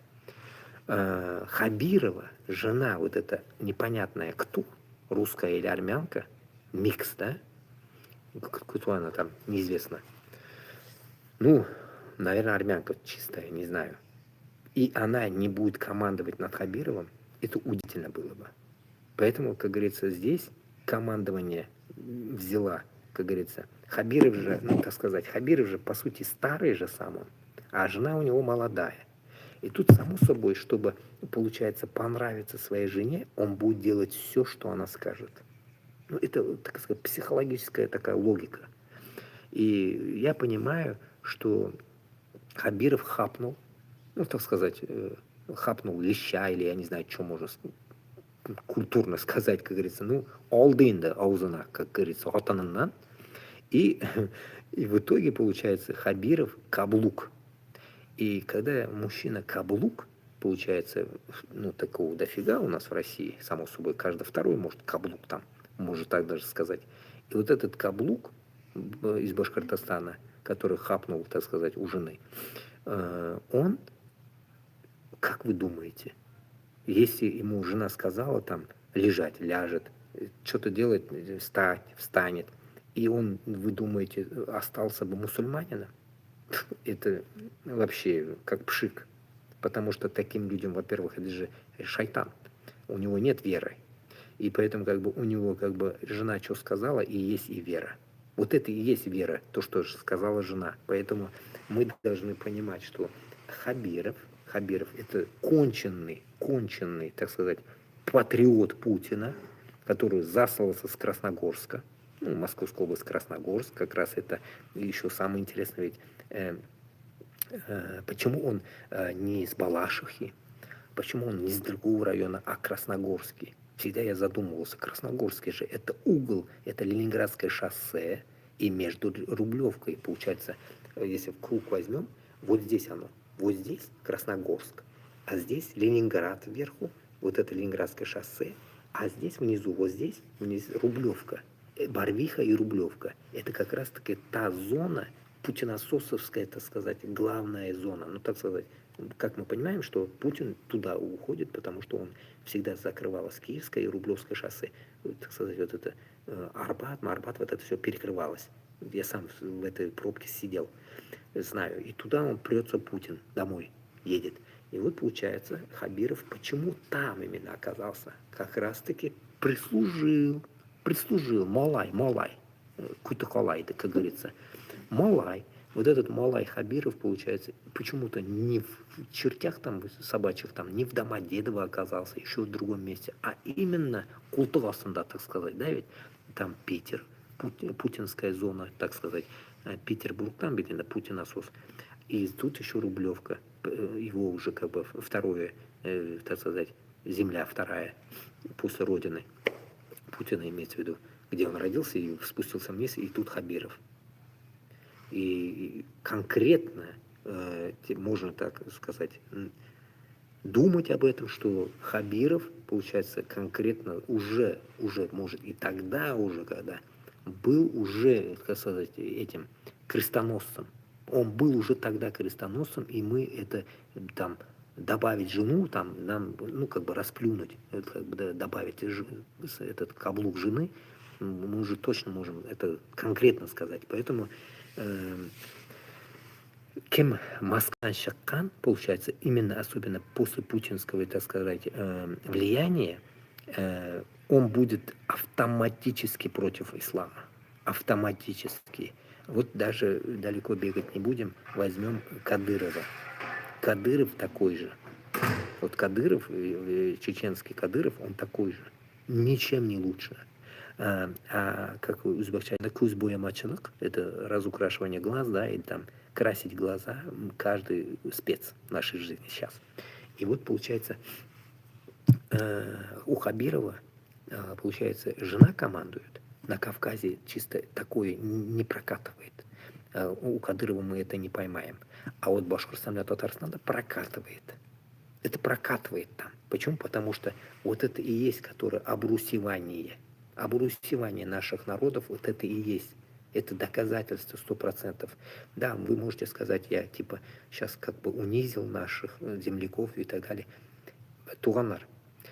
Здесь, когда мы говорим о правде, тут унижение не к месту. Здесь именно факты будут работать, как говорится. Почему? Потому что без мусульман болсак, значит, хотан икинчи урында. birinchi o'rinda Alloh taolam aytgan, men bo'lmasam xotin kishi erina bo'ysunarga tegish.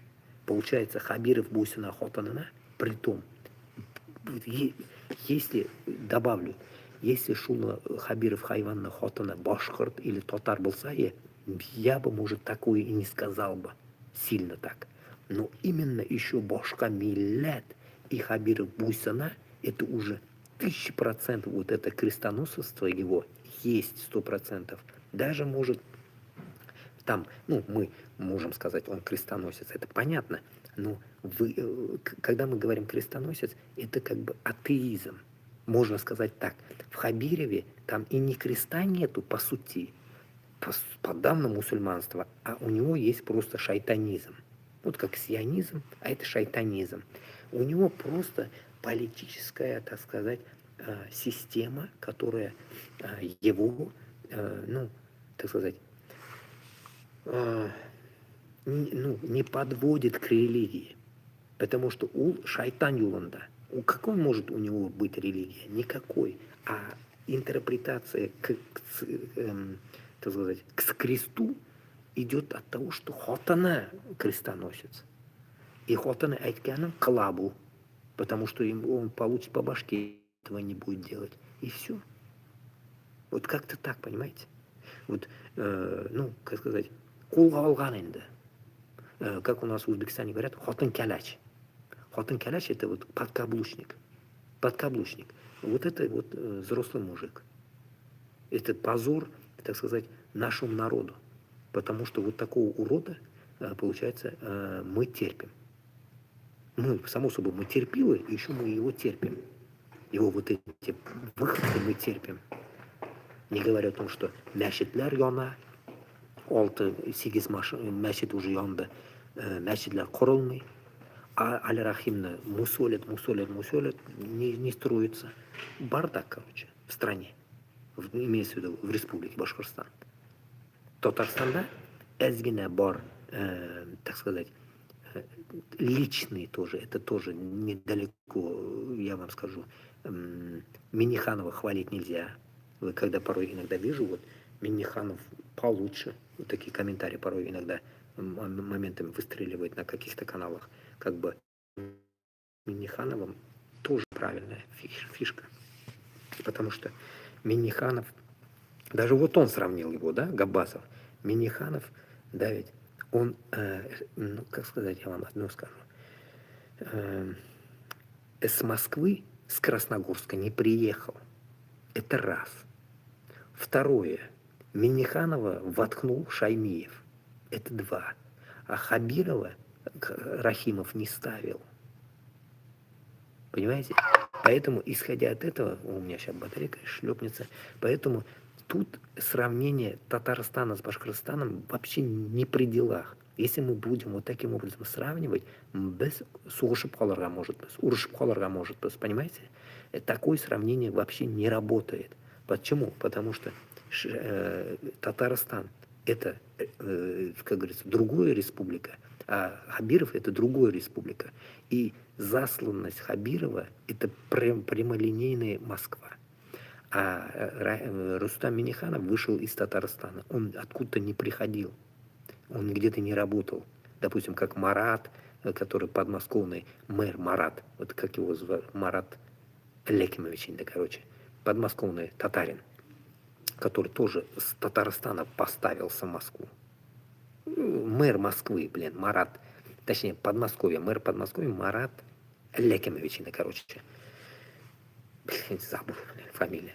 И вот, Шунарга, это Минниханов в своем, так сказать, движухе, он тоже такой же паразит. Такой же. Он как бы, как халық үшін 0. Понимаете? Манкуртлар үшін во. А для нас он 0 вообще. Ничем не отличается от Хабирова. Но там его крестоносец, он верующий, мы это уже предъявлять ему не сможем. Потому что человек, он, как говорится, живет в татарской семье.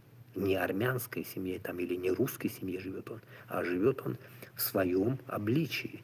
И поэтому как бы претензии, так сказать, на него мы не можем бочку катить, да ведь? И если время придет, допустим, переформатирование республики после нас, Минниханов получит, конечно, люлей от нас, само собой, но не в таком флаконе, что он будет крестоносцем или неверующим или что-то в этом роде, а просто он будет манкуртом, который, так сказать, в трам-параля-ля, короче, продал свою республику, продал свой народ. Вот в таком флаконе примерно будет. А вот Хабиров, это конченная система Башкортостана. Это позор наших земель. Потому что мы же даже не знаем, башкорт или татар. Мы же понимаем как кто-то говорил, что он типтар. Ну, типтарма, татарма, один черт. Типтар татара. Типтар башкорта был ведь инде. Типтар, значит, татар. Поэтому, исходя от этого, получается, этот, как уж ругаться не хочу, ушлепок, так сказать, а ведь этот ушлепок непонятный, откуда он родился, он позор нашего Башкортостана. Даже не в нации дело будет идти, а именно Башкортостанна, нашу куб милләтле Башкортостанна позоры был. Койсы районнан чыккан, Ушалы районундан, койдан ол хайван чыккан, не помню, откуда он, но он вот позор этих земель, который унизил нас, особенно Алсынова, унизил за то, что, так сказать, Хорахалок понятно, за то, что он башкорт. Понимаете, унижение идет именно милләтчілік шыға Хабировтан. Милләтчі Хабиров. Понимаете, у него месть не из-за того, что он, получается, из Алсынов такой косячник, а именно милләтчілік косяк боранарда. Милләтчілік. Понимаете, а Миннихановта милләтчілік yok. Миннихановта өзіне курку косяклары бар. Это к нему пример приведу, как он посадил женщин в прошлом году Хизбут Тахри. Хатан Казларна, Хизбут Тахрина, при помощи него же это все сделалось. Понимаете? Вот, не просто так же. Почему-то постоянно Хизбут Тахри ловят в Татарстане. А чё ж все ячейки Хизбут Тахри сидят в Татарстане? И Миннихан же об этом знает. И потом с Москвы звоночек приходит, он начинает их теребить и сажать всех. Как-то вот он вот в таком флаконе виноват. А Хабиров в другом вообще противоположном, так сказать, фланге, или можно сказать, противоположной стороне Хабиров, возле Минниханова. И поэтому, видите, Башкортостан, если так подумать, давайте признаем честно, я сам даже меньше Башкортостан был, признаю одну вещь, что Башкортостан халка камбагал, бедный, ярлы, чем Татарстан халка. Вот это вот вы признаете. Башкортостанда нық ярлылар көп. Понимаете, бедных до хрена, чем в Татарстане. Вы в Татарстане не увидите какие-то до такой степени разрушенные деревни, не найдете. В Татарстане все четко люди четко вот держатся, а Башкортостанда все разорено.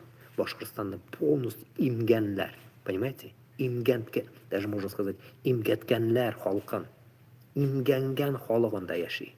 Потому что постоянно какое-то это давление Башкортостанда и Бора. Давление, пресс какой-то идет на моему народу. Меня башкорты да якын, татары да якын. Минем миллетом. Понимаете? А Татарстанда эта тема разработана чуть-чуть по-другому. Даже Шаймиев, когда был, система была колоссально другой, чем возле Рахимова. А возле Рахимова лучше 1000 раз, чем вот этот Хабирова. Понимаете, как было? Пусть они манкурты конченые, но Башкортостан халқы үшін Рахимов, Муртаза Рахимов барыбір нәрсәді қалдырды, күрәшті.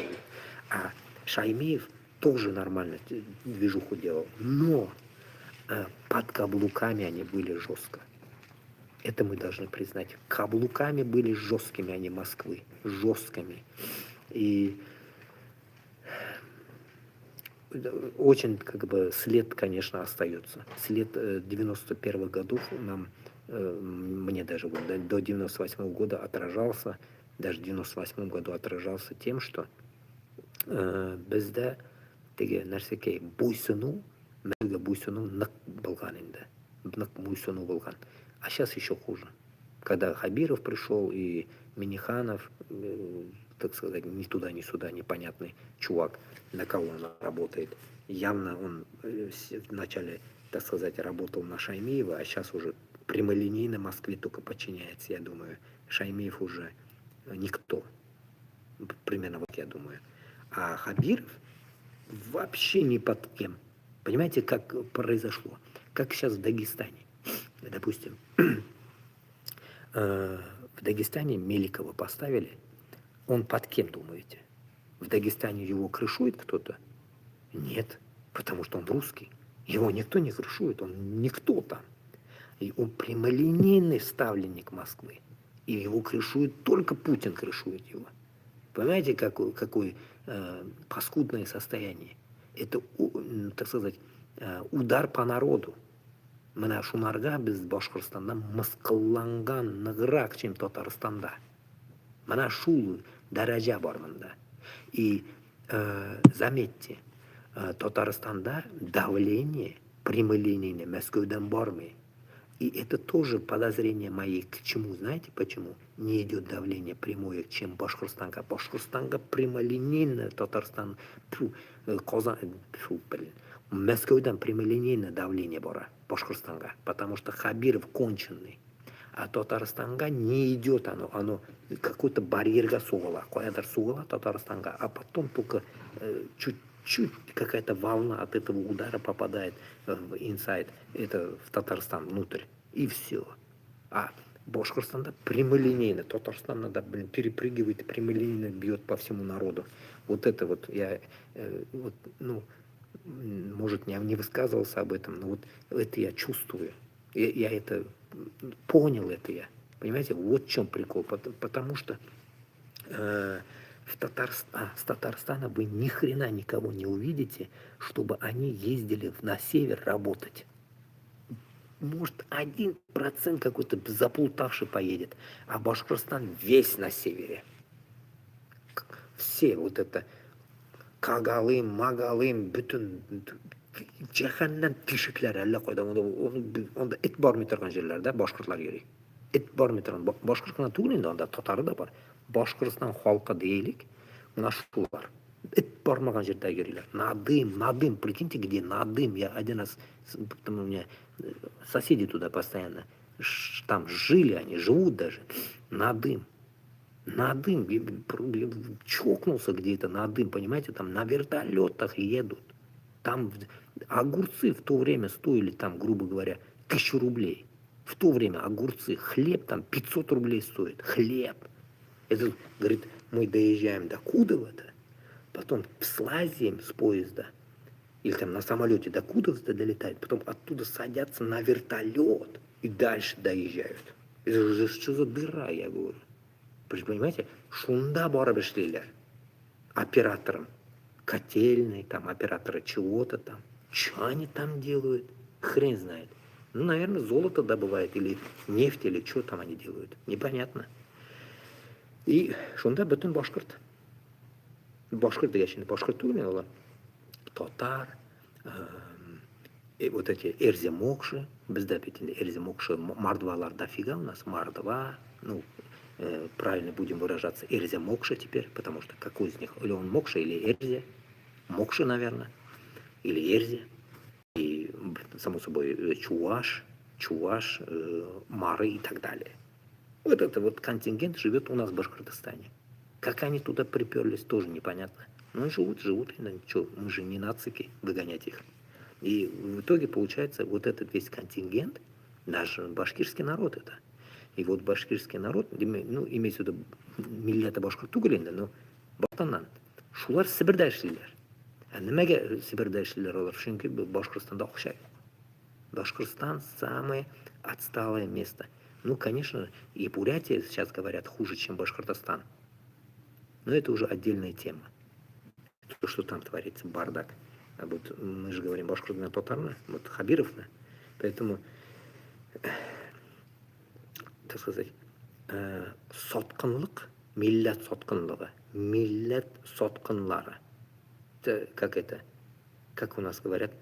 Davlat xoyamlari, по-узбекски это, ну, чуть-чуть некрасиво звучит.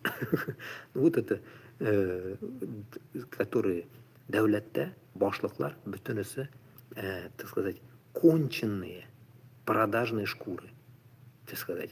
И вот они, так сказать, за собой ничего не оставят. И недавно Габасова, опять вспоминаю, насчет забрать все. Он говорил, где-то высказывался, само собой. Вроде Габасов высказывался, какую-то тему затрагивал, вот не помню. Все Башкортостан, там, ну, Башкортостандан, там, Татарстандан, само собой, все, которые награбили они, вот эти сейчас сидят, вот Башкортостан, Татарстанда, Назаровы, Хабировы, все вот эти все Минихановские, шаймильские дети, которые держат все какие-то от отца оставшиеся места козырные, все содрать. Бетунейберно содрать. И Габасов об этом вроде недавно что-то сказал. Я еще раз повторяюсь, я это об этом всегда вам говорю. Бүтін мына шул үстегі баламутлардан бүтін әйберін сыдырып алырға, қайтарып алырға, бүтін оқшасын, бүтін әйберін қайтарып казнаға салырға. Казнадан потом уже распределять, где что, какие дыры. Потому что эти деньги ворованы из Башкортостана. Да, точнее, конечно, она ушло в Москву, потом в Москву пришло. Вот микс, короче. Ну, біздің оқшайында барбар. Бізден көбірек алынған Мәскеуге ол оқшалар. И то мында копейкасы келіп түшкен, шуны да ұрлағанлар бұлар. Шунарға бұл бүтін ұрланған оқшаларының бүтінісін жер астынан болса да қайтараға. Бүтін нәрселерін қайтараға, бүтін нәрсені қайтарып, Башқұртстанға дать, так сказать, ну, новый стимул, да, так сказать, стартануть, как и дальше жить. Потому что, когда мы зайдем туда, я уверен, это мы придем к разбитому корыту. У разбитого корыта дегентеге урсларны нәрсесі бар бит инде иртәге. Шул иртәктән була инде бу. Так сказать, сказка этих дебилоидов. Мына шул разбитый корытага килгәч, я уверен, к этому мы не придем к золотому, так сказать, как этому быку, так сказать, золотому быку мы не вернемся. Мы вернемся тишек тағарага, тишек тазикка киләчәк без. И шул тишек килгәч, ул тишекне ямарга кирәк. Ничектер ямарга кирәк, залатать дыры эти придется нам. А как его латать? Как раз таки вот этих Назаровых, всяких вот этих крыс, которые накрысят бабки по всему миру, они как крысы расползутся. Вот с них нам нужно будет все выдаить, максимально их засунуть куда подальше. И все вот таким образом. Вот как Путин сейчас поступает своими всякими депутатами, мы тоже так же сделаем. Также он же всех посадил, сидят же все, кукуют там в тюрьмах, гниют, так сказать. Мы то же самое сделаем, другого варианта нету. Просто давай, ладно, яша деп жибармейбіз. Понимаете, вот как, допустим, сейчас в данный момент, я думаю, допустим, добавлю этот президент Казахстана, первый президент, он тут такой же. Он тоже награбил, потом бах, его снесли, а до сих пор что-то где-то там на каких-то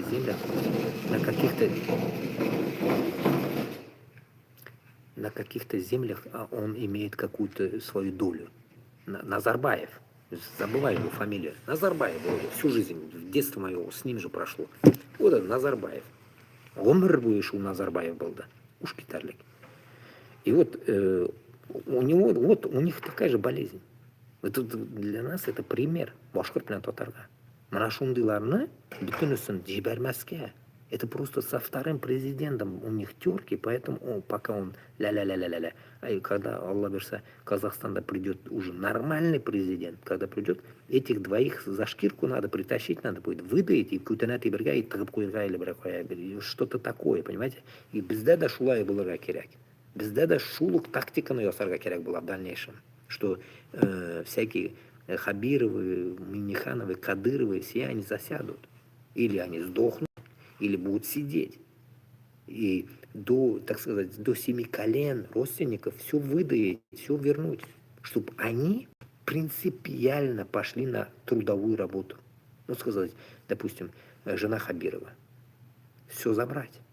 Все забрать, и чтобы она просто свою жизнь проживала работягой.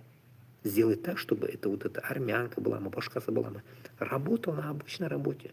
На себе, на хлеб, на соль зарабатывала. Вот так их нужно будет оставить. Только таким образом мы сможем наказать вот этих, так сказать, воров, которые сейчас, так сказать, грубо скажем, насилуют наш народ.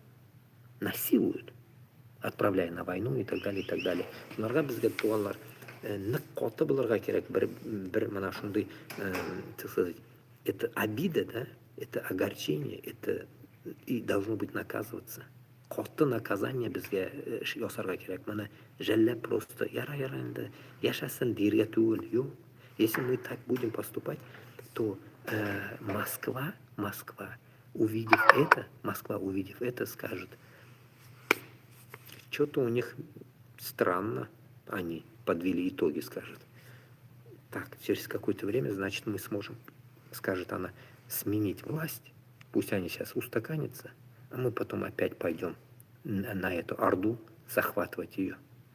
Понимаете, потом у них опять мысль Ивана Грозного родится, придумает вот такого идиота, вот этого шамана, кого-нибудь поставит какого-то в памперсах, или Тулга Малана, и скажет, вот это король Москвы, и потом он пойдет захватывать опять наши земли. Поэтому вот этого, чтобы не произошло, бізге жесткий отпор, үзеңнікін делать надо, ругаться не будем. Короче, үзеңнікін пока на место не поставишь, как они сами же также говорят, чужой не будет бояться. Своего надо долбить, ну как своего, он не наш, Кабиров, бля, Миниханов, они не наши. Ну, имеется в виду из нашей земли, можно сказать, манку чертовые. Их нужно будет поставить только таким образом, чтобы москвоцентричные шайтаны, которые останутся в кавычках навальнисты, Ходорковские, они же будут жить, так сказать, их дело будет жить, они должны понимать, что в Татарстане, Башкортостане и так далее земли больше, чтобы у них мысль даже не появлялась, что полезут. Чтобы у них мысль не появилась, потому что все-таки иметь нужно в виду еще, мы же постоянно русские начали, ну, мы же русских только ругаем. А в итоге-то мы понимаем отлично, что там яхуды сидят. И если мы ковырнем дальше и понимаем, что там если сидят яхуды, то мы должны понимать, что эти яхуды и рулят над этими шлепками. Вот эти, кто в лаптях, они вообще, по сути, использованный товар также возле яхудов. Мы это прекрасно знаем. Но тут, если мы от этой мысли отойдем далеко, то появится что мы напрямую с яхудами выходим. Понимаете? Поэтому, вуалируя, получается, яхудов, мы будем долбить русских. Понимаете? И в итоге, получается, мы двух зайцев будем долбить.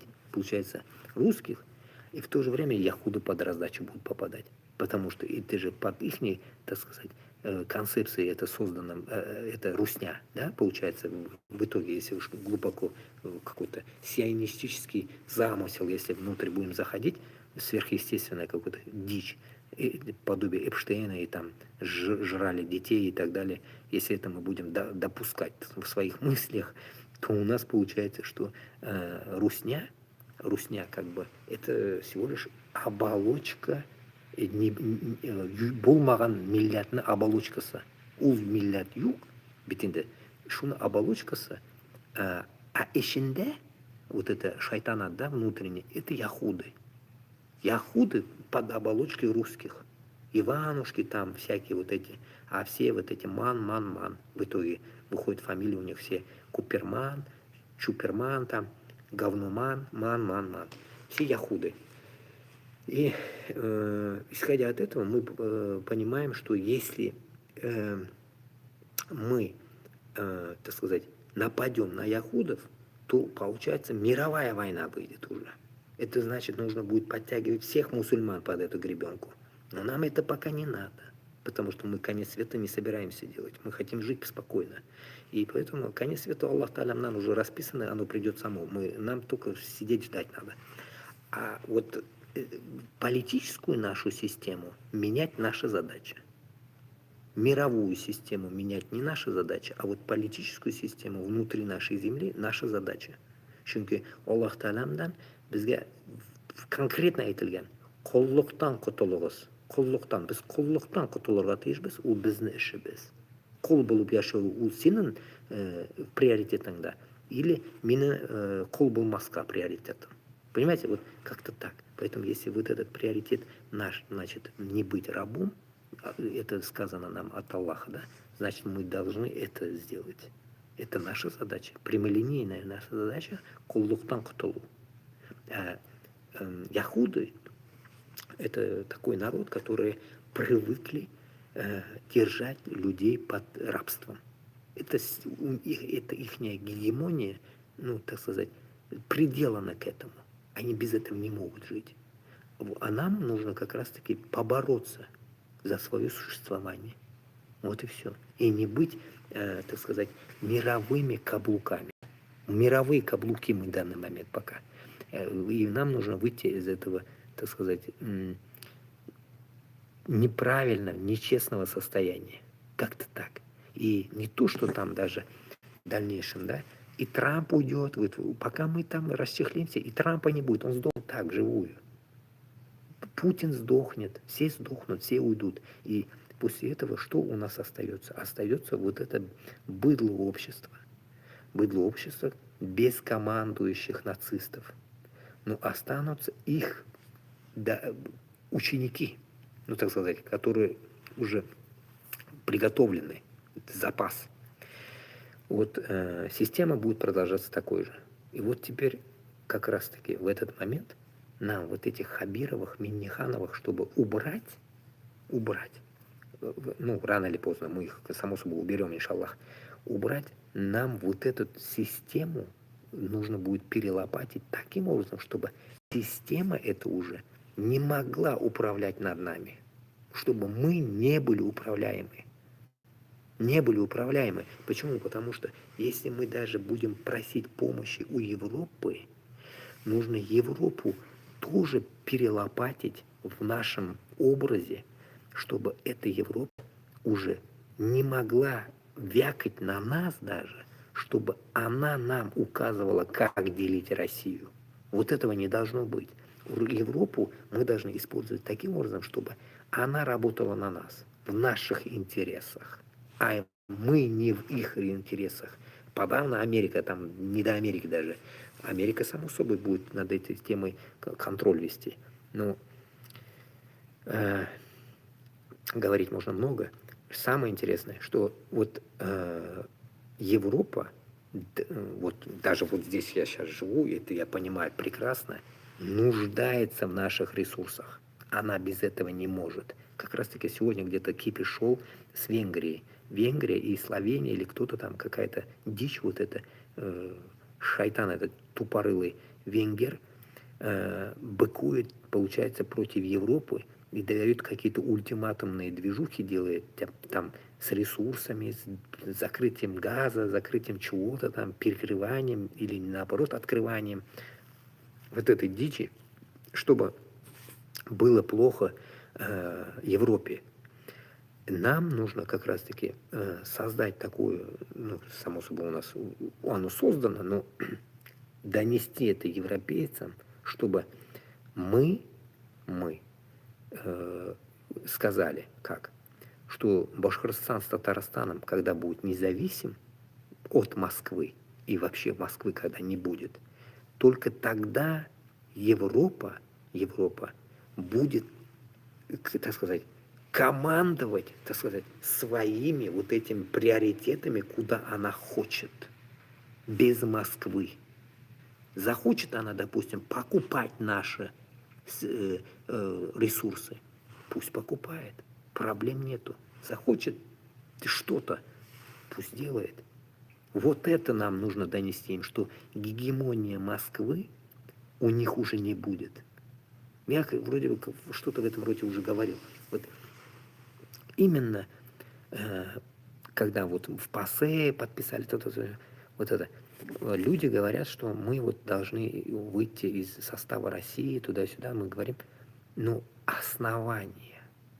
основание для Европы, чтобы заинтриговать их. Именно интрижка должна быть в том, что прямолинейное сотрудничество Башкортостана с Татарстаном, допустим, с теми же нидерландцами и с теми же этими немцами и французами, или там что-то в этом роде, и англичанами, будет уже идти из внутреннего Башкортостана с Татарстаном. Вот, бізге шу әйберне нужно им просто конкретно донести фактами. А фактов у нас вот так хватает. И только после этого мы сможем получить какую-то аудиторию помощи против Москвы. Только таким образом я вижу. А Эрдогану это не нужно. Почему? Потому что он сидит на 2-3 стульев. Ему именно нужно это, чтобы, так сказать, допустим, если Эрдоган поможет нам уничтожить Москву, он прямолинейно станет каблуком Европы. Он как бы так и так каблук. Но там уже у него не будет, так сказать, балансирования сил. Он не сможет балансировать с нами против Европы. Он не сможет это балансировать. Почему? Потому что, так сказать, ну, лет уже 100, может, после Ататюрка он уже хапнул у европейцев, у американцев так по горло хапнул он уже. Он не сможет оторваться. Он не сможет диктовать Европе что-то. Он не сможет этого. А через Москву он может давить. Через Москву он может давление давать, мощное давление давать. Туда-сюда, туда-сюда. Мы это прекрасно знаем. Почему я это уверенно говорю? Это Каримов такой был. Каримов наш, этот, все, которые любят, узбеки Каримова, вот этот исламчик, такой же был.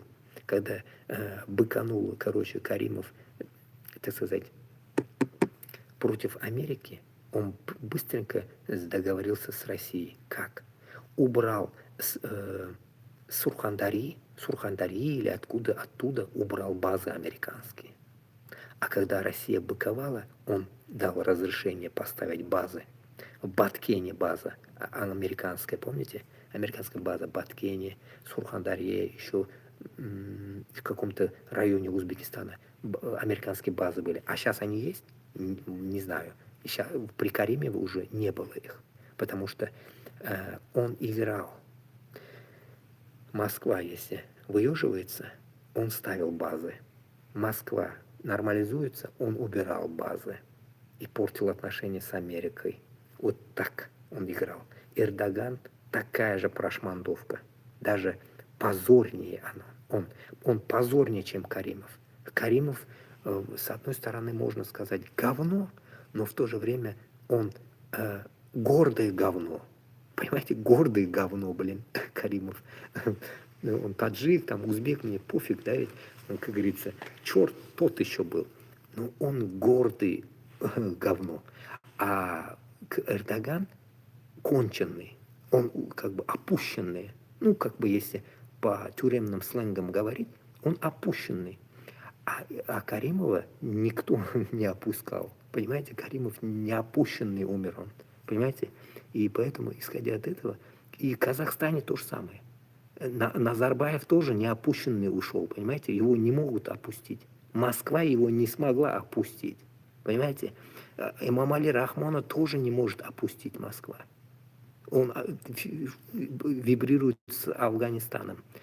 И вот кыргызстанского опустили или нет, непонятно. Кыргызстан, он сам по себе какой-то, он рехнутое государство. Я его не могу сейчас как-то интерпретировать в своем мозге. Так, время 4, Дуслар. Короче, будем завязывать. 4,5 мы с вами. Пойду готовиться на сухур, короче. Ну, я готовлю заранее, туда-сюда. Потому что у нас тут негде приготовить, ничего нельзя готовить. То, что вот есть, мы будем разогревать туда-сюда, будем вот марафет наводить. В комнате нельзя сидеть, надо выносить сюда в коридор, потому что люди спят. Так сказать, у меня сосед, притом неверующий, само собой, ему до лампочки. Что такое? Ураза или что? Конченый человек. Вот. Шундыхаль, Дуслар. И в Ютубе люди уже ушли баиньки делать. Тогда давайте и Сенцов Ютуб я закрою тогда. Оказывается, я не смотрел, даже 0 человек.